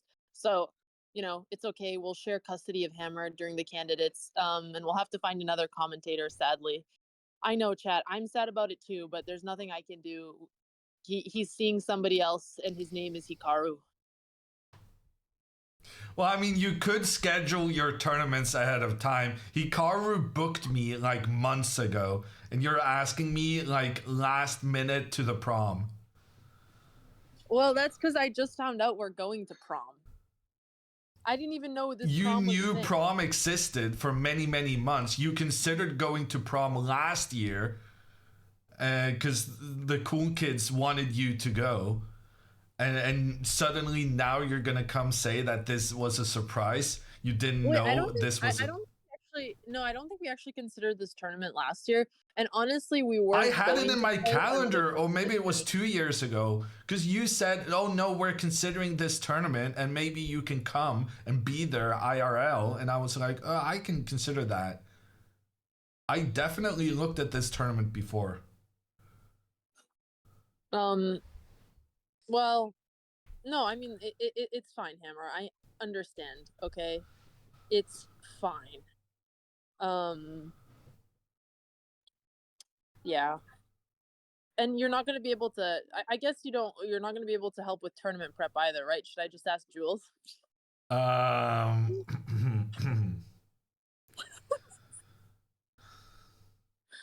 You tell me, are you going to be available? Like, if you're available, I'd much rather work with you. I just don't know if you'll be too tired. Hello?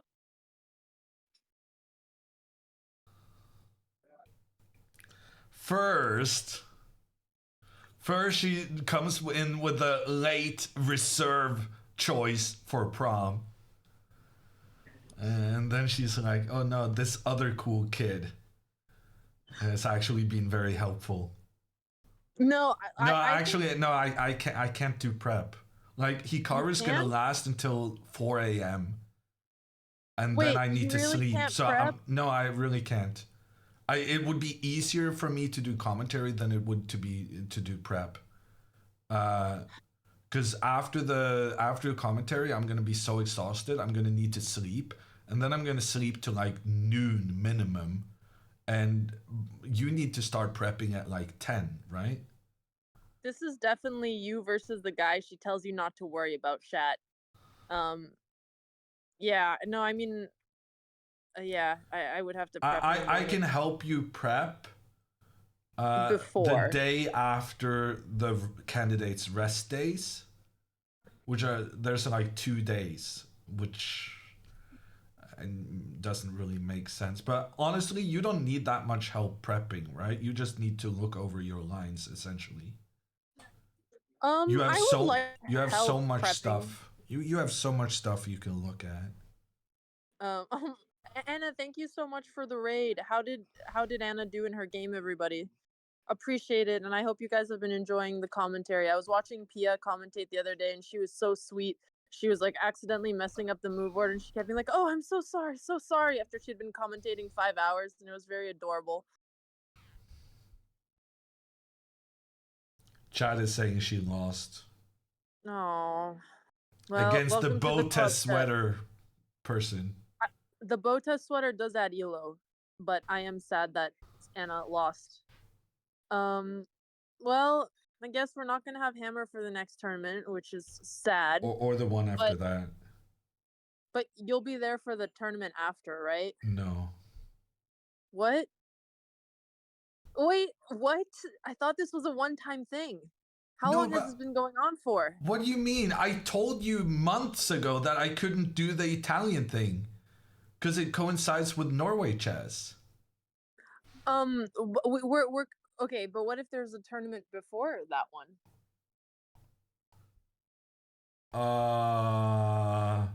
Well, then this is the first time you're telling me about this. So are you seriously inviting me to prom late for a third time in like 2 days? Well, the thing is, this is just how we live life on the edge, Hammer. Like, I don't know what I'm doing the day after tomorrow. I live based off of the Google Calendar. We haven't decided, but Vila suggested that we go play the Norway tournament after Spain. I just honestly don't know if I can handle that much traveling, especially because I have to go to Canada and stream poker. So I'm only going to be home for like a week. Yeah, but the Norway tournament kind of sounds like... Oh, the one in Easter? I think so. Yeah, it's right after the Spain tournament. Right after the Spain? Yeah, I'm not sure. Spain is in mid-April. Yes, I don't know. Vila's just the one who. There's said nothing in Norway late April. But ironically, late April is the only time I can make it. Okay. Well, I don't know. We'll look at the schedule. It would help if you actually told me about your plans before you assume that I'm available. Not to be that guy, but... No, I didn't assume you're available. I was just saying it kind of sounded like you were, because you were like, you haven't told me about this. And I'm like, you haven't told me you were planning to play something. Wait, hang on. It's never mind. It's not Norway. It's apparently Sardinia. Sardinia is very nice. Thank you so much, Dina, for the raid. No, Alex, thank you. Guys, that's Dina Belenkaya. Sorry, Dina, did you take arguing with Andrea Hammer. out drinking yesterday? Because Chad is saying that. Dina is the last person who would take Andrea drinking. Dina is the kind of person who, if Andrea goes out at 10 p.m., she looks at her watch, looks at Andrea and says, "I'm trying hard not to judge you, but you're making it very difficult." Mother Okay. Dina is always on the watch. Okay, that's good to know. And that's actually a real quote. Yeah. So no, Yeah, no, Mother Andrea Dina takes- did get her beauty sleep tonight, chat. Dina made sure of it. She did.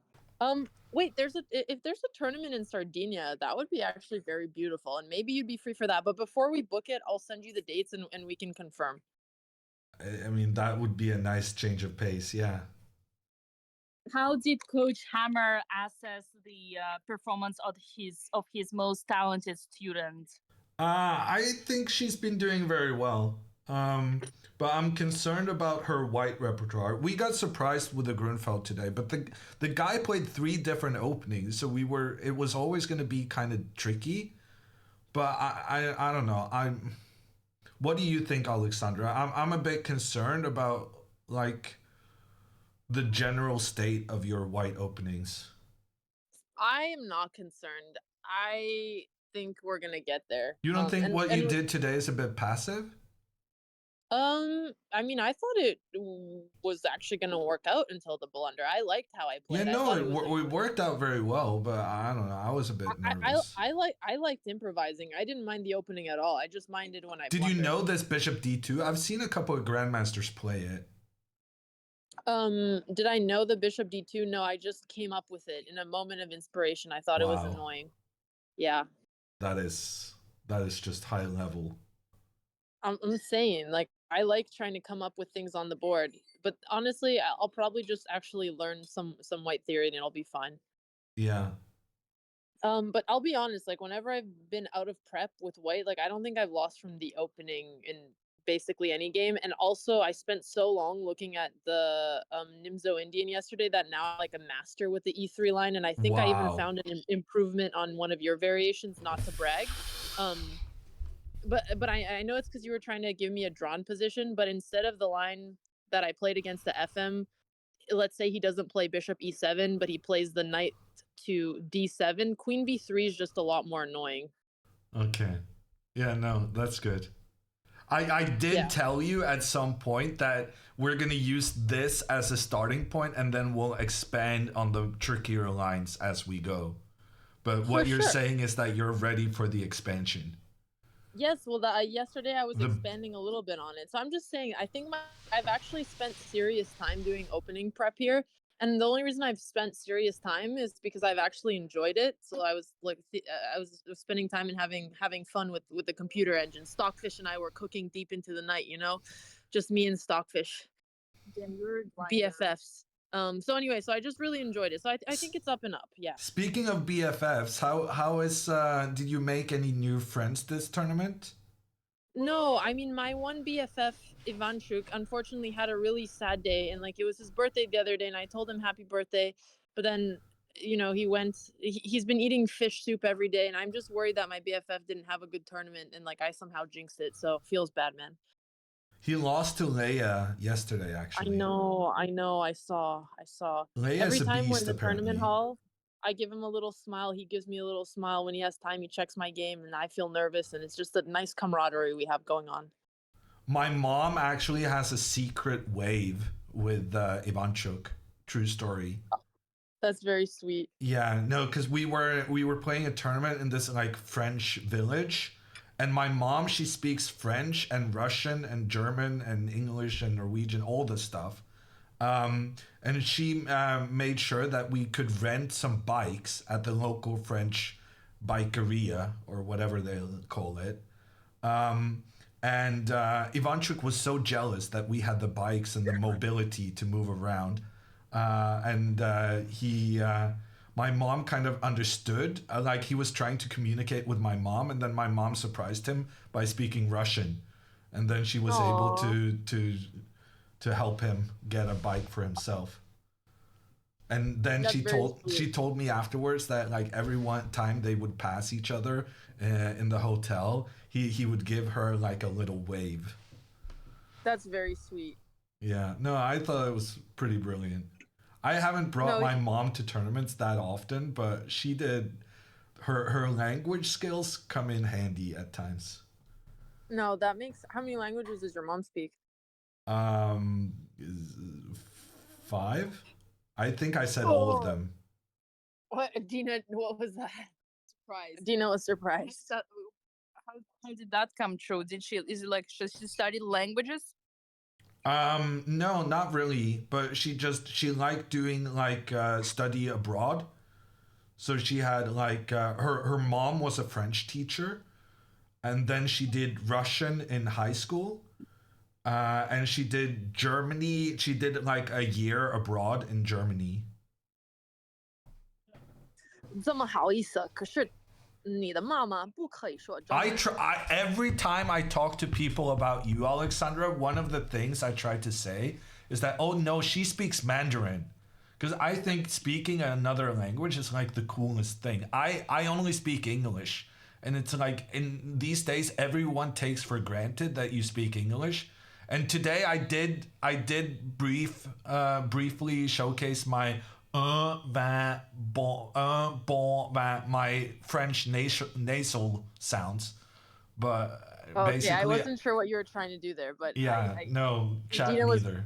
Dina was trying hard to understand, and her French is pretty good. I thought he was speaking Norwegian. Yeah, no, common mistake.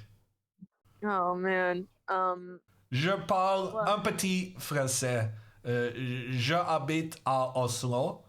Je suis très bien à passer comme passer, and not so much speaking. Dina, what would you rate his French? Hammer, it's A plus, A double yeah, plus. no, I am fully aware that that's not the case. I think the worst grade I got in middle school was my French grade.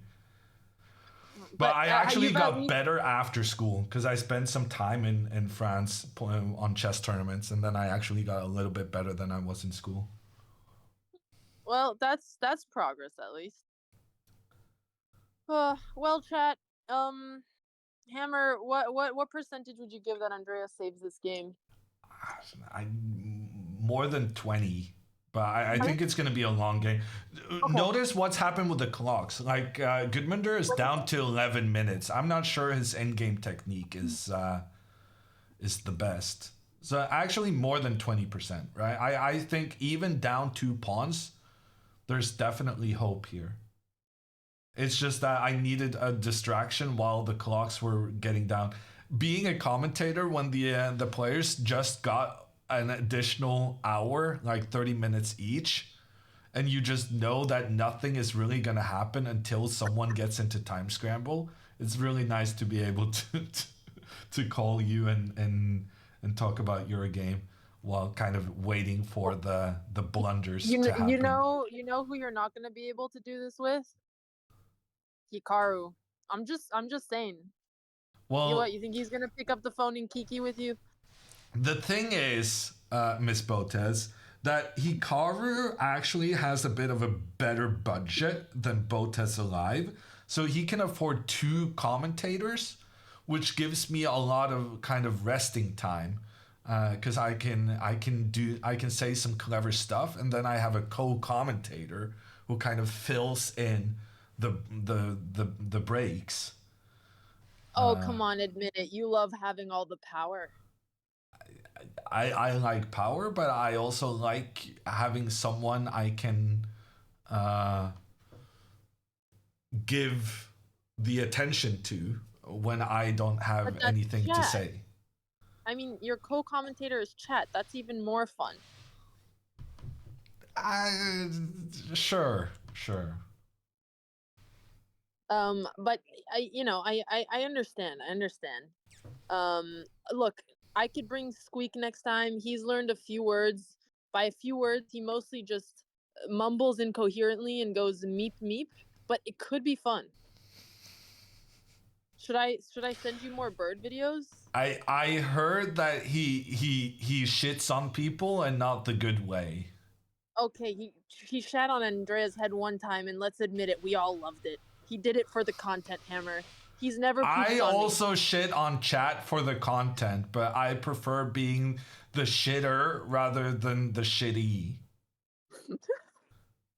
And to be fair, she was wearing a hat, so like he probably just. The thing is, Squeak doesn't poop when he knows he's on people, but he probably thought he was like on some surface because of her hat. Or honestly, he's been kind of coming for Andrea. Like he throws Q-tips at her. He kind of trolls her into picking him up and then bites her. He does poop on her sometimes. So I think it's just, I think Squeak just kind of attacks Andrea. I thought you were about to say like he's fighting for her attention, but no, just viciously attacks. Yeah, I mean, yeah, he's asserting his dominance. I don't know what to say. And why is he not doing that with you?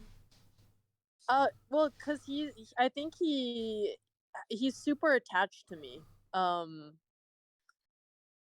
So he just doesn't he gets really upset when So you're gonna be that kind of mom. I mean, I've tried to teach him to get attached to more people, but something bird owners have to deal with is that their parrot might be a one-person parrot, which means like they hate everybody else but like one person. And Squeak kind of started off like that, but now he's warming up. So like his current pet sitter he really likes. I know because I watched like 30 videos of Squeak because she uploads them every day. So each night, like I check on my boy and I see how he's doing, and he seems very happy. He lets her scratch his head. So actually, I think he's bonding with more people now. Okay, yeah, good for him. I'm trying to figure out how to get him into Canada.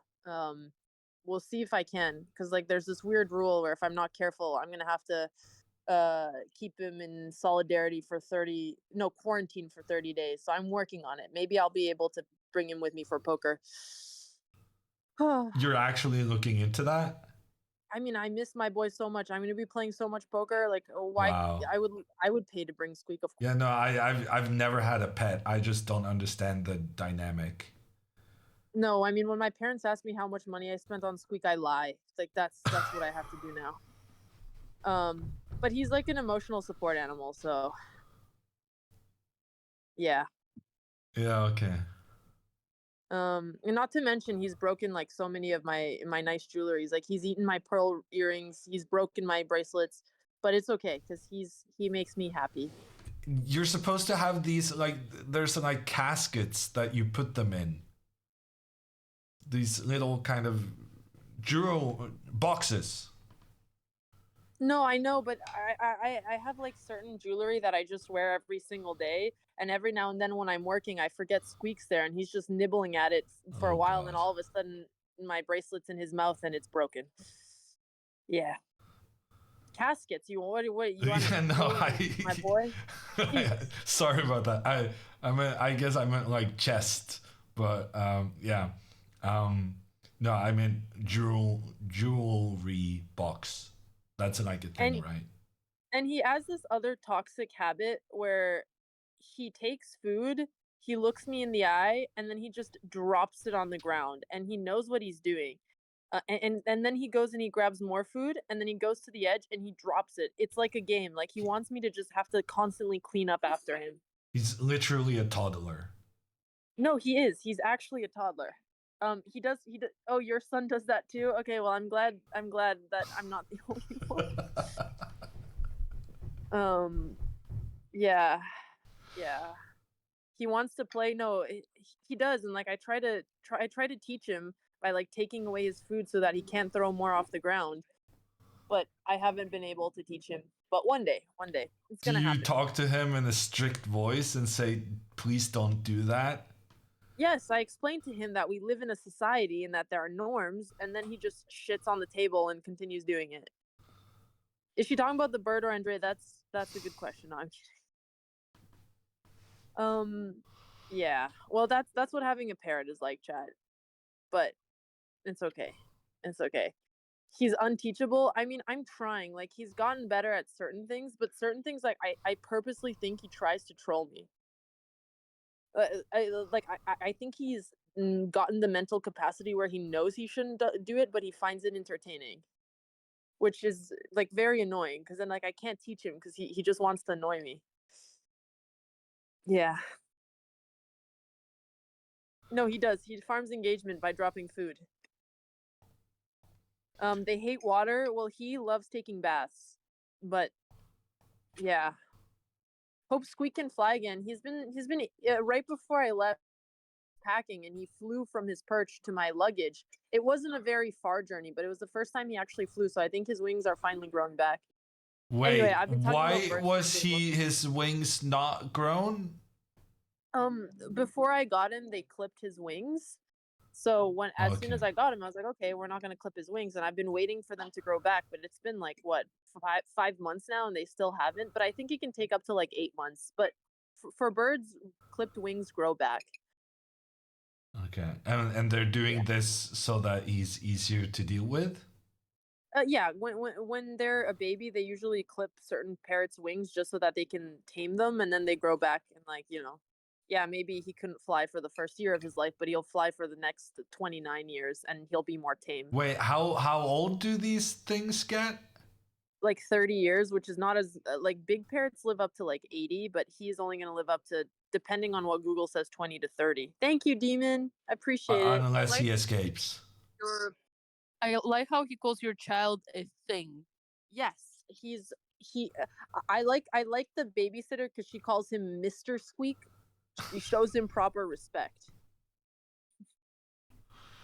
Yeah, no, sorry, Dina. I have a really difficult time relating to the affection to a pet because I just never had that.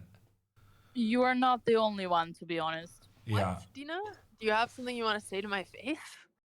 You've spent time with Squeak or not yet? Oh my god, you've never met Squeak. Are you gonna come visit us? That depends if he's gonna shit on me or not. No, he's not gonna. He only shits on Andrea. I mean, honestly, Andrea's like one of the only people he's pooped on. But again, I think it's just because he forgot he was on her head. No, I'm not even joking. He genuinely poop on people usually. He's a well-trained boy. It's not his fault. Are you gonna introduce him to girlfriends? Like you? No, like other parrots, but girls. Oh. He's too young to have a girlfriend. I think. Spoken like a true mother. I don't think he's ready, okay, Hammer? Like, he needs to enjoy his innocence. Yeah. Classic mother behavior. No one can love my boy but me. No, but the other thing is, like, if I get him a female, then they're gonna have a ton of babies, and then what do I do with the babies, Hammer? Would you like a parrot? You grow your boat as... Would you want a pet Squeak? But don't you want to grow your boat as parrot army? I'm just not ready to turn into a crazy bird lady yet. Like, one day, absolutely, but like, I need a few more years, you know? But would you want a parrot, Dina? Well, I would do anything for you, even adopt a parrot. Surely you need one in reserve if the other one runs away. He's not gonna. He loves me. He's not gonna run away. Said that about the last one. I sometimes take Squeak out with me to dinner in LA, and then everyone's like, "Is that lady with a bird?" And then I ignore them. But then sometimes people come up to me and ask to take photos with him. Really? Yes, like he's real cool. Can you monetize that? No, I'm not like charging people for Squeak pics. I just tell them, I just that would make sense to me from a pet perspective. I'm trying to learn the pet ways. And this weekend I'm going to a birthday party and I'm bringing Squeak. Like I started bringing Squeak to parties because he's really social and he kind of just hangs out, and I let people feed him carrots and blackberries. He eats carrots? Yeah, that's nice. All of I like that. Yeah. Can he have chocolate? He's not supposed to eat chocolate or coffee. Okay. That's bad for birds. But like he tries to eat absolutely anything. So, yeah. It would be cool to have Squeak on a leash and tripod. Well, right now his wings are unclipped, so I just kind of put him on my shoulder and we go for a stroll. But I keep trying to take him with me everywhere while he's young, so he's well socialized, and like now he even cruises when we're in the car. Like you should see him on the highway. Like he sticks his little butt in the air and like he's like surfing, you know?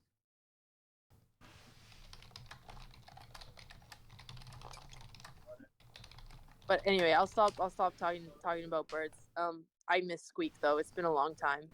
Yeah. True fans know where you're going with what? With No, what, he Hammer? just said no chocolate covered carrots for Squeaks. Oh yes. No, of course. I know you like chocolate covered carrots. I guess I should was have just seen it. testing out if he could be a potential recipient. Well, Hammer, I think you'd like him. So if you're ever in LA and you meet Squeak, I think you guys will get along. Okay. I'll keep that in Yeah. mind. I've been doing Yeah. some research. Apparently, San Diego was some of the best climate in the world. That it's not Yeah. supposed to get too warm and not too cold. Yeah, no, San But Diego is really beautiful. I don't really trust the not too warm thing about San No, Diego. he doesn't fly in the car. I have a perch for him in the car when I'm in the passenger seat and he sits on it. So like it's very stable. And yes, like you need to be able to travel with your bird and teach them because you have to take them to the vet sometimes and to clip their nails and to do all of these things. You have to go to And- the vet to clip their nails? No, I haven't had to take him to the vet yet because he's small, and he's good so far. But I do have to take him to get his nails clipped at the pet store because I tried to do it by myself, and he thought I was trying to like kill him, and then he bit me, and then he ran away, and it was just a very dramatic evening. And then my mom was like, "Let me do it," and then he narrowly escaped from Mama Botez, and he was squawking like a crazy bird. And Mama was trying to chase him with a towel, and he just kept yelling, and I was like, "Oh, this is too painful." Yeah, no, it's hard, honestly. In case you missed the Mama Botes comment in chat, she said, "You're Yeah, there Mama. already, honey," or something like that. I'm there where? Crazy bird lady. I'm not, Mom, I'm not a crazy bird lady. And no, you can't do it. Don't forget what happened last time you tried to clip his nails. And Mom, you're a crazy bird lady also. If you were not so overprotective, I was not overprotective. He was clearly unhappy. Ugh. Mama Botes with a with a knockout blow. Crazy bird lady. No other comment. I know crazy, says Mama Botes. Mom, you are also crazy. Like, you're... I think it's that's like what the she's Spider-Man. saying, and she says it takes one to know one. I can recognize it when I see one. Mom, who is crazier, me or Andrea? Moment of truth. I don't think this is gonna work out the way you think it is. I think it will. Oh, she's quiet now. Yeah, okay. Hammer got it. That doesn't mean anything. It's very I think cleverly non-committal.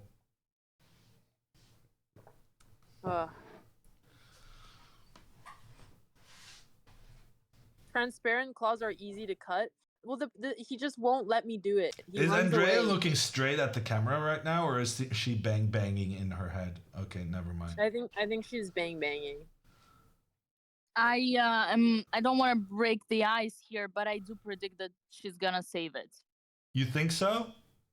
Yeah, look at the guy. He's already like 3 minutes on the clock. He's No. completely not non-confident at all. Yeah, and actually, he's got yeah, 20 we're gonna minutes. have to focus on the game now because we did manage to talk about Squeak for 20 minutes, just enough time for Goodmunder to actually be down in time trouble now. I could honestly talk about Squeak for hours. So, if you ever want more bird content, you let me know. Okay. Well, I think we're gonna drop it here for now. But I feel like I have learned a lot about you these 20 minutes. What did you learn, Hammer? I'd Can you rather summarize?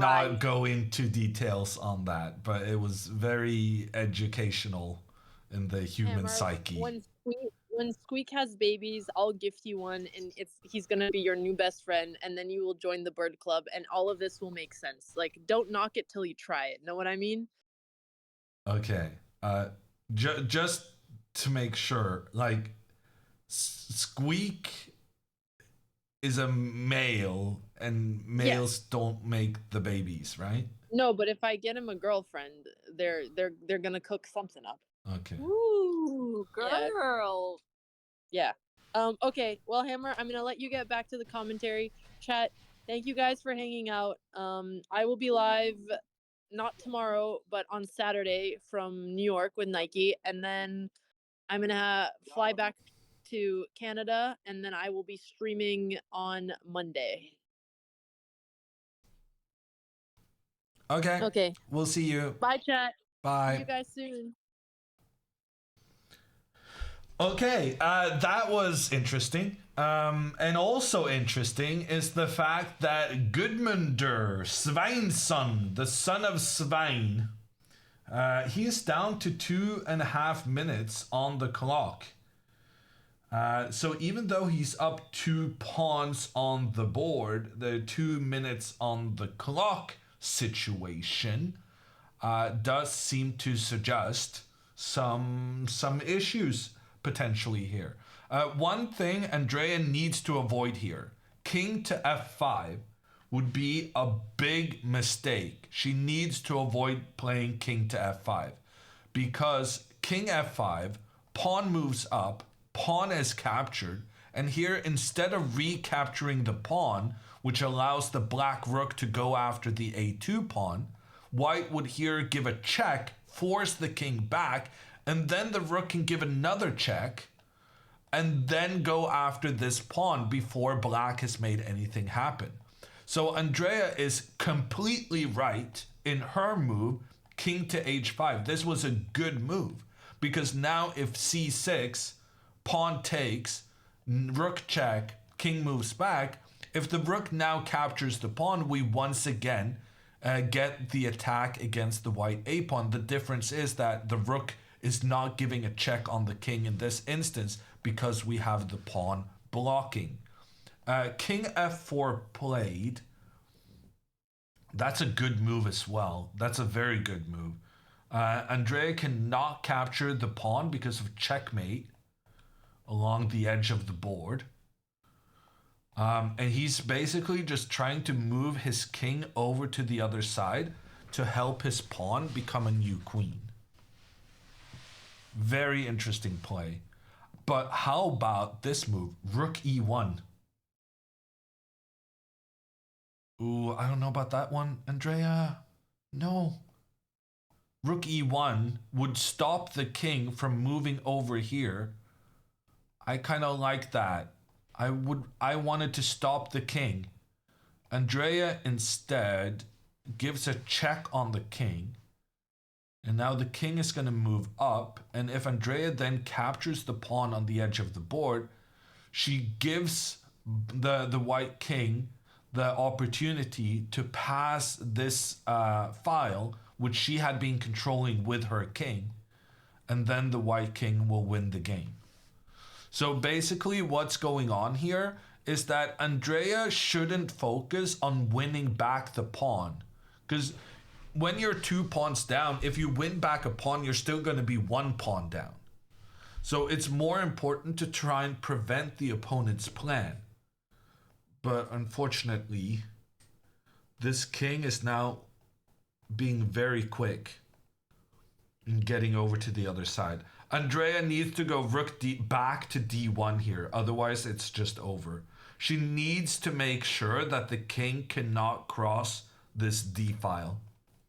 And it would have been better if she had stopped the king from getting even to the e file.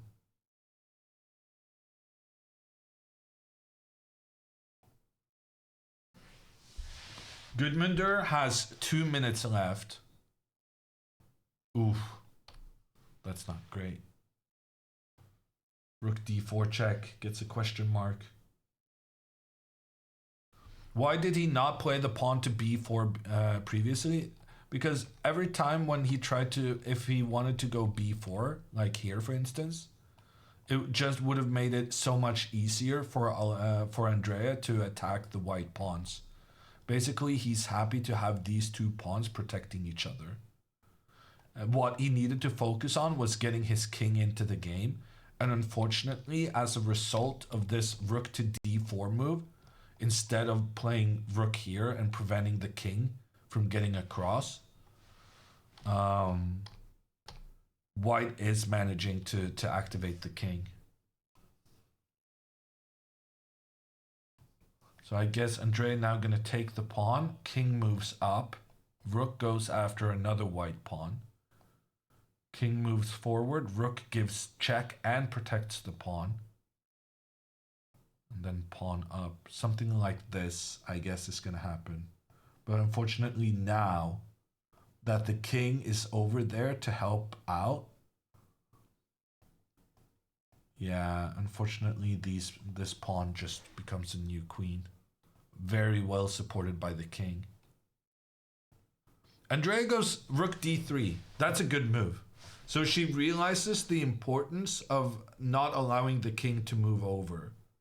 It would have been better to do this previously, but Gudmundur is down to just 2 minutes on the clock. So any kind of good move that prevents his obvious plan is going to be is what we need.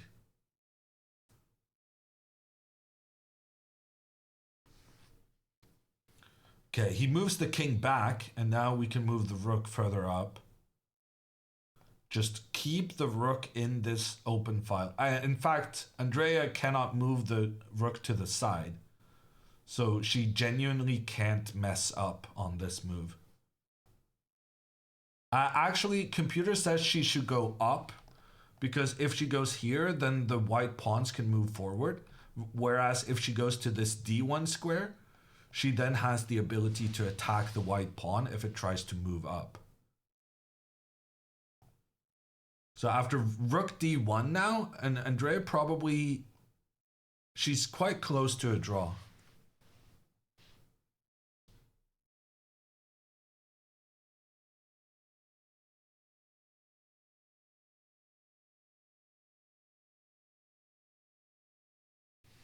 She's an attacker, of course she's gonna move up. Yeah, no, I believe that logic.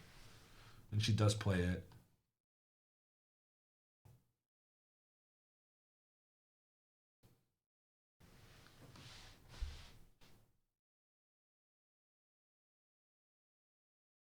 It says +4 and then it's close to a draw.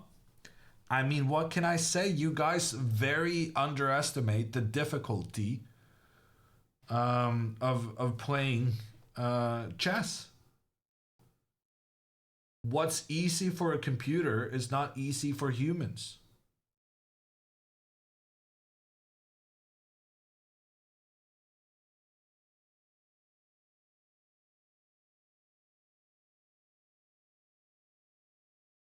Overestimate.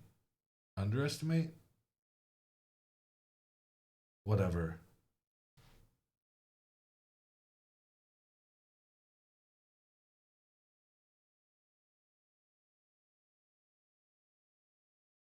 All rook endgames are a draw. That's the golden rule, Blackbird. Let's see if it holds true here as well. I mean, Gudmundur could also lose on time. That would be fine.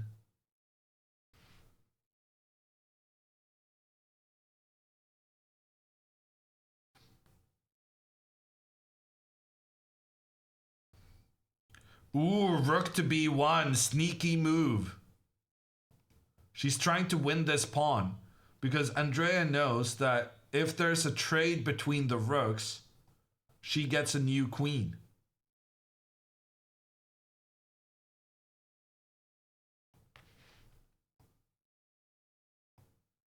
But the king moves back. Ooh, actually, maybe this was a mistake. Oh no, maybe this was a mistake because now the king crossed the d-file and the king was allowed to move over to this side of the board where it's trying to take the black pawn. Ooh, rook b1 had a sneaky trap. Maybe it wasn't even that sneaky when I think about it. But it allowed the white king to get closer to this very important black pawn. And this pawn is the only reason white's pawn cannot become a new queen.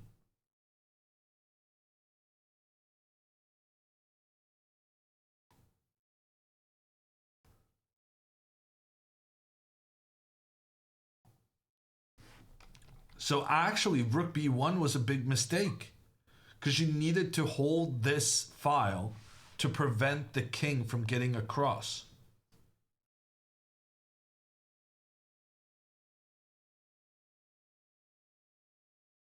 Isn't her g-pawn going to be faster in the endgame? Well, the thing is, the black g-pawn is being stopped by 2 white pawns.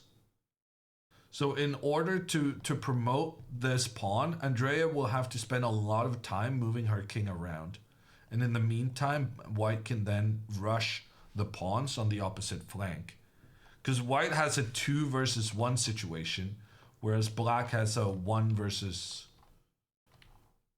Where's the blue?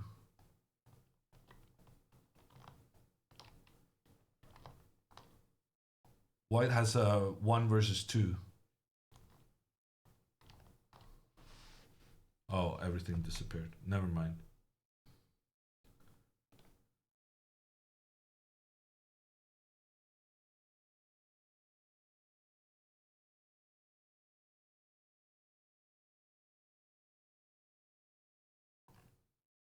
Chat, behave. Come on.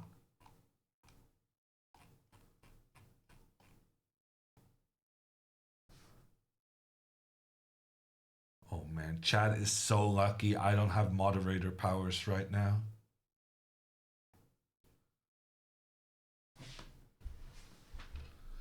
There would be a purge. What's wrong with rook b2? So if you go rook b2 now and go for the trade, you can actually just do the trade, because then the king makes it. And then you have to calculate this pawn race, but it's not a very close race, if I'm honest. Like, the black pawn is nowhere close to becoming a new queen at the same time as white's.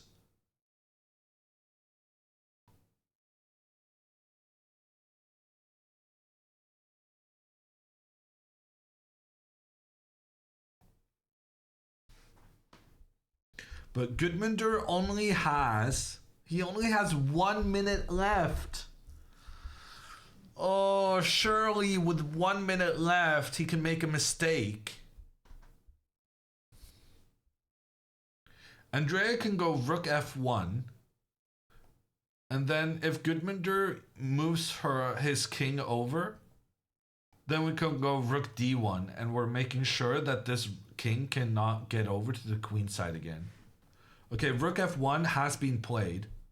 And now the best move for white is to continue moving this king forward in the attack and just give up the pawn. But the question is, will Gudmundur realize that giving up the pawn is the right strat? Or will he move the king over, allowing Andrea to make sure that this king is cut off from the queen side yet again?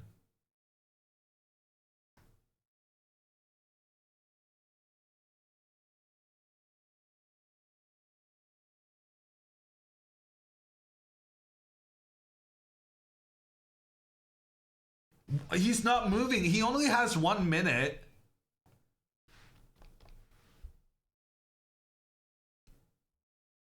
Oh, he has very little time to make this decision. It's difficult to just give up your pawn when you're this low on time. It often feels safer to move the king over.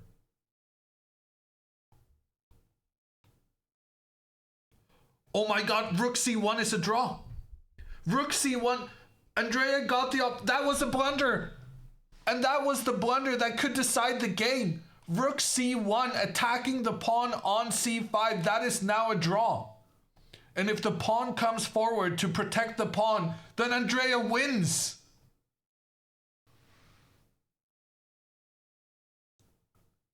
Rook c1 is a draw. Andrea has 12 minutes. 12 minutes to figure it out. And she plays it. Rook c1 on the board. She's taking out the most valuable white pawn. Gudmundur immediately realizes that his rook is in trouble, but he cannot avoid losing the pawn.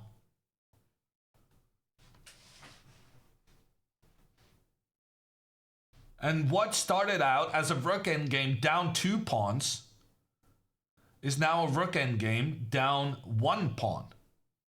And her opponent still only has 1 minute left, which means,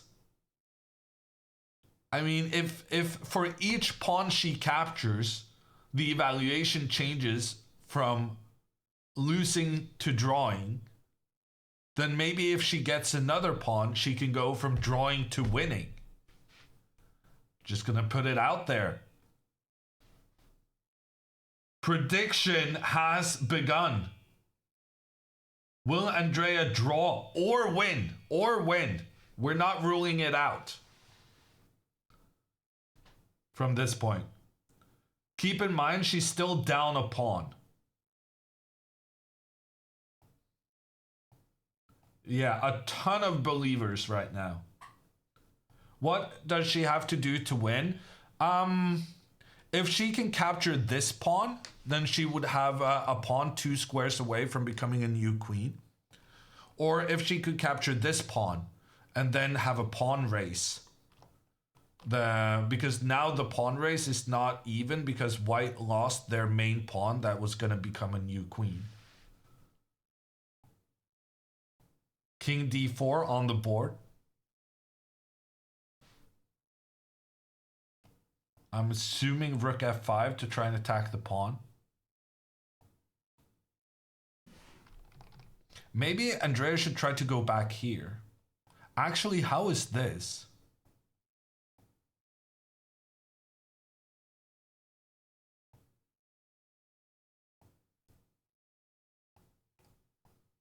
We could have some very interesting races here.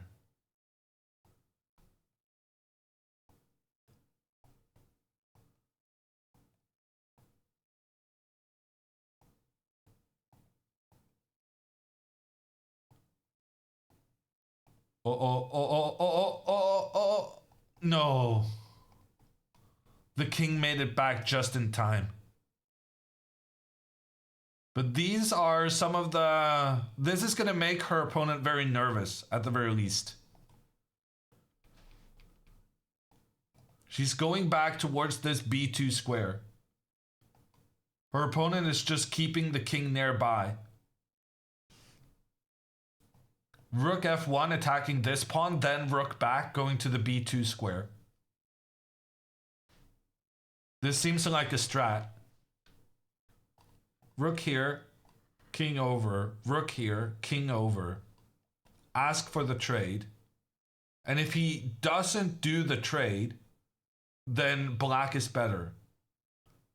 And when your opponent goes for this trade, when you have 30 seconds left, you're going to be so nervous that your opponent has calculated that if you make the trade, you lose. So this is a draw, but do you dare going into this?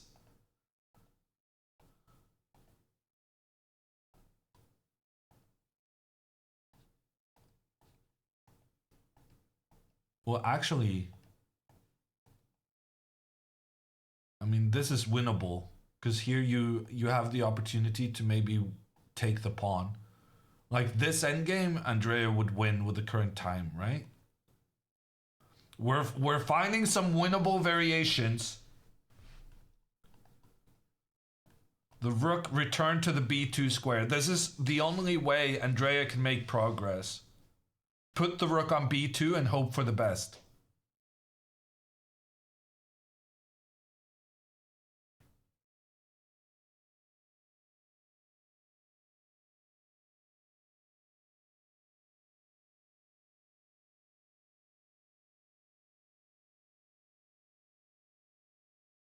Hope for the best. That's how it works sometimes, Gavin. Just make sure that you're not losing after rook b2, and then just trust that your opponent is going to be super nervous about trading rooks, because then you have to calculate 15 moves ahead, and he has 30 seconds left, so he's not going to have time.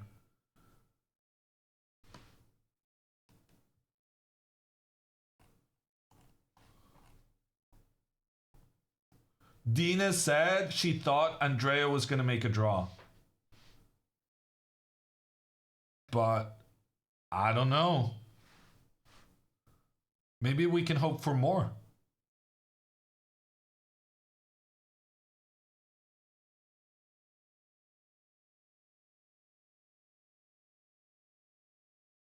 Dina with her chess phone taking pictures.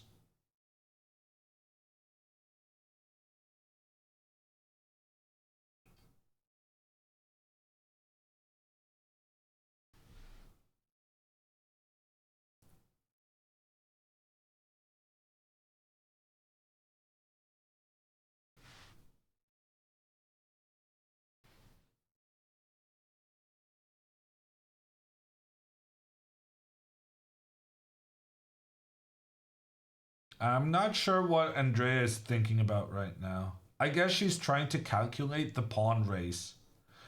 Yeah, actually this is very clever. Very clever from Andrea. Right now she's spending a lot of time before he knows that her plan is going to go and trade the rooks. So now she's spending lots of time trying to calculate the pawn race. And if she's happy that the pawn race is not going to be losing for her, then she's just gonna go there, and once he responds, she's gonna play super quick to not give him time to react or think more than the 30 seconds he has left on the clock.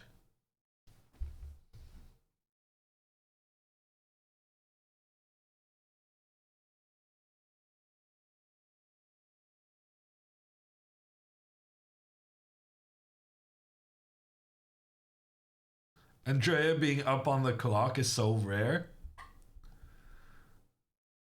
It is, but it's nice to see it happen. Every once blue moon. What move is this? Where Andrea is currently thinking about move 61. But they don't get any additional time. They only get 30 seconds per move they make.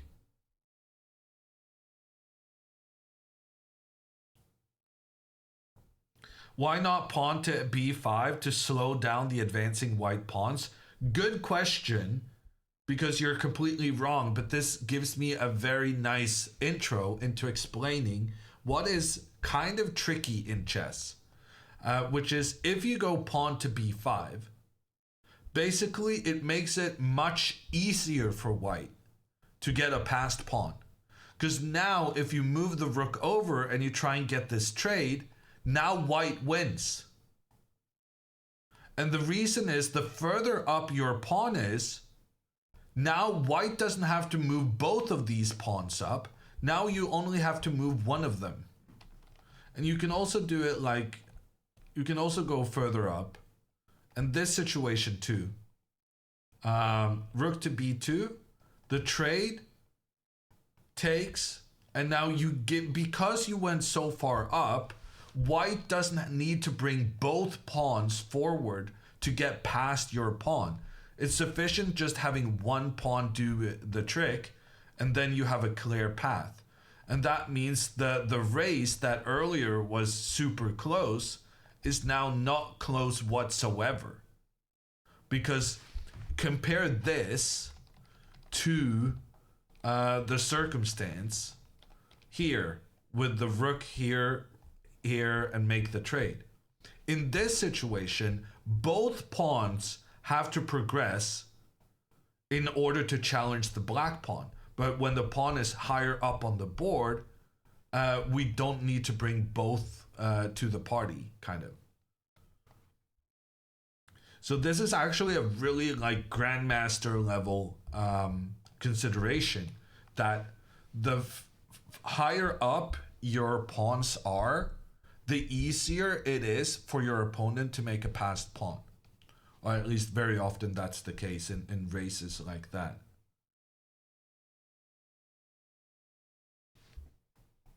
So actually one of the worst things Andrea can do here is push her pawn up.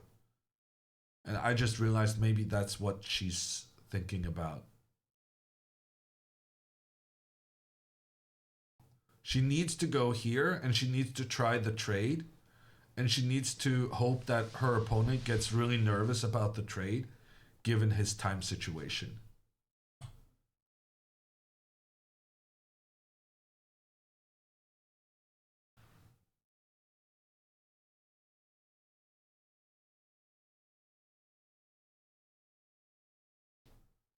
Andrea predicted all of this when she played h5, h4, h3 before move 10. Oh, you mean the A pawn? Yeah. No, actually, we got. I pretty much crucified a lot of these moves, and yeah, the computer eval for the opening is in, and the computer was not too happy with this move. I was very unhappy because it gives up the opportunity to control the c5 square. It gives white the option to go b4 to control c5 later. I have some input on that opening play. Have you ever stared down an opponent to intimidate? Yeah.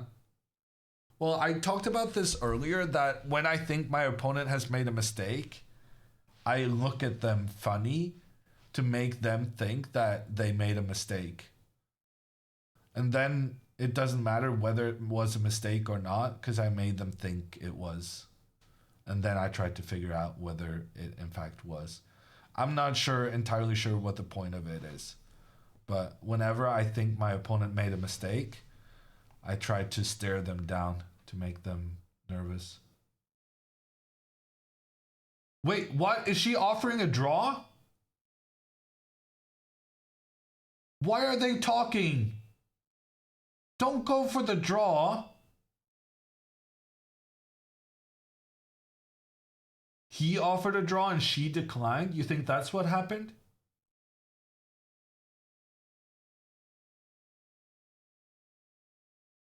Okay, king goes back. Now, quickly, rook b2. Played confidently. Make him believe that he cannot trade the rooks. Confidence.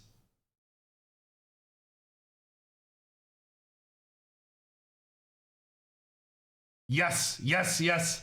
The only drawing move for white is to take the rook, but that's a pawn race. And he only has 30 seconds to figure out the pawn race. The pawn race is like minimum 10 moves. Oh, he's so unhappy.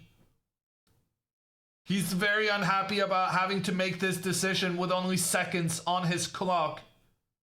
And he's spending more time writing down the moves than he is thinking about the calculations. There's no way he has this under control. Time is ticking down for him. Why is time not ticking down for him? Why can't we get chess clocks? Why can't we relay chess clocks? It's 2000. No, he took it. Damn it. What a cool customer. That was the only drawing move. And apparently he had this whole calculation under control. That's kind of impressive. But I still don't understand why we can't relay a clock situation in 2024. But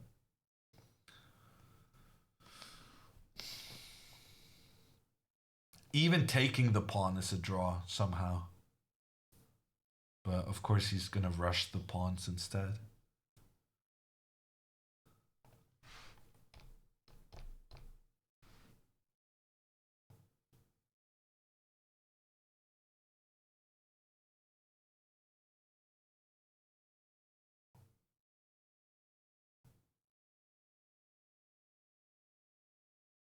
Here comes the moves.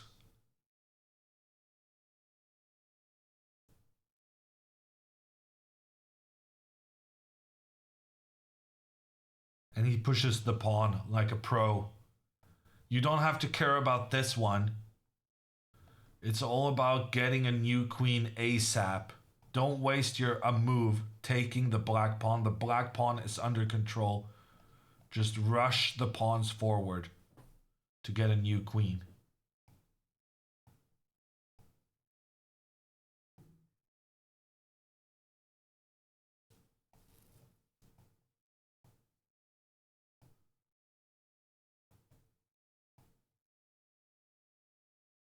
Yeah, we can't do this. Oh, what's going on now?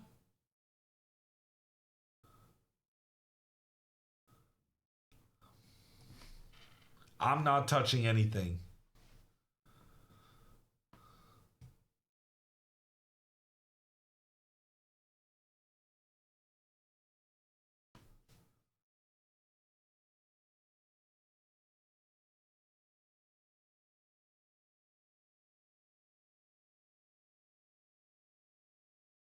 Yeah. I don't know why. Oh God, still not touching.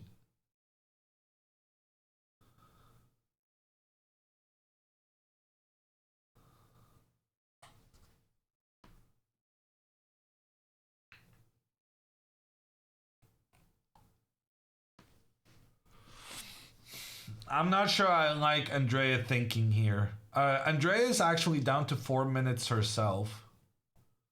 She needs to eliminate this pawn so that she can push to get a new queen.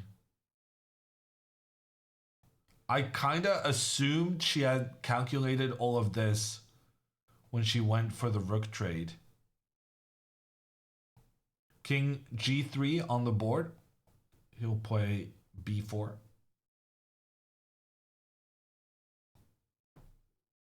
And then takes a5. Can we rush back?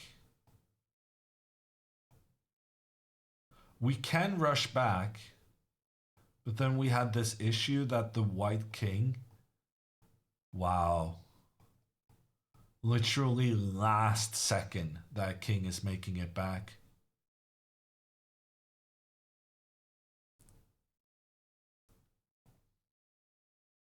Okay, so king up, b4, king takes. Do you go a5 or b5? Probably doesn't matter.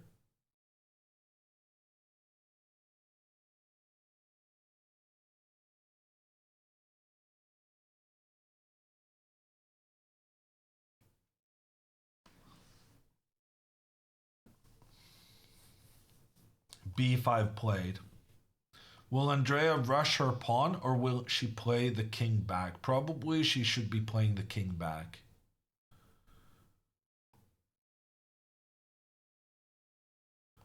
In theory, there are some circumstances like here. Like this would be winning for Andrea. The problem is that whenever the king moves over here, the pawns are going to make sure...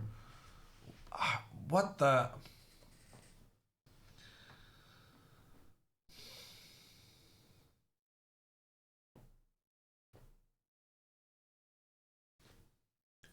This one more understandable than the last one? You really think so?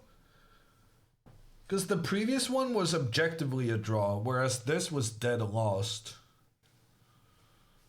But yeah, weaker opponent, I suppose.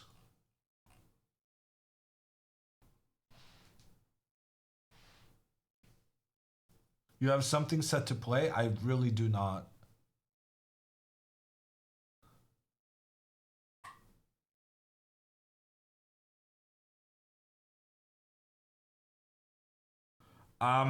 Is Andrea aware of how much time she has left? Because we were kind of spoiled with her having 15 minutes to the opponent having 1 minute. And we don't want one of those situations where you end up not realizing how bad the time thing is.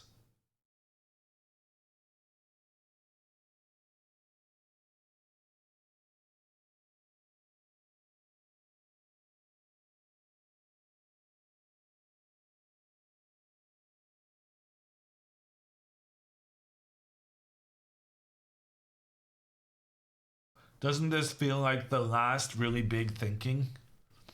Yeah, I suppose. Once you make this calculation, you calculated the rest of the game. Basically, it's between deciding to push the pawn or move the king back.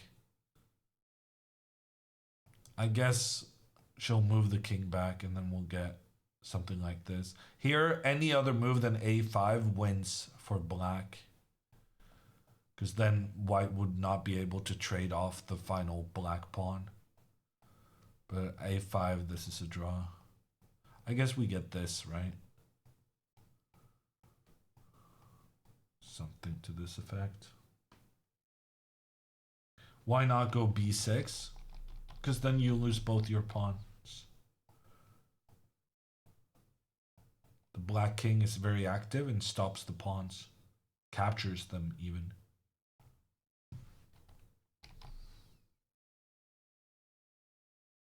Okay, she moves king back.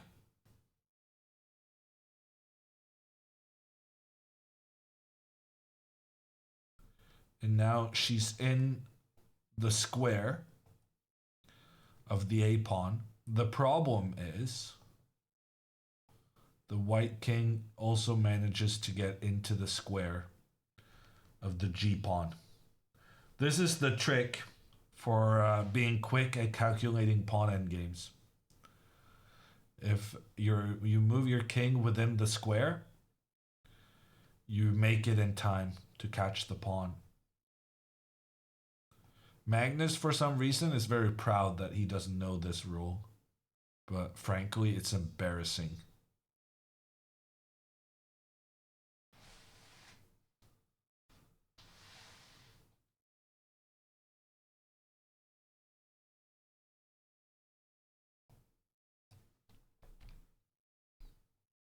Okay, king d5, and then if he finds a5, it's over. If he doesn't find a5, it's also over, but Andrea gets the win. Pawn to a5, only drawing move.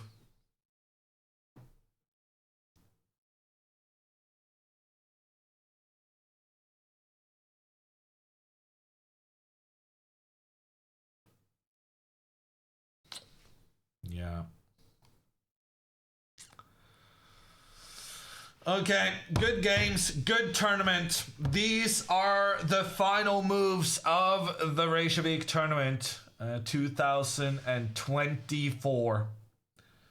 Andrea about to play a draw, and that's gonna put her on, yeah, honestly, I forgot how many points she has. She's gaining some rating, but she had a disappointing finish. She lost 2 games in a row before this, and then she didn't manage to put away after having destroyed this opponent. She got herself in trouble. So a bit of a disappointing end for Andrea. Alexandra also gets the loss. The vibes are not super high for the final day, but we did have Alexandra on, and she said she was enjoying working on her chess, working on her openings, preparing for the games. And as long as we're having fun, I guess that's the important part of it. Trades between the pawns. This pawn is trying to become a new queen, but Andrea can move her king into the square. Now this guy is stopped, but unfortunately we have a square on the other side as well. And the white king will just barely make it over in time to stop this one. Now he needs king c2. Well, he just needs to move his king in that general direction.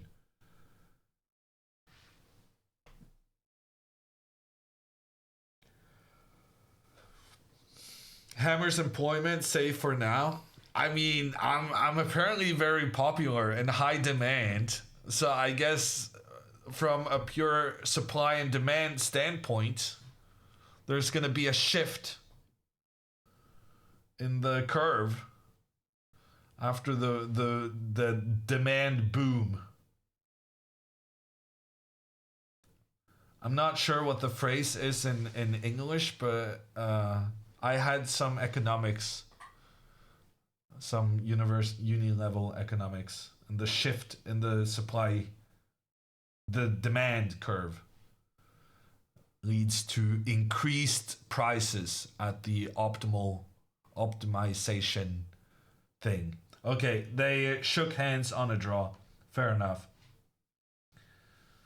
And Andrea is shaking her head, not happy with messing up a potential win, but at the same time she saved a potential loss.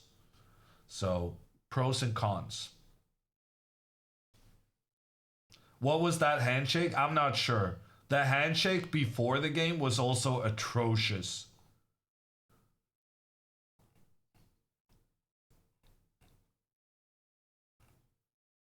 But we should maybe prioritize teaching her the accelerated dragon opening ideas rather than the handshakes.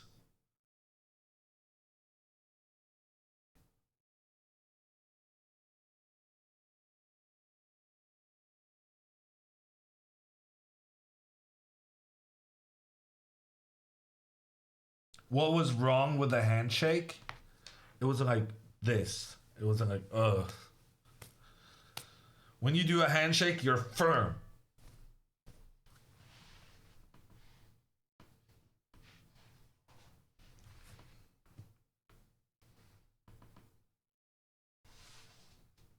Proper grip. Get the palm really in there. The key is the palm. Your palm is supposed to be touching the other person. If there's no palm, it's not good. Assert dominance. If you want to assert dominance, you can go for the double handshake. That one's pretty popular with world leaders. That you do the handshake and you take another hand on. Classic. I know all about the handshakes. I've been doing them all my chess career.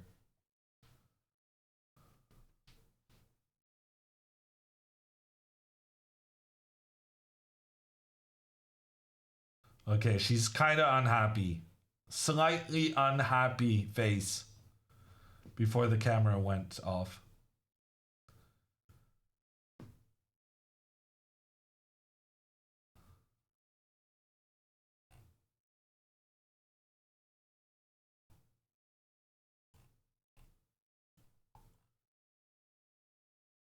You call that the hamburger handshake? The hamburger shake? That's better. You can order a hamburger and shake, or you can do the hamburger shake.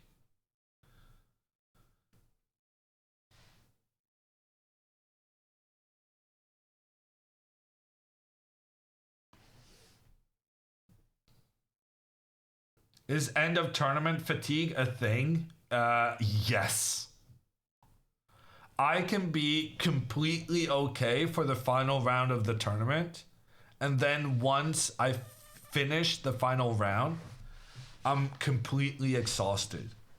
Because your body doesn't really allow you to be tired during competition. But then when you know you're done, you allow yourself to feel again. And then you feel the exhaustion of the full tournament stress. You had losing positions, winning positions, big moments, bad moments. And all that comes tumbling down on you.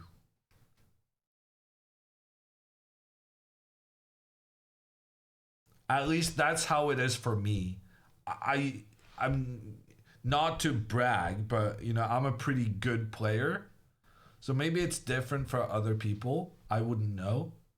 But like if you're not able to kind of postpone your fatigue, then that really feels like something that would affect your results as well. So maybe being able to kind of have the adrenaline or whatever it is chess players have, keep your energy high during the tournament while there's still competition. Maybe that's like a cheat code.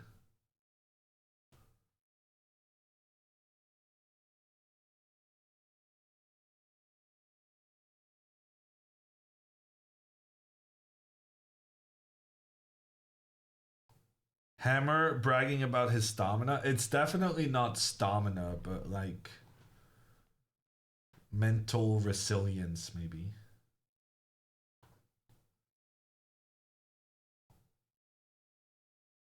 Okay, let's see if we can get Andrea on.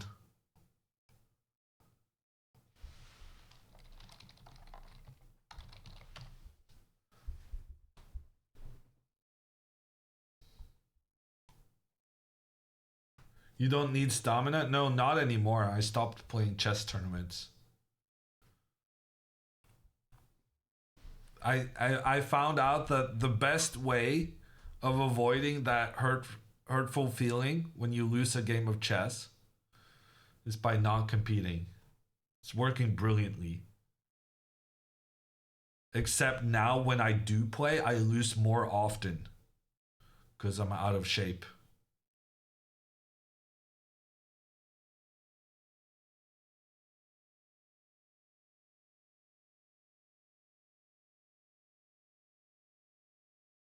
When's the next commentary gig? So the next tournament on this channel is maybe mid-April, maybe April 9th, based on the insights we've gained from oh no, that's the next chess tournament. And then Alexandra has the Nike sponsorship this Saturday. Oh my god, that's very soon. And then there's the poker tournament after that. And then the chess tournament. There's so much happening on BotezLive in the next month. You're basically just gonna have to, I don't know, go on the Discord to make sure you stay up to date with the calendar. But there was talk about 3 more chess tournaments in the next 2 months. And in addition, a Nike sponsorship and a full week of poker.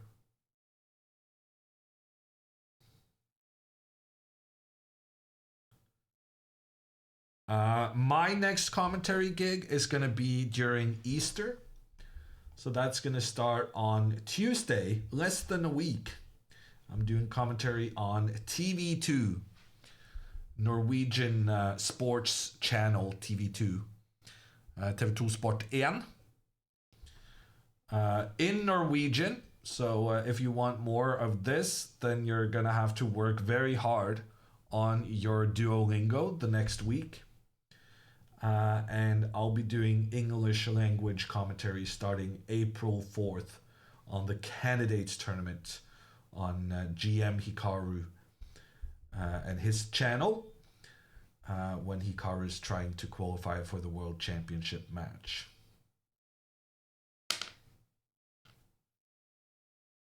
In 2 weeks, it's more like 5 days test blah, but yeah.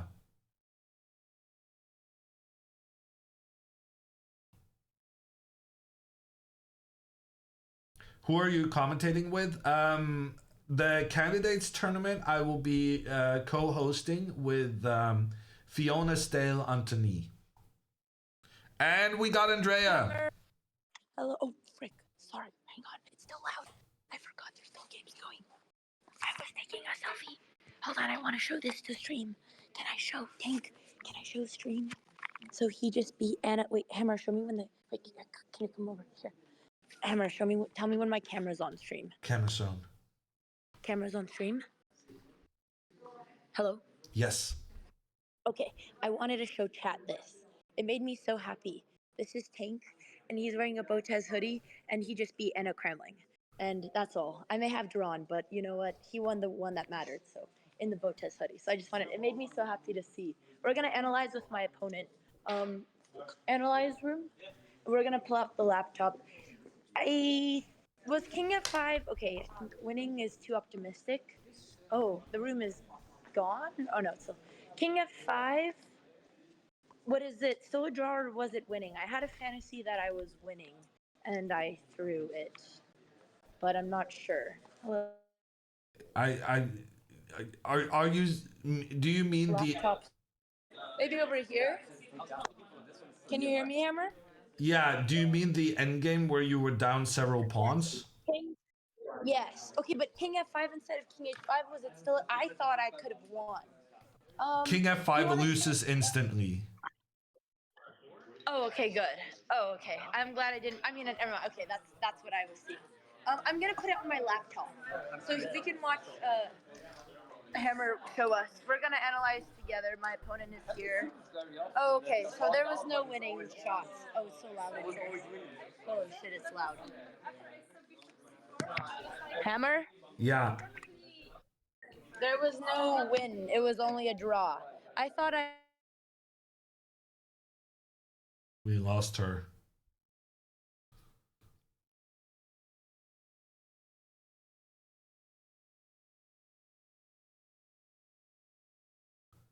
I can't hear you anymore.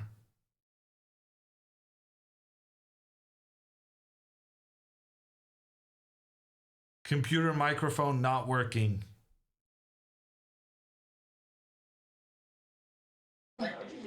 Testing, testing. Now I can hear us? you. All right, my opponent is here. We had both leather. I had leather pants today, and he had the leather. So at least, you know, I'd be pretty salty about drawing against a 1600. But you were very well dressed and you had very good chess, so I can't be that ashamed. But it's like my first tournament in like 6 years. Oh wow! How many did you used to play competitive chess growing up? Yeah, like when I was younger, I played a lot. What? Where did you peak at, or is this your peak rating? My peak was 1270. Okay, so you're at your peak right now. Yeah, yeah. Okay, well this is good. At least some of us are on the upcline and not the decline. Little Elon, you guys think he looks like Elon? Elon when he had hair. Have you ever gotten that before? Elon Musk. Oh no. The Omega who. Okay. We're watching the game. Okay, so I was just losing. Okay, for some reason I thought maybe King F5 I threw a win. I thought I had some net but okay, if it was always a draw, I'm not too upset. But I mean, you were dead lost when you were down 2 pawns. Yeah, I was pretty lost. Yeah, that's true. The handshake needs to be addressed. What happened with the handshake? Yeah. Your handshake is not amazing. My handshake. It was No, well, both of you. yours? I'm sure Andrea was a participating reason. I'm usually quite firm, but it's always as I'm running late, so I try not to assert too much dominance right away because I'm already late, you know. But I'll work on it. Maybe I would have done better if I would have given a better handshake. It was like a dead fish. That's funny. Do you watch Twitch at all or no? Yeah, I don't watch. Okay, I watched it like when Fortnite was popular. Okay, but you don't watch any chess YouTubers or YouTube chess videos? Yeah, I know like you guys. Okay. And Anna Cromley. Ah, okay. Yeah, well, hopefully you beat Anna Kremlin one day too. Okay, Hammer, show us the game. Yeah, so a couple of things I want to point out. So pawn a5 is a huge mistake. Oh, dude, I was so proud because Dina taught me the crab. I don't know if you know what the crab is, but I was gonna go like this to her because I thought it was really good and I was playing positional chess like the grandmasters. Yeah, so... But also I had no theory and I had no idea what I was doing. How do you not know this? This is like the main line of your main opening with the black pieces. Well, this is the Maroxy bind, isn't it? Yeah. Yeah, but I only know Maroxy bind with F3, not with Bishop E2. Did you prepare No, Bishop E2? it's the same. You're supposed to provoke F3 by moving your bishop to C6. White doesn't play F3 voluntarily. You have to actually make them do it. Gotcha. Sorry, I asked my opponent a question, but you couldn't hear him. Did you prepare this against my... I asked my friend. He wanted to do a lot. Okay. Like, oh, play. no. Like, he told me he told me like exactly that you would play this. And he was right. But the funny thing is I haven't played this opening in like a single tournament in the last 2 that I played, and it's been many years since, almost a year since I've played Maroxy, since I played the Hype Accelerated Dragon. But I wasn't expecting you to do this, so I didn't prepare. Okay. I got prepped. Well, for learning for the next time, Andrea. So what we discovered is that after a5, computer really likes knight to b5. And what's good about this move is that you are suffering from a lack of space. white has really good control in the center, and you don't have that many good squares for your pieces. So you're kind of reliant on making a lot of trades in order to get some space for your piece, or rather having fewer pieces that are in need of good placements. And by playing knight to b5, this knight cannot be chased away by the pawn because you moved your pawn past the pressure square on a6. And basically the plan for black here is to take on d4, go bishop d7, bishop c6, and then a5. But the order in which you do these things do matter a great deal. Because if you go for the trade immediately and don't go a5 afterwards, then white sometimes has a b4 that's pretty good, because when you put your bishop to point here, b5 can be annoying to push the bishop back. Gotcha. And that's why the way you're supposed to play, I think, based on partly what the computer is saying, is that you make the trade in the center, then you go a5, and then you go with the bishop to c6. And the position you're looking for is this kind of thing. And then you go knight I didn't like this. up here.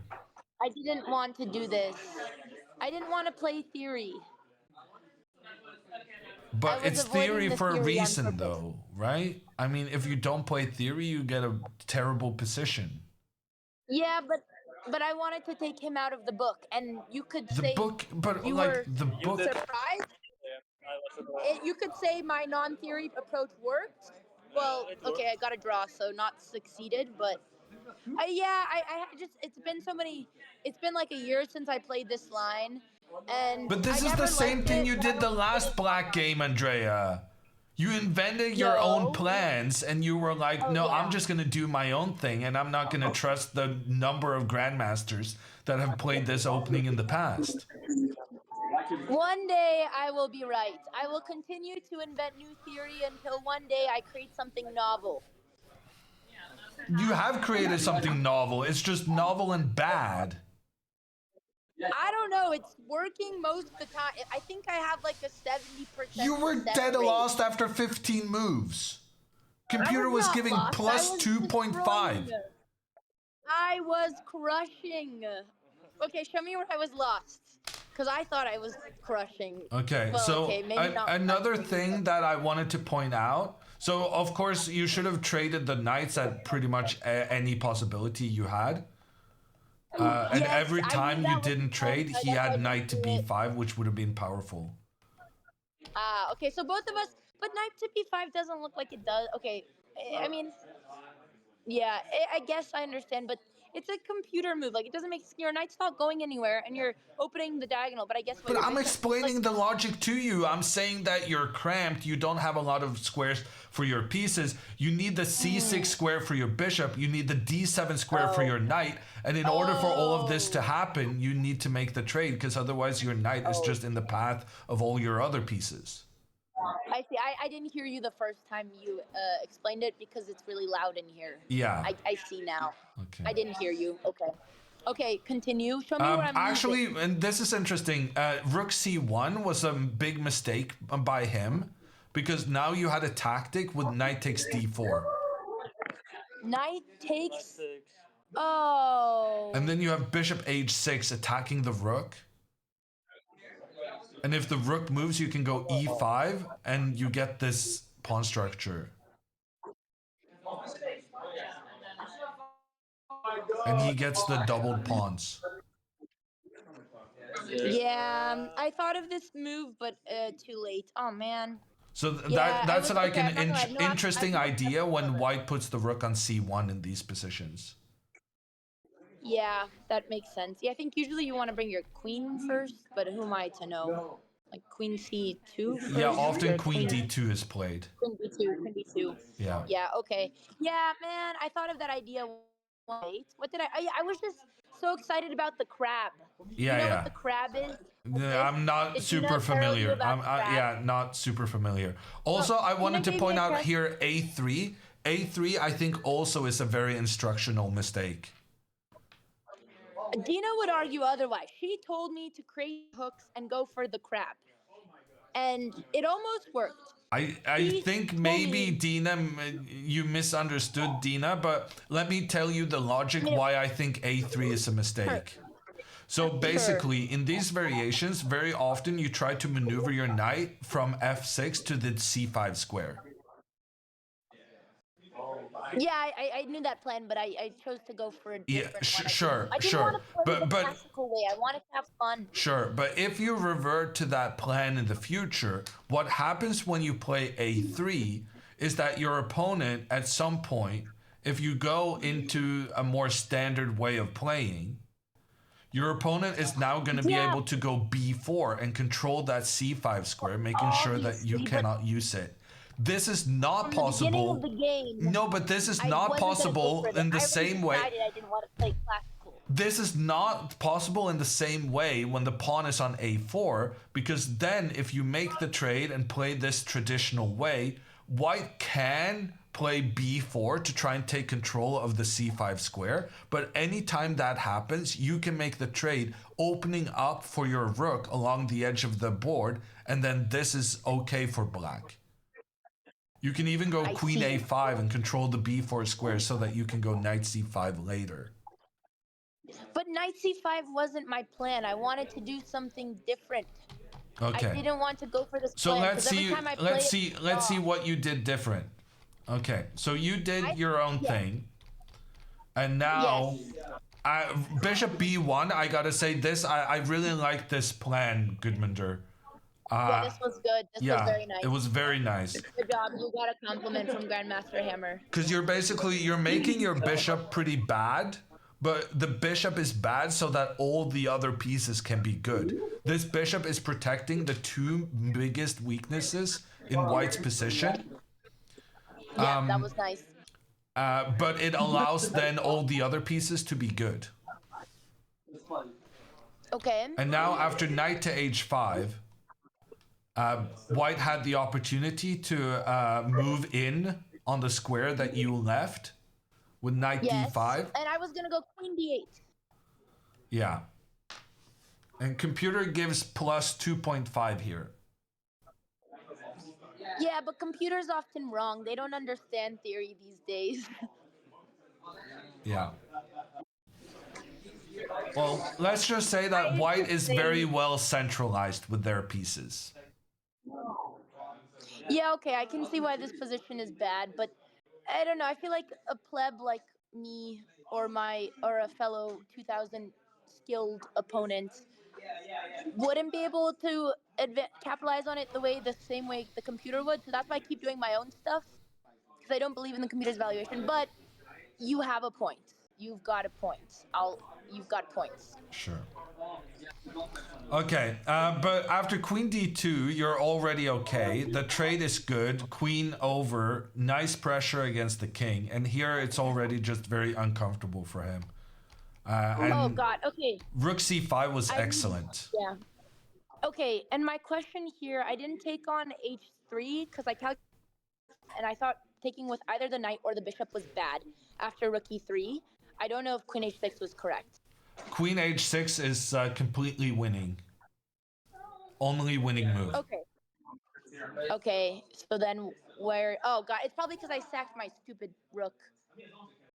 Where did I throw? Oh, I mean, when your opponent has a rook on the 7th, maybe not open the 7th? Yes, I was supposed to just keep it closed, right? I just wasn't supposed to trade anything and just defend. Okay, so go queen h6.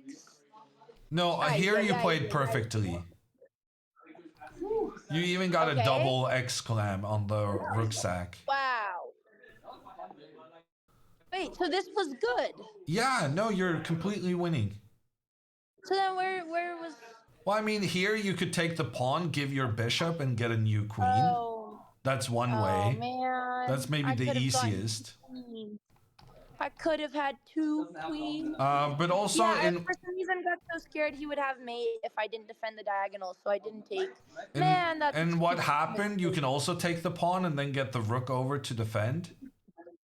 That's so bad. I can't believe I didn't take this pawn. I was just so scared I was gonna get mated if I took the pawn, but I just didn't have any time to think.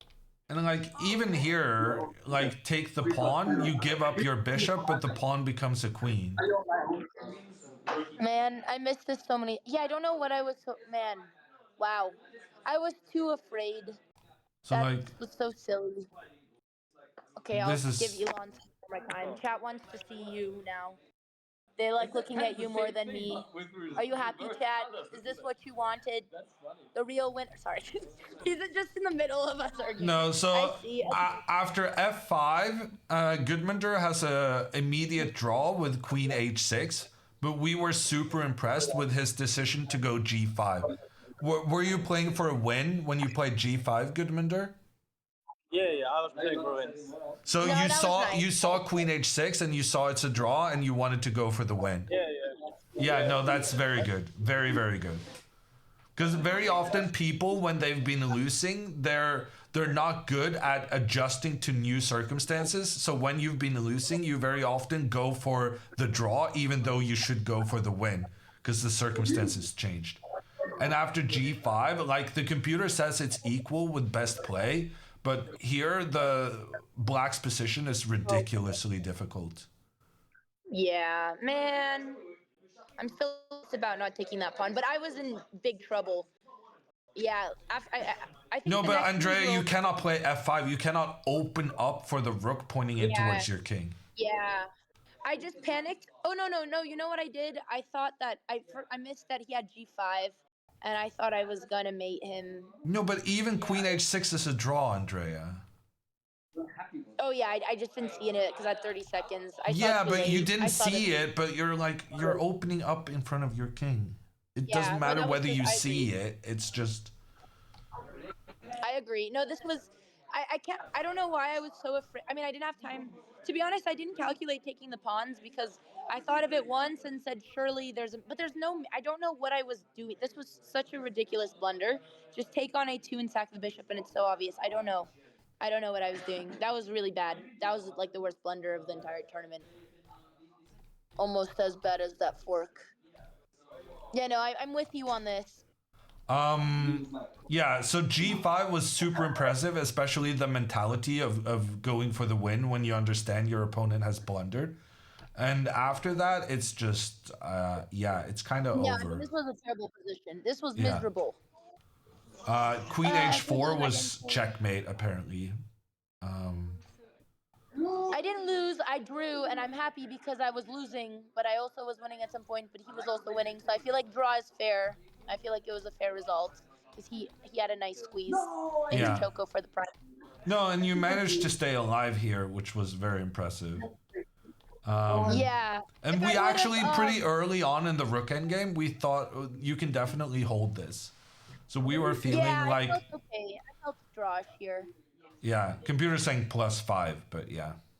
Wow. So how was White supposed to win this endgame for Gudmundur?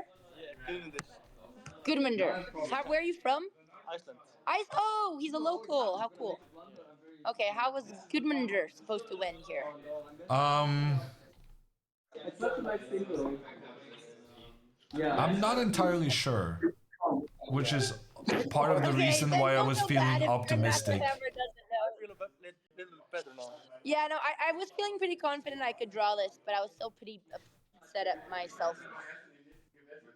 But I feel like a draw was fair. I guess I kind of want to hide my king here, and then I want to take out this most dangerous black pawn ASAP.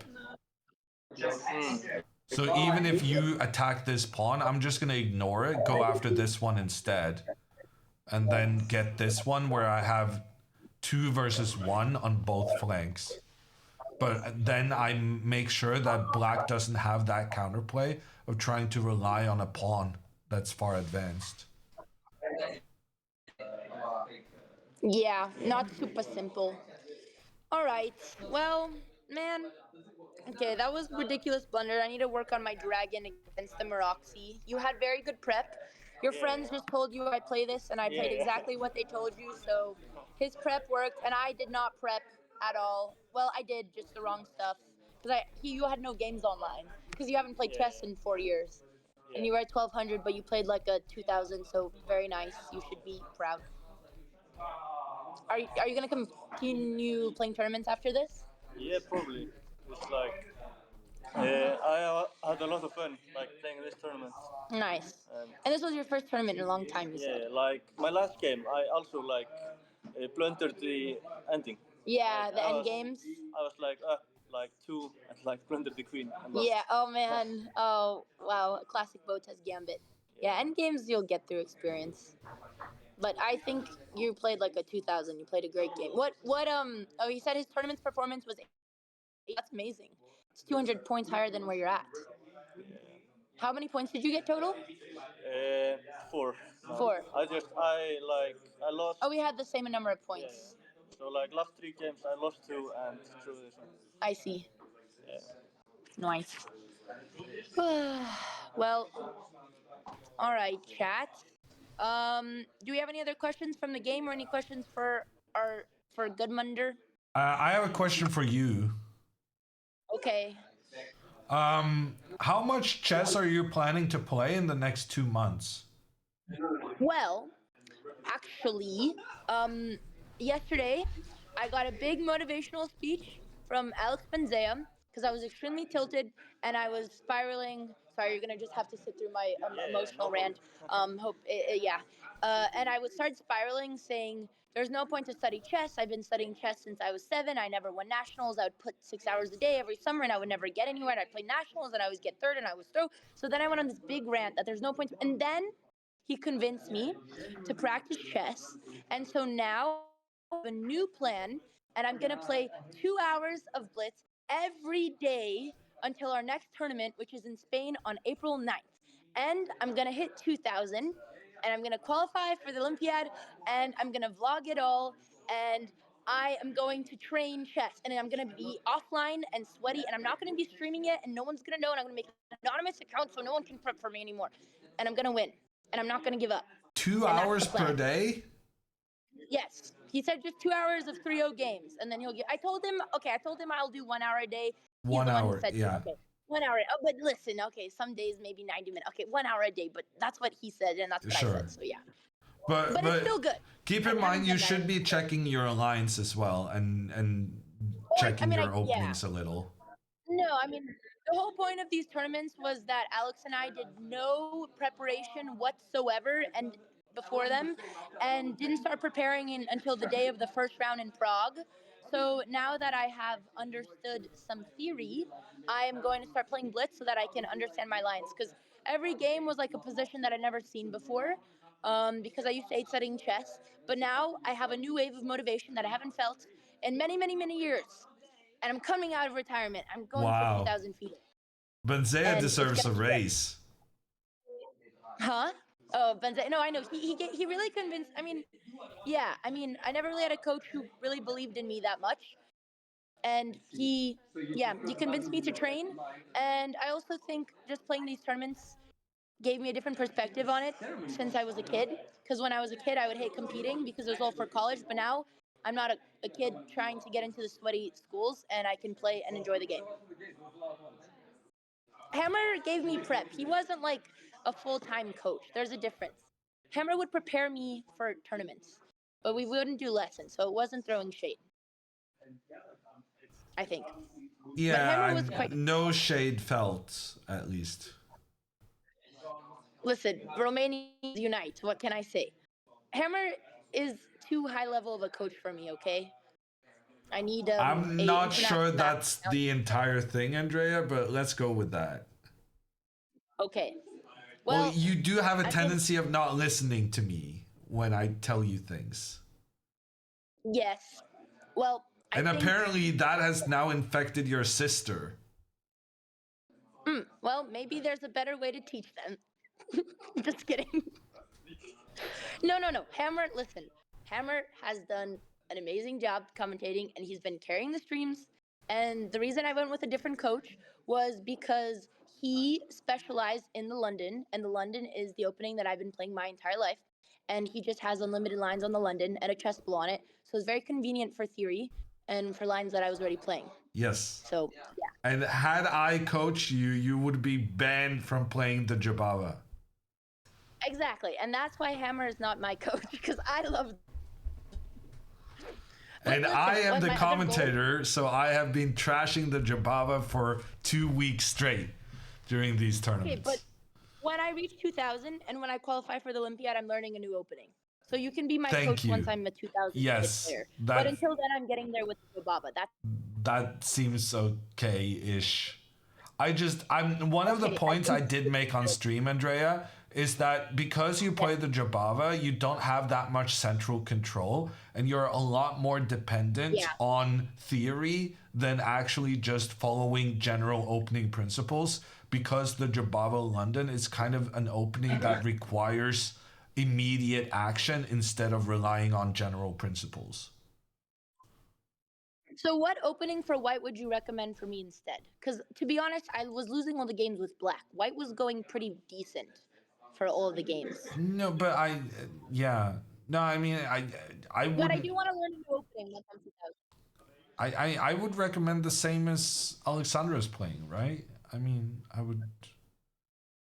would maybe do the Catalan as white, and I would do I would keep the King's Indian as black. I mean, it suits you very well. You just need to kind of there's something about your aggression levels that sometimes get out of hand. Yeah. But since you have that aggression to begin with, it feels like the King's Indian is the right opening for you. Yeah, well, it's ironic that all the games with white I did really, really well, and all the games with black, but it's still the white repertoire that I need to change. So maybe you don't really need to change, like you said, right? You can the Jabava is working.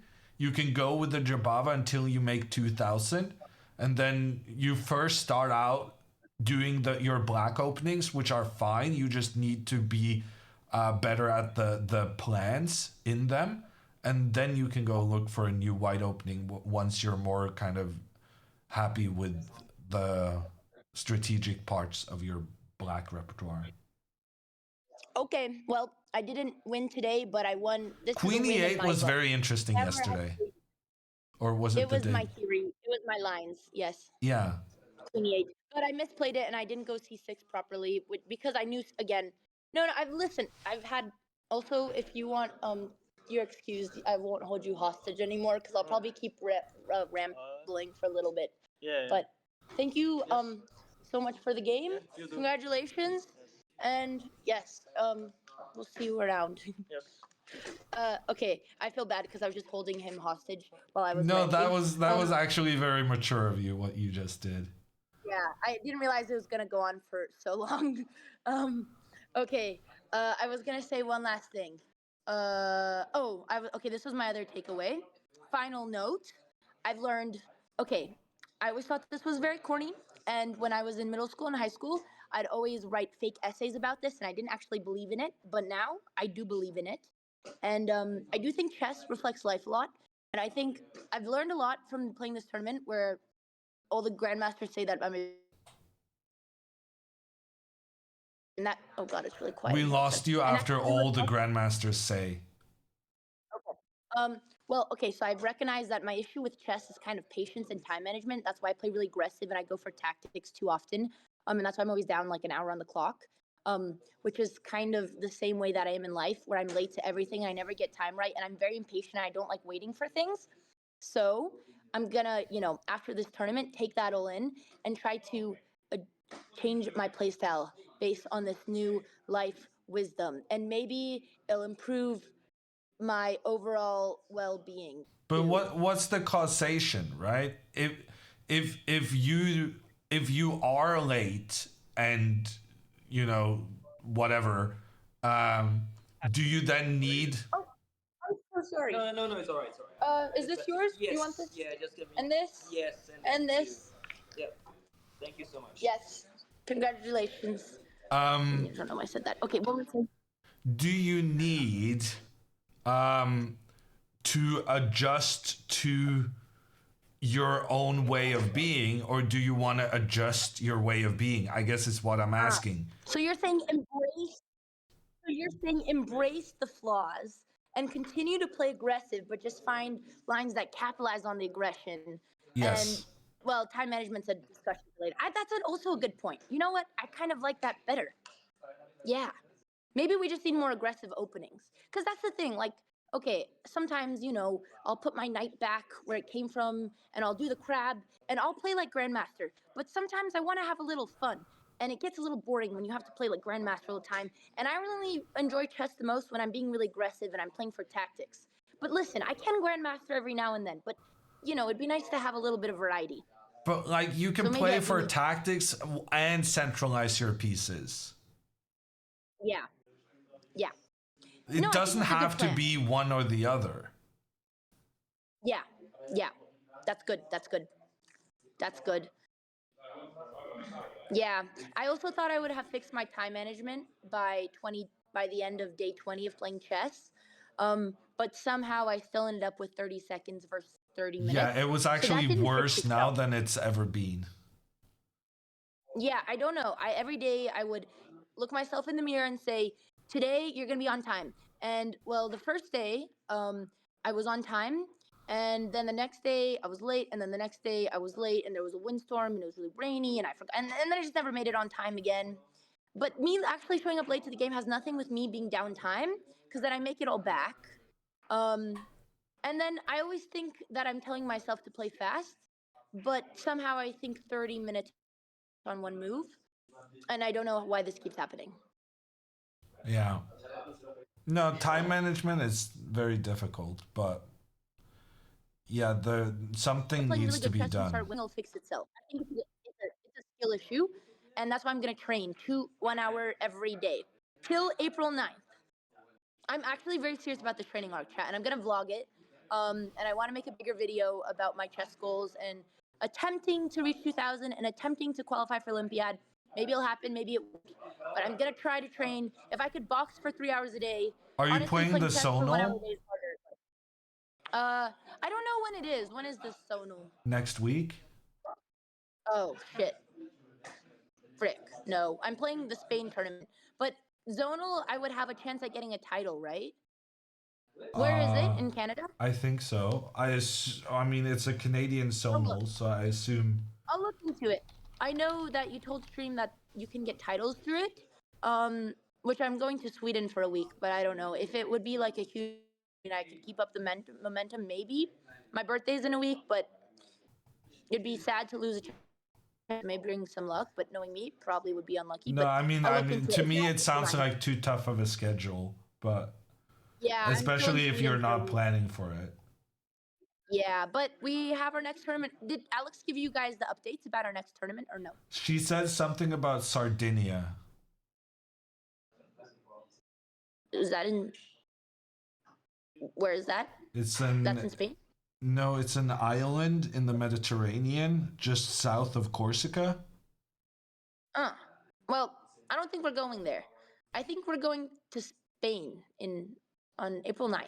Yeah. I don't know why. Well, anyways. That's a Spanish island. That's also an island. It's part of the Palma de Mallorca, but further south. Okay, well, that's where we're going. Whatever. Well, I'm not gonna lie. Actually, I'm not sharing. I'm so embarrassed. I'm not gonna share this. But anyways, chat, our next chess tournament is gonna be April 9th, and it's gonna be in Spain. It's 1 game a day. It's gonna be beautiful. It's gonna be by the beach, and I'm gonna train for it. So hopefully you guys don't have to watch me lose so many times. But that's the next plan. Probably can't make it to zonals because I'm going to Sweden to be in the studio for a week. And then we have to go to America. And then wait, what are you saying? Studio for a week? Well, okay, for 4 or 5 days, the studio. For 5. Oh, you're not just going there to see Anna? No, I'm going there for music.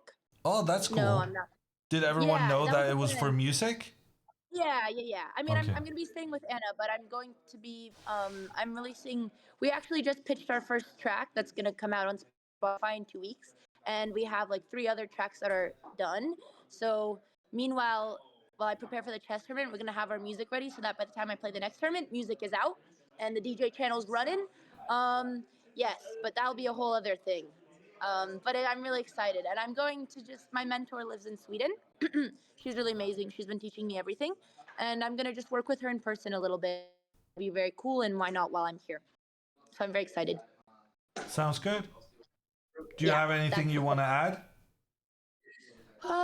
Well, you know, I wanted to do better, and I was very disappointed. These last 3 days were very brutal.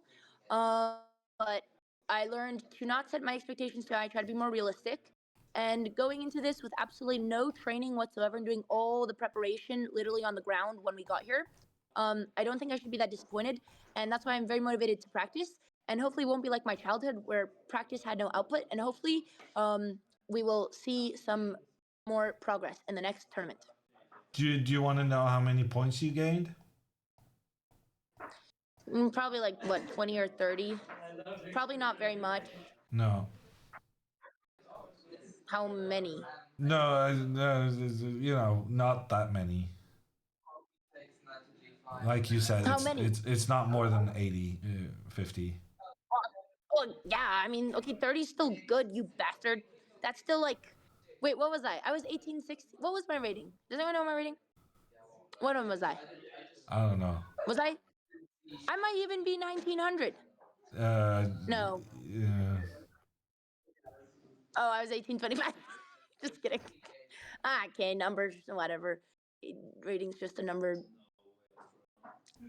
Yeah, I'm disturbing sure. the peace. You Anyways. gained 12 points this tournament.